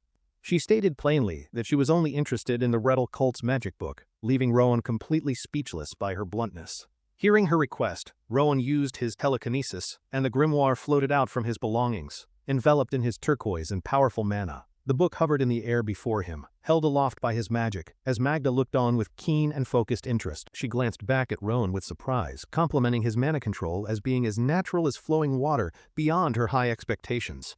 Commander Magda muttered to herself in frustration, realizing she was too complacent and should have questioned the governor about Rowan's unique abilities. She dismissed her own thoughts with a wave of her hand, clearly annoyed with herself for her previous and very short-sighted oversight. She addressed the others, confirming that the main problem was the massive barrier wall separating the city from the quarantine zone. With casual authority, Commander Adrian stated that if the wall was a problem, then they should simply remove it from their path. The two commanders, Magda and Adrian, walked toward the wall, while their subordinates, including Rowan and Lucas, stood back to watch. Adrian turned to the junior members with a confident smile, calmly telling them to stay back and watch the show unfold. Rowan and Lucas watched, completely bewildered by the scene, and asked what the two powerful commanders were planning to do now. The two commanders stood before the towering stone wall that separated the city from the lawless and sprawling quarantine zone. They shared a look, and Adrian suggested that they put on a flashy show, remarking that it had been a while. Commander Magda floated into the air as intricate, massive red magic circles materialized around her, crackling with an immense and terrifying power. Rowan and Lucas stared in absolute shock, their mouths agape at the sheer scale of the magic being summoned by the commander. The sky turned a fiery red as Magda unleashed her spell, a controlled storm of meteors raining down from the heavens. The meteors crashed into the massive wall, creating devastating explosions that rocked the city, leaving Rowan speechless at the two commanders' power. He was in complete awe of the destructive display, realizing that this was far beyond any of the simple magic he knew. This was true Class 4 magic, the very highest tier of power, a massive magic circle covering the entire sky. Rowan internalized the incredible sight, understanding that this was the true power of Class 4 magic, beyond anything he had ever imagined. Sienna walked over to him, reminding him that, as a member of the Conviction Council, his role in the battle was decided. She told him to focus on what he must do, and to not get distracted by the impressive display of overwhelming magical power. Inspired by the commander's power, Rowan saw a vision of himself running forward, ready to break through his own mental limits. He understood that even a powerful warrior like Commander Magda must have once faced walls she struggled to overcome on her journey. He clenched his fist, his resolve renewed. He told himself to focus, knowing that this was the first step on his path. He knew that Commander Magda was watching him at that very moment, her gaze a silent and very powerful unspoken challenge. A brilliant blue aura exploded around him as he prepared to fight to the very end, without a single regret holding him back. With a look of fierce determination, he declared to himself that he would give this fight his absolute all and hold nothing back. The bombardment continued, the fiery explosions completely demolishing the massive wall and clearing the way for the Union forces to finally advance. Rowan knelt, placing his hand on the ground. He could feel the vibrations but sensed no lingering magical reaction from the spell. He realized that the mana that once permeated the area had vanished in an instant, a sign of total and complete annihilation. He understood the terrifying power of Adrian's white light swordsmanship, which could extinguish even the very essence of mana itself from existence. The Union members leaped down from the destroyed wall as Sienna announced that she would join the commander's side in the attack. Rowan took command of his own small group, telling Lucas that he would take one side while the rest held the center. With the plan set, Sienna told Rowan she would leave the center to him before she leaped into action, charging forward. Rowan watched her go, impressed by her incredible speed and knowing that even the Rettel cult would feel pressured by her assault. He looked at a map of the quarantine zone, understanding the strategy was to drive the enemies into the center gap. As they prepared to move, a familiar voice called out Rowan's name, causing him and Lucas to stop in their tracks. He turned to see Sophie running toward them, her shield on her arm and her expression determined as she joined their group. Sophie asked where they were all going, and Rowan explained that the plan was to herd the enemies into the central space. Lucas complained that there was no time for anything, but Rowan reminded him that they needed to hurry to get into position. Rowan's eyes widened as he saw their destination just ahead, the open space where the final battle would take place. They arrived at the designated open space where a large contingent of Honor Guard members were already assembled and waiting for them. The members of the Honor Guard stood ready for the fight, their shields held firm as they formed a solid defensive line.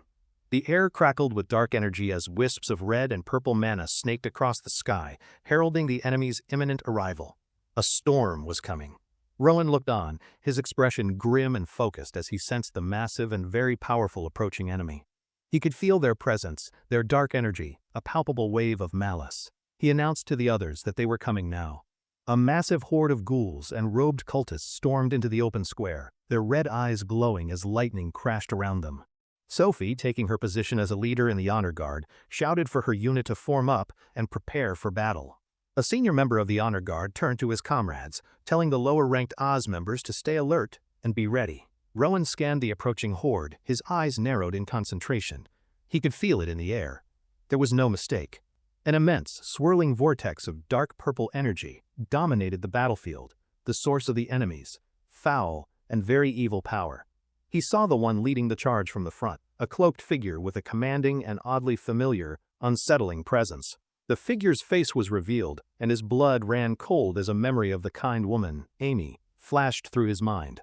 The figure spoke, her voice echoing in his mind with a condescending tone, acknowledging how much he had grown over the years. A storm of pure, unadulterated rage erupted within Rowan, his eyes wide with fury as he confronted the woman who betrayed him.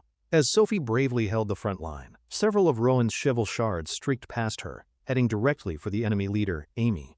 The shards flew fiercely through the air toward their target, but Amy stood perfectly still, a calm and arrogant look on her face. Just as the blades were about to strike her, one of her robed subordinates suddenly leaped in front of her to protect her. The loyal cultist took the full force of the attack, the glowing blue shards embedding themselves deep in its back as a shield. Watching from a distance, Rowan's expression twisted with contempt, thinking what a scumbag she was for using her own subordinates as shields. He knew the distance between him and the enemy leader was too great for his blades to be fully effective on their own. Rowan clutched his chest, breathing heavily as the strain of using so much mana at once began to show on his face. But despite the fatigue, his mind felt sharper and clearer than ever before, a strange and unexpected side effect of his exertion. He realized that his ability to launch his shovel blades without hesitation meant that a part of his own mental barriers had broken. A ghoul suddenly lunged at him from the side, and someone shouted a desperate and loud warning for him to look out. Before the creature could reach him, his best friend Lucas leaped in, his sword raised high to defend him from the attack. Lucas was caught off guard by a strange, invisible force that seemed to pull on his sword, throwing him completely off balance. The mysterious force sent him spinning through the air, but his momentum allowed him to slice cleanly through the attacking ghoul. Lucas landed, looking at his blood-stained sword in confusion and wondering why it had felt so unnaturally light for just a moment. Suddenly, another voice shouted his name in warning, pulling his attention away from his own confused and very puzzling thoughts. A second ghoul, its claws sharp and ready, leaped down from above, aiming a deadly strike directly at the distracted Lucas. Lucas was frozen in shock, his eyes wide with terror, as he found himself completely unable to react to the attack in time. But before the ghoul could land its fatal blow, Sophie dashed in, blocking the attack with her sturdy and reliable new shield. She looked back at Lucas, who had dropped his sword in surprise, and scolded him, asking him to get it together. She told him to save his apologies for later, reminding him that they all needed to make it back alive from this fight. Lucas grabbed his sword from the ground, shouting back at her that he had no intention of dying here on this day. With a powerful roar, he declared that he still had not been properly acknowledged by his father, a brilliant aura surrounding him. His attack was so powerful that it completely obliterated the ghoul, sending its severed head flying high into the clear blue sky. Sophie called out to Rowan, her voice pulling him back to the present moment and the ongoing chaotic battle all around them. He saw his two best friends standing back to back, ready to face the enemy, with a glowing blue path connecting them to Amy. Rowan's mind was filled with images of his past, the kindness of the woman who taught him, and the cold betrayal that followed. He and Amy stared at each other from across the battlefield, the source of his trauma now standing right before his eyes. He thought to himself that the person he must defeat was right in front of him, and he had to act now. On one side, Amy stood atop her pile of defeated ghouls. On the other, Rowan prepared his magic, a ball of energy forming. He began to run straight toward Amy, his focus entirely on her as he ignored all the other chaos of the battle. He laid down a path of pure mana leading to her, but saw the horde of ghouls as mere obstacles in his way. Facing this situation, he summoned a cheval blade to his hand, a brilliant and deadly idea forming in his clever, strategic mind. He declared that he would simply cut them all down. He sent his blade flying forward, and it became a destructive blur. As his cheval blades cleared a path for him, Rowan dashed into the heart of the fighting zone, getting closer to Amy. As he ran, he noted that thanks to the Union members, the battle was under control and the remaining ghouls were weak. The other Union soldiers were efficiently cutting down the last of the ghouls, their disciplined movements, a stark contrast to the chaos. Seeing the main battle handled, Rowan knew this was his chance and sent his blades flying toward his main target, Amy. But his eyes widened in shock as he saw something completely unexpected happen right before his attack could possibly land on its target.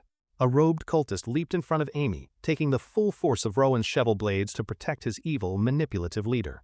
The blades pierced the cultist's body, but Rowan gritted his teeth, his expression strained as his powerful attack was completely stopped. He realized with fury that his path was blocked and declared that the cultist was in his way as he prepared another attack. But before he could act, Amy simply stated, "Not yet," as she stood calmly, her sword held ready for the fight. Rowan suddenly felt a sense of unease. He looked around the battlefield, realizing that something was very, very wrong with the situation. He looked at the figure of Amy, standing on the pile of bodies, but he could not sense any mana flow from her.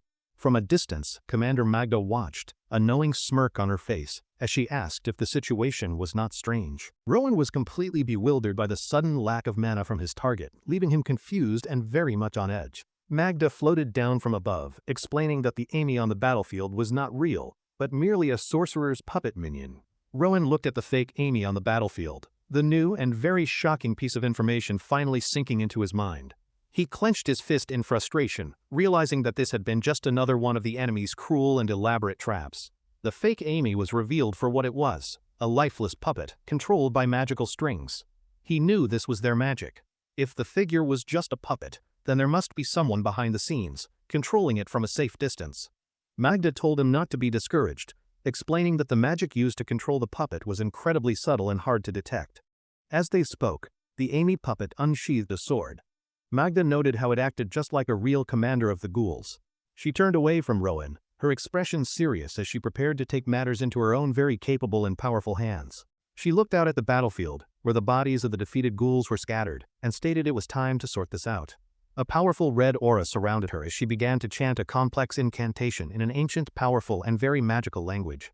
A massive, glowing red magic circle spread across the sky, its intricate runes pulsing with immense power as the ghouls looked up. Flames began to rain down from the magic circle, the fiery embers igniting the very air itself with their intense, magical heat.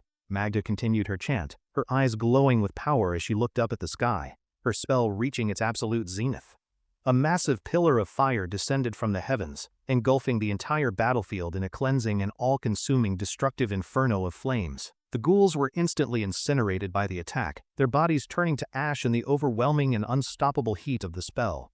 Rowan stood amidst the flames, realizing that both the ghouls and the fake Amy were nothing more than empty, disposable vessels. He looked at the puppet of Amy as it burned, its form twisted in torment, wondering why it looked so pained. As the fake Amy was completely consumed by the fire, he was left with a single, burning question that filled his entire mind. If the one before him was a fake, then where was the real Amy? The scene shifted to a Union flag fluttering. The view transitioned to the grand, imposing tower of the Union's very own, highly respected and powerful Conviction Council headquarters building. Sometime later, Rowan walked alone down a long, ornate hallway, his footsteps echoing in the silent, sunlit, and completely empty space. He arrived at a large, intricately carved door and raised his hand to knock. A voice from within called for him to enter. Rowan entered a grand office and was greeted by Commander Adrian, who welcomed him and commended him for all of his hard work. The room was filled with the key figures from the mission. Adrian praised Rowan for his excellent results, saying this treatment was natural. Rowan looked down, a thoughtful expression on his face as he considered the results, before offering a simple and polite thank you. He asked why he had been summoned. Adrian leaned forward, explaining that there was something he wanted to ask the young man. Adrian specified that his question was about the owl that is always by Rowan's side, catching the boy slightly off guard. Adrian explained the report only said Rowan discovered the treason with unique magic, and that the higher-ups would not pry too much. Oscar asked if that was all right, explaining that while tracing swordsmanship is hard, tracing unique magic is even more difficult for them. Rowan felt a wave of relief, realizing that if they had investigated, Owl's strange and very unusual nature would have been exposed. But his relief was very short-lived as the conversation continued, and his commander revealed his true and somewhat selfish intentions.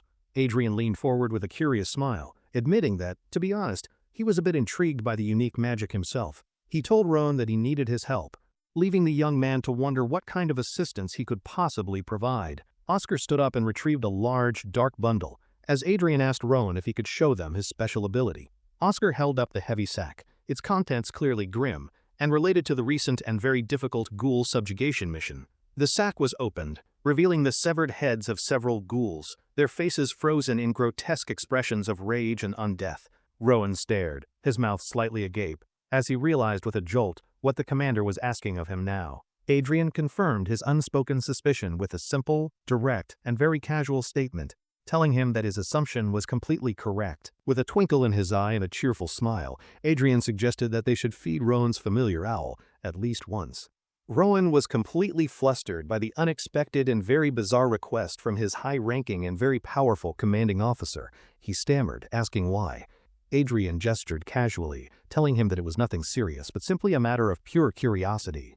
Adrian asked if Rowan was familiar with the concept of a possessed vessel, which Rowan confirmed he had seen in the past. Adrian explained the old saying holy spirits reside in the heart, while the foul and evil demons reside in the head. He clarified that the ghouls could simply be monsters, but they also might hold traces of a demon, which explains Owl's power. Rowan looked at him, his expression serious, and asked if the commander was suggesting that his dear friend Owl is a demon. Rowan's gaze became sharp and direct. He looked at his commander and posed a crucial question about Owl's fate if it were one. Adrian answered with a single calm word, telling Rowan that he would do absolutely nothing about it if it were true. Rowan was taken aback, confused by his commander's surprisingly lenient stance. Adrian simply asked why he should hate a quiet demon. Rowan let out a breath of relief, a small smile on his face, glad that the commander intended to just leave it be. Adrian clarified that normally, they could not just ignore a potential demonic presence, but Owl had helped resolve the mission so quickly. He told Rowan to think of it as a special reward for his good work, and to do whatever he feels is right. Rowan bowed his head respectfully, thanking the commander for his consideration, and saying that he would summon his familiar now for them. With a look of quiet determination, Rowan prepared to summon his familiar, Owl, for the demonstration his commander had just requested. A bright light shone in the room, and Owl appeared in a flash, spreading his majestic and powerful wings wide for all. Commander Adrian looked on with a bright, curious smile, remarking that the bird was much bigger than he had initially thought. He continued his appraisal, noting Owl's sturdy legs and splendid head feathers, which caused the bird to chirp proudly in quick response. Rowan translated for the commander, explaining that Owl was agreeing with his assessment. Adrian laughed, amused by the bird's charming personality. Owl hopped over to one of the severed ghoul heads and chirped, as Rowan confirmed he was asking for permission to eat. Rowan gently scolded his eager familiar, telling him to wait as they were not finished with their discussion yet. Much to Owl's dismay, Rowan took a steadying breath, preparing to make a surprising and very bold offer to the room full of his superiors. He announced that he would demonstrate Owl's power by revealing someone's secret, and asked for a willing volunteer from the group. Adrian and Oscar looked at each other, considering the offer, while Sienna and the man beside her immediately declined the strange proposal. Lucas waved his hands frantically, shouting that he would pass and insisting that he did not even have any secrets to hide. Adrian crossed his arms, thinking aloud that using Rowan or himself as a subject for the demonstration would be completely pointless.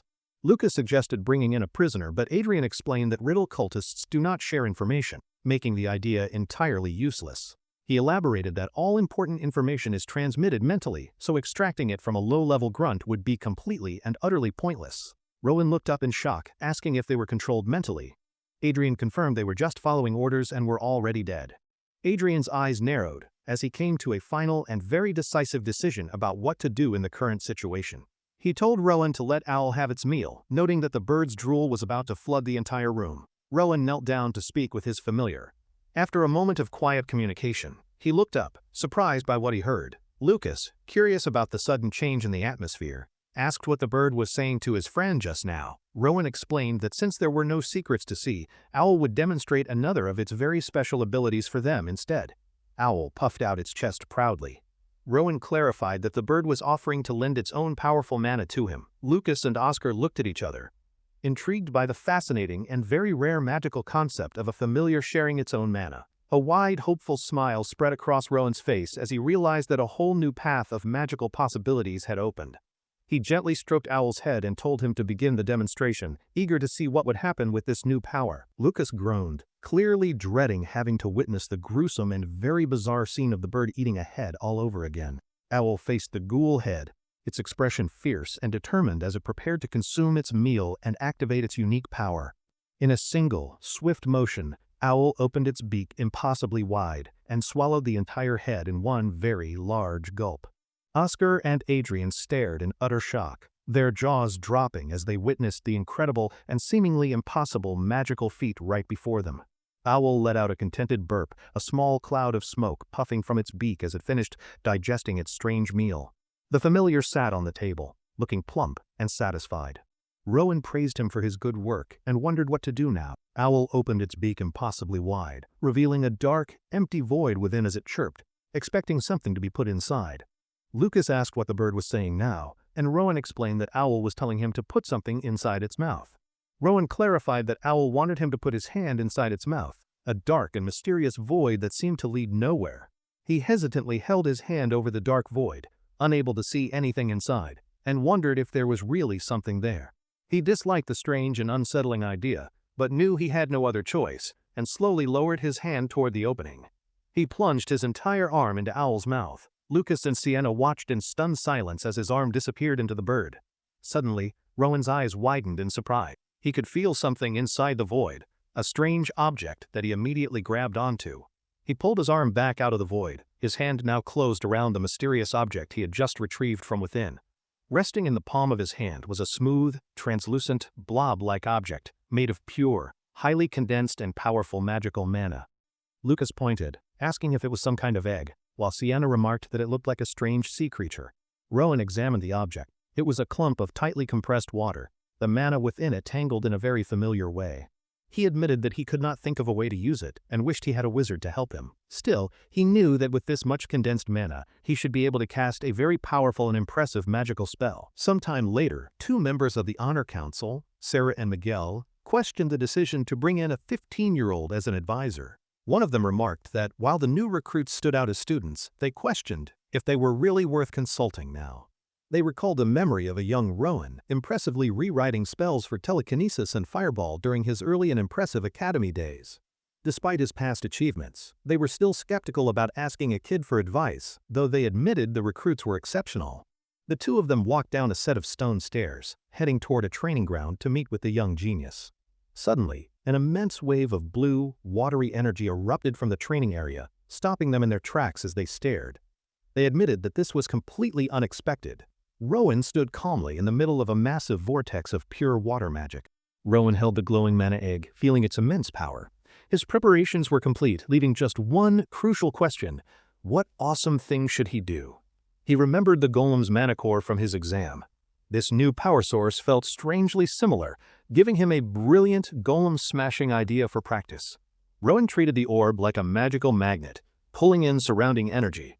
He began shaping the power, ready to build something truly spectacular and probably destructive. He realized bigger wasn't better and started compressing the water magic. His goal was to make it smaller, faster, and dense enough to punch holes. His mind flashed to Commander Magda's fiery meteor spell. He aimed to create something just as impressive, but hopefully with a lot more water involved. A blush crept onto his face as he felt the overwhelming power. He was a bit shocked that he, a rookie, was controlling this much energy. He looked up in absolute awe at the massive water vortex. This was way beyond his usual magic, and he was thoroughly enjoying the upgrade. A huge, thrilled grin spread across his face. This incredible new strength felt amazing, and he was loving every second of this wild power trip. Rowan began chanting in a formal, ancient language. He carefully focused the swirling energy, trying very hard not to mess up the complicated spell. The massive orb of water churned violently above him. The spell was growing more powerful, responding perfectly to his every command like an obedient water puppy. With the final words of the chant, the magical runes glowed brightly. The spell was complete, holding its shape just before he planned to unleash it. An unexpected wave of water suddenly drenched the two senior agents. They were completely soaked, looking less like elite runners and more like surprised cats. Rowan looked around at the now devastated training yard in confusion. He had a sneaking suspicion that he might have overdone it just a little. Commander Adrian appeared, looking over the watery chaos with an impressed smile. He commented that the magical display was far more incredible than he expected. Adrian cheekily pointed out that Miguel seemed to have gotten the worst of it. The poor man was completely soaked from head to toe in magical water. Miguel trembled with absolute fury, his face a mask of pure rage. Being drenched by a rookie's out-of-control spell was not on his agenda today. He furiously pointed at the group, yelling that they were dangerously reckless. He insisted that if they had been hit, they'd be flatter than pancakes. Sienna calmly stepped in with a very unimpressed stare. She reminded them that training yards were for training, and they probably shouldn't wander in blindly. Miguel was still shaking with rage, while Sarah tried to argue back. She stammered out a weak defense, but was quickly interrupted before she could finish. Adrian stepped between them, holding up a hand to stop the fight. He declared that was quite enough bickering for one magical disaster. He turned to the two drenched agents from the honor division.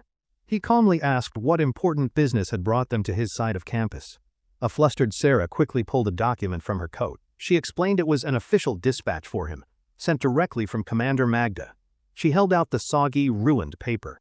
Unfortunately, the important official message now looked more like a piece of abstract art made of smeared ink. Adrian stared at the dripping mess, stating the obvious. He couldn't read it. Sarah looked mortified, clearly wishing the ground would swallow her whole. Adrian asked what the message was about. Miguel vaguely recalled it was a request from Magda for some kind of magical consultation, though details were fuzzy. The commander noted that a magic question wouldn't be for him. After all, his main skills involve swords, not complicated spells and flashy lights. He then turned to Rowan, guessing the request was for him. Rowan looked back with a confused expression, wondering what the commander wanted with him. Miguel confirmed it was for Rowan, then sneered about the situation. He couldn't believe the notoriously proud Commander Magda was asking a rookie for help. Miguel secretly admitted he had thought Rowan was just an overrated kid. He had been completely prepared to be unimpressed by the famous young agent. But the memory of that enormous, powerful water spell changed his mind. That was no rookie magic. It was the work of a true magical powerhouse. Commander Adrian cheerfully handed the soggy, unreadable letter back to Rowan. He seemed to find the whole messy situation rather amusing, much to Sarah's dismay. Miguel realized Rowan's magic was on par with Adrian's skill. Adrian wondered aloud if Magda was targeting Rowan, and Oscar agreed it was likely. Adrian decided that if Magda was acknowledging his rookie, there was no reason to refuse. It was a good opportunity for Rowan to shine. Adrian put a hand on Rowan's shoulder, telling him to go ahead. He promised they would chat later, sending the young agent off on his mission. Rowan paused, the feeling of that incredible magic still fresh in his mind. The immense power had left him feeling a little breathless and slightly flushed. He thought about the mana egg from Owl that made it all possible. It hadn't solved his core problem, but it sure was a fun temporary fix. Filled with gratitude, Rowan clenched his fists with newfound determination. He knew this amazing power-up was all thanks to his mysterious little feathered friend. The scene changed to the impressive main building of the Honor Division. Its tall, grand tower looked both beautiful and incredibly intimidating to any visitor. Rowan entered a large, fancy office filled with books. A stern voice immediately called him out, noting that he was running a bit behind schedule. Commander Magda sat at her desk with her arms crossed, looking severe. She mentioned hearing about some kind of mess at the training yard. Rowan apologized, explaining his new spell got a bit out of hand. Magda seemed intrigued by the idea of him practicing a new magic. He admitted her powerful magic had inspired him to try creating a downpour. Magda looked pleased by this, and graciously invited him to take a seat. She asked if his new spell had a name yet. When he said no, she suggested, quote, Fallen Fury, which sounded both poetic and very destructive. Rowan's eyes lit up, and he happily agreed to the cool new name. He thought Fallen Fury sounded incredibly powerful and suited the spell perfectly. A rare, genuine smile appeared on Magda's face. She praised his good taste, complimenting his surprisingly artistic sense for naming powerful, dangerous things. Rowan then asked if she also named the famous Barrier of Blue Flame. She confirmed she had, back when she was still a vice commander. He excitedly told her how much he admired her naming skills. She noted his interest in languages would be useful for their real business today. Rowan's happy mood vanished, replaced by confusion. He looked up, wondering what sort of business the commander could possibly have with a rookie like him. Magda leaned forward, her expression suddenly serious and intense. She changed the subject to the dark and forbidden language spoken by the demons themselves. The room felt heavy as she asked a chilling question. Could he, a young Union agent, actually understand and interpret the demonic language, Infernal? Rowan was stunned but admitted he could understand it a little. Magda immediately demanded to know where on earth he had learned such a thing. He explained he learned it from the books at the Rettel base in Allin. Commander Magda was left completely speechless by his incredible, unbelievable claim. She couldn't believe he learned a demonic language in a few days. He confidently added that with more books, he could definitely translate them for her. Without another word, she pushed a tall stack of old, ominous-looking books across the desk. It was time to put his bold claim to the test. She placed her hand on the books, her voice grim and urgent. They needed to understand these formulas quickly to stop those vile Rettel cultists. Rowan saw the books were bound in human skin, just like the one before. The grim task ahead settled over the quiet, sunlit room. Rowan began deciphering the demonic texts while Magda watched him patiently. She sipped her wine, observing the rookie's surprisingly focused and efficient. The hours passed in studious silence, broken only by the quiet sips of wine. Magda continued to watch Rowan, waiting for him to uncover something useful. Magda finally broke the silence, asking what he knew about demons. Rowan admitted he knew very little, other than that evil cults worship them. She explained that demons only appeared about a century ago. She added that so far they had only seen the weak ones. The real nightmares hadn't shown up. Rowan questioned the idea of ordinary demons. Magda explained that while it was just a theory, she believed there were countless demons out there. While pouring more wine, she compared demons to humans. Just as there are normal people, she reasoned, there must also be normal, everyday demons. She pointed out that there are special humans with powers, like him. Therefore, it only made sense that there were special demons with powers too. Magda finished her thought with a chilling conclusion. There had to be powerful, special demons out there, far beyond what they had ever encountered before. Rowan realized with horror that if Riddle kept improving their summoning spells, they might accidentally call one of those special demons, which would be very bad. Magda took a sip of wine, her focus clear. Before worrying about superdemons, she said, they first needed to crush the Rattel faction completely. Rowan decided it was probably best to keep Owl's demonic origins a secret for now. The commanders didn't seem ready to hear about that just yet. He bravely changed the subject, suggesting they also needed a plan for the ghouls. Magda looked at him, surprised by his concern for the monsters. She dismissed ghouls as a threat only to regular people, not to them. He argued back that innocent people were still the ones who suffered. He confessed his true goal. He wanted to find a way to turn ghouls back into humans. He couldn't forget the sight of those tragic creatures. Magda stared at him with a cold, unreadable expression. His idealistic hope seemed to hang in the air between them, completely unspoken and uncertain. Her expression softened into one of grim finality. She looked at him with a hint of pity and stated that his goal was utterly impossible. She explained the ghoul transformation was an irreversible divine power. While some things could be purified, ghouls were unfortunately a one-way trip to monsterhood. Rowan refused to give up, arguing that they had to try. He believed finding a cure would also help them understand and break demonic formulas. With passionate resolve, he promised to find a way. He then formally requested the full strength and support of her powerful honor division. The next day, Rowan walked through a sunlit corridor. After a long and intense night of work, he was ready for the next step. He let out a huge yawn, feeling completely exhausted.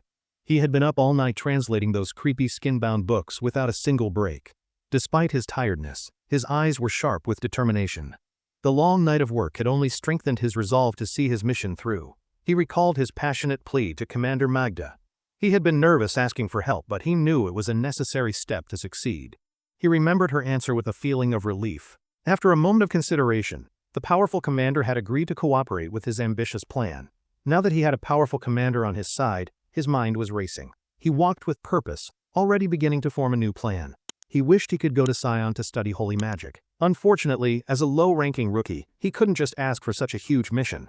Feeling a bit stuck, he decided to start with what he knew. His first step would be to return to his division and review everything. Back in Adrian's office, Rowan reported his findings from the grimoires. He explained the dark magic he had managed to decipher throughout the long night. Commander Adrian listened carefully, absorbing all the complicated new information. He seemed impressed by the sheer amount of work Rowan had accomplished so quickly. He stroked his chin thoughtfully, processing the dark implications of the demonic texts. The information was valuable, but it also painted a very grim picture. Adrian smiled, asking if his meeting with Magda went well. Rowan confirmed that it had, much to the commander's visible relief and amusement. Adrian leaned back, joking that he could finally face his anti-Magda now. He admitted he would never understand magic, but he appreciated the effort. His playful mood shifted, and he asked Rowan for one last thing. Rowan looked up, wondering what else the commander could possibly need from him. Adrian revealed a large map covered in chess pieces. He explained that this was his current project, tracking the Rattel faction's main headquarters. Rowan asked what the markings on the map meant. Adrian explained they were Union strongholds built right on top of Rattel's destroyed human farms. Rowan realized this meant there were likely no other Rattel bases. Adrian was intrigued and asked the clever rookie to explain his strategic thinking. Rowan explained his theory about the bases. The older ones were on the outside, while the newer ones were closer in, forming a clear pattern. He concluded it was a slow encirclement, just like in Olin. They were tightening the net to trap those awful cultists in their main base. A proud, knowing smile touched Adrian's lips. He was clearly very impressed by his rookie's sharp mind and excellent strategic assessment of the situation. Adrian agreed. confirming they were very close to finding the main base.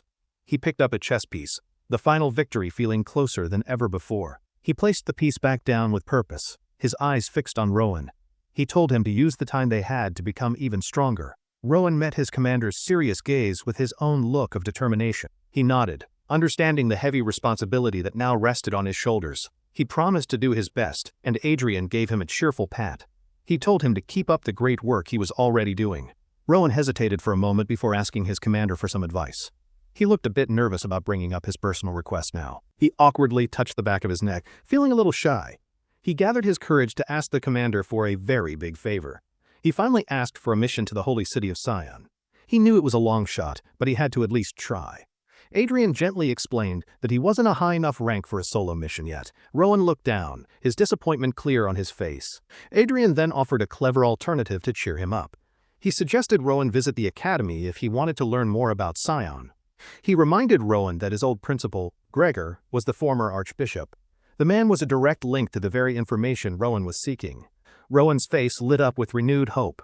He had completely forgotten about his principal's past, and now a new path was open to him. Adrian dismissed him, telling him to go rest after his hard work. Rowan gratefully accepted and turned to leave the commander's grand office. Just as he was about to depart, Adrian stopped him one last time. There was one more piece of important news he needed to share. He told Rowan a manager was coming tomorrow to evaluate their mission. He also gave him a few days off, which was a nice bonus. Rowan left the office, thinking about the upcoming evaluation. While recognition would be nice, his mind was already focused on his next important task. He clenched his fist with renewed determination. Tomorrow, he would go to the academy and get the answers he so desperately needed from the principal. The next day, Rowan walked through the familiar grounds of the Union Academy. It felt strange to be back at his old school so soon. Principal Gregor stood behind his desk and offered a warm, welcoming smile. He seemed genuinely happy to see his former star pupil visiting him. The principal shook Rowan's hand firmly, congratulating him on his work. He said he had heard great things about his role in the All-In mission. The principal's friendly demeanor became more serious. He cut to the chase, asking Rowan the real reason for his unexpected but welcome visit. Rowan was a little flustered by the principal's directness. He hadn't expected to be put on the spot so quickly by his old mentor. He answered honestly, explaining he wanted to learn about the church's power. He knew the principal was the only one who could give him answers. The principal understood immediately, guessing he wanted to gauge Rettel's strength. He seemed to know exactly what was on his former student's troubled mind. The principal adopted a teacher's tone, ready to give a new lesson. He explained that to understand the church, Rowan first needed to understand power. He explained that the priest's power was essentially divine magic. However, it wasn't the spell itself, but the difficult conditions required to use it. He described the power as a mysterious miracle or blind faith. This strange, incomprehensible force was the true source of all their divine abilities. The principal wished he could show Rowan directly, but explained he was banned. He seemed frustrated by the restriction that held him back now. He gave Rowan an archbishop's brooch, urging him to visit Sion someday. He apologized for not having a better answer for the young agent. Rowan accepted the beautiful brooch, his new goal now a physical object. The principal offered a final blessing, wishing him well on his difficult journey. Later, at the Union Great Stadium, formally dressed agents gathered. The air was filled with a quiet, nervous energy before the merit ceremony began. Rowan looked for his seniors while hearing gossip about the Crown Prince. The news that royalty was attending made the event feel much more important. Other agents whispered that the prince was a nitpicky troublemaker. They said he liked to test people's strength by making bets with them. This gave Rowan an idea as he walked alone through the courtyard. A bet with the prince might be just the opportunity he was looking for. Holding the brooch, his expression turned determined. This ceremony could be his one and only chance to earn a direct mission to the city of Sion. Lucas suddenly appeared, startling Rowan from his strategic plotting. He greeted his friend, surprised to see him standing alone and lost in thought. Lucas excitedly reminded him about the Crown Prince's surprise appearance. He noted the prince was second in rank, making this a very big deal. They took their seats together among the other agents from their division. The stadium buzzed with quiet conversation as everyone waited for the ceremony to start. Lucas asked where Rowan had been all morning. Rowan simply replied that he had made a quick stop at the academy for a little chat. An announcer's voice boomed, calling for the Crown Prince to take his seat. In perfect unison, every single agent in the stadium stood up. A tall man in a magnificent royal uniform walked onto the stage. His commanding presence was felt even from behind as he approached his seat. The crown prince turned, revealing a handsome and serious face. He carried an air of nobility and power that immediately captivated the entire audience. Rowan bowed his head low in a sign of deep respect. He, like everyone else, showed proper deference to the powerful royal before them. He sneaked a peek at the prince, immediately impressed by his powerful aura. This was clearly a man who was accustomed to being in charge. The prince scanned the crowd, his sharp eyes noticing something odd. He sensed a mana that was bright but also strangely dull and unusual. The prince's intense gaze swept over the crowd. His eyes seemed to narrow slightly, as if he was searching for the source of that strange energy. For a split second, the prince's sharp eyes locked directly with Rowan's.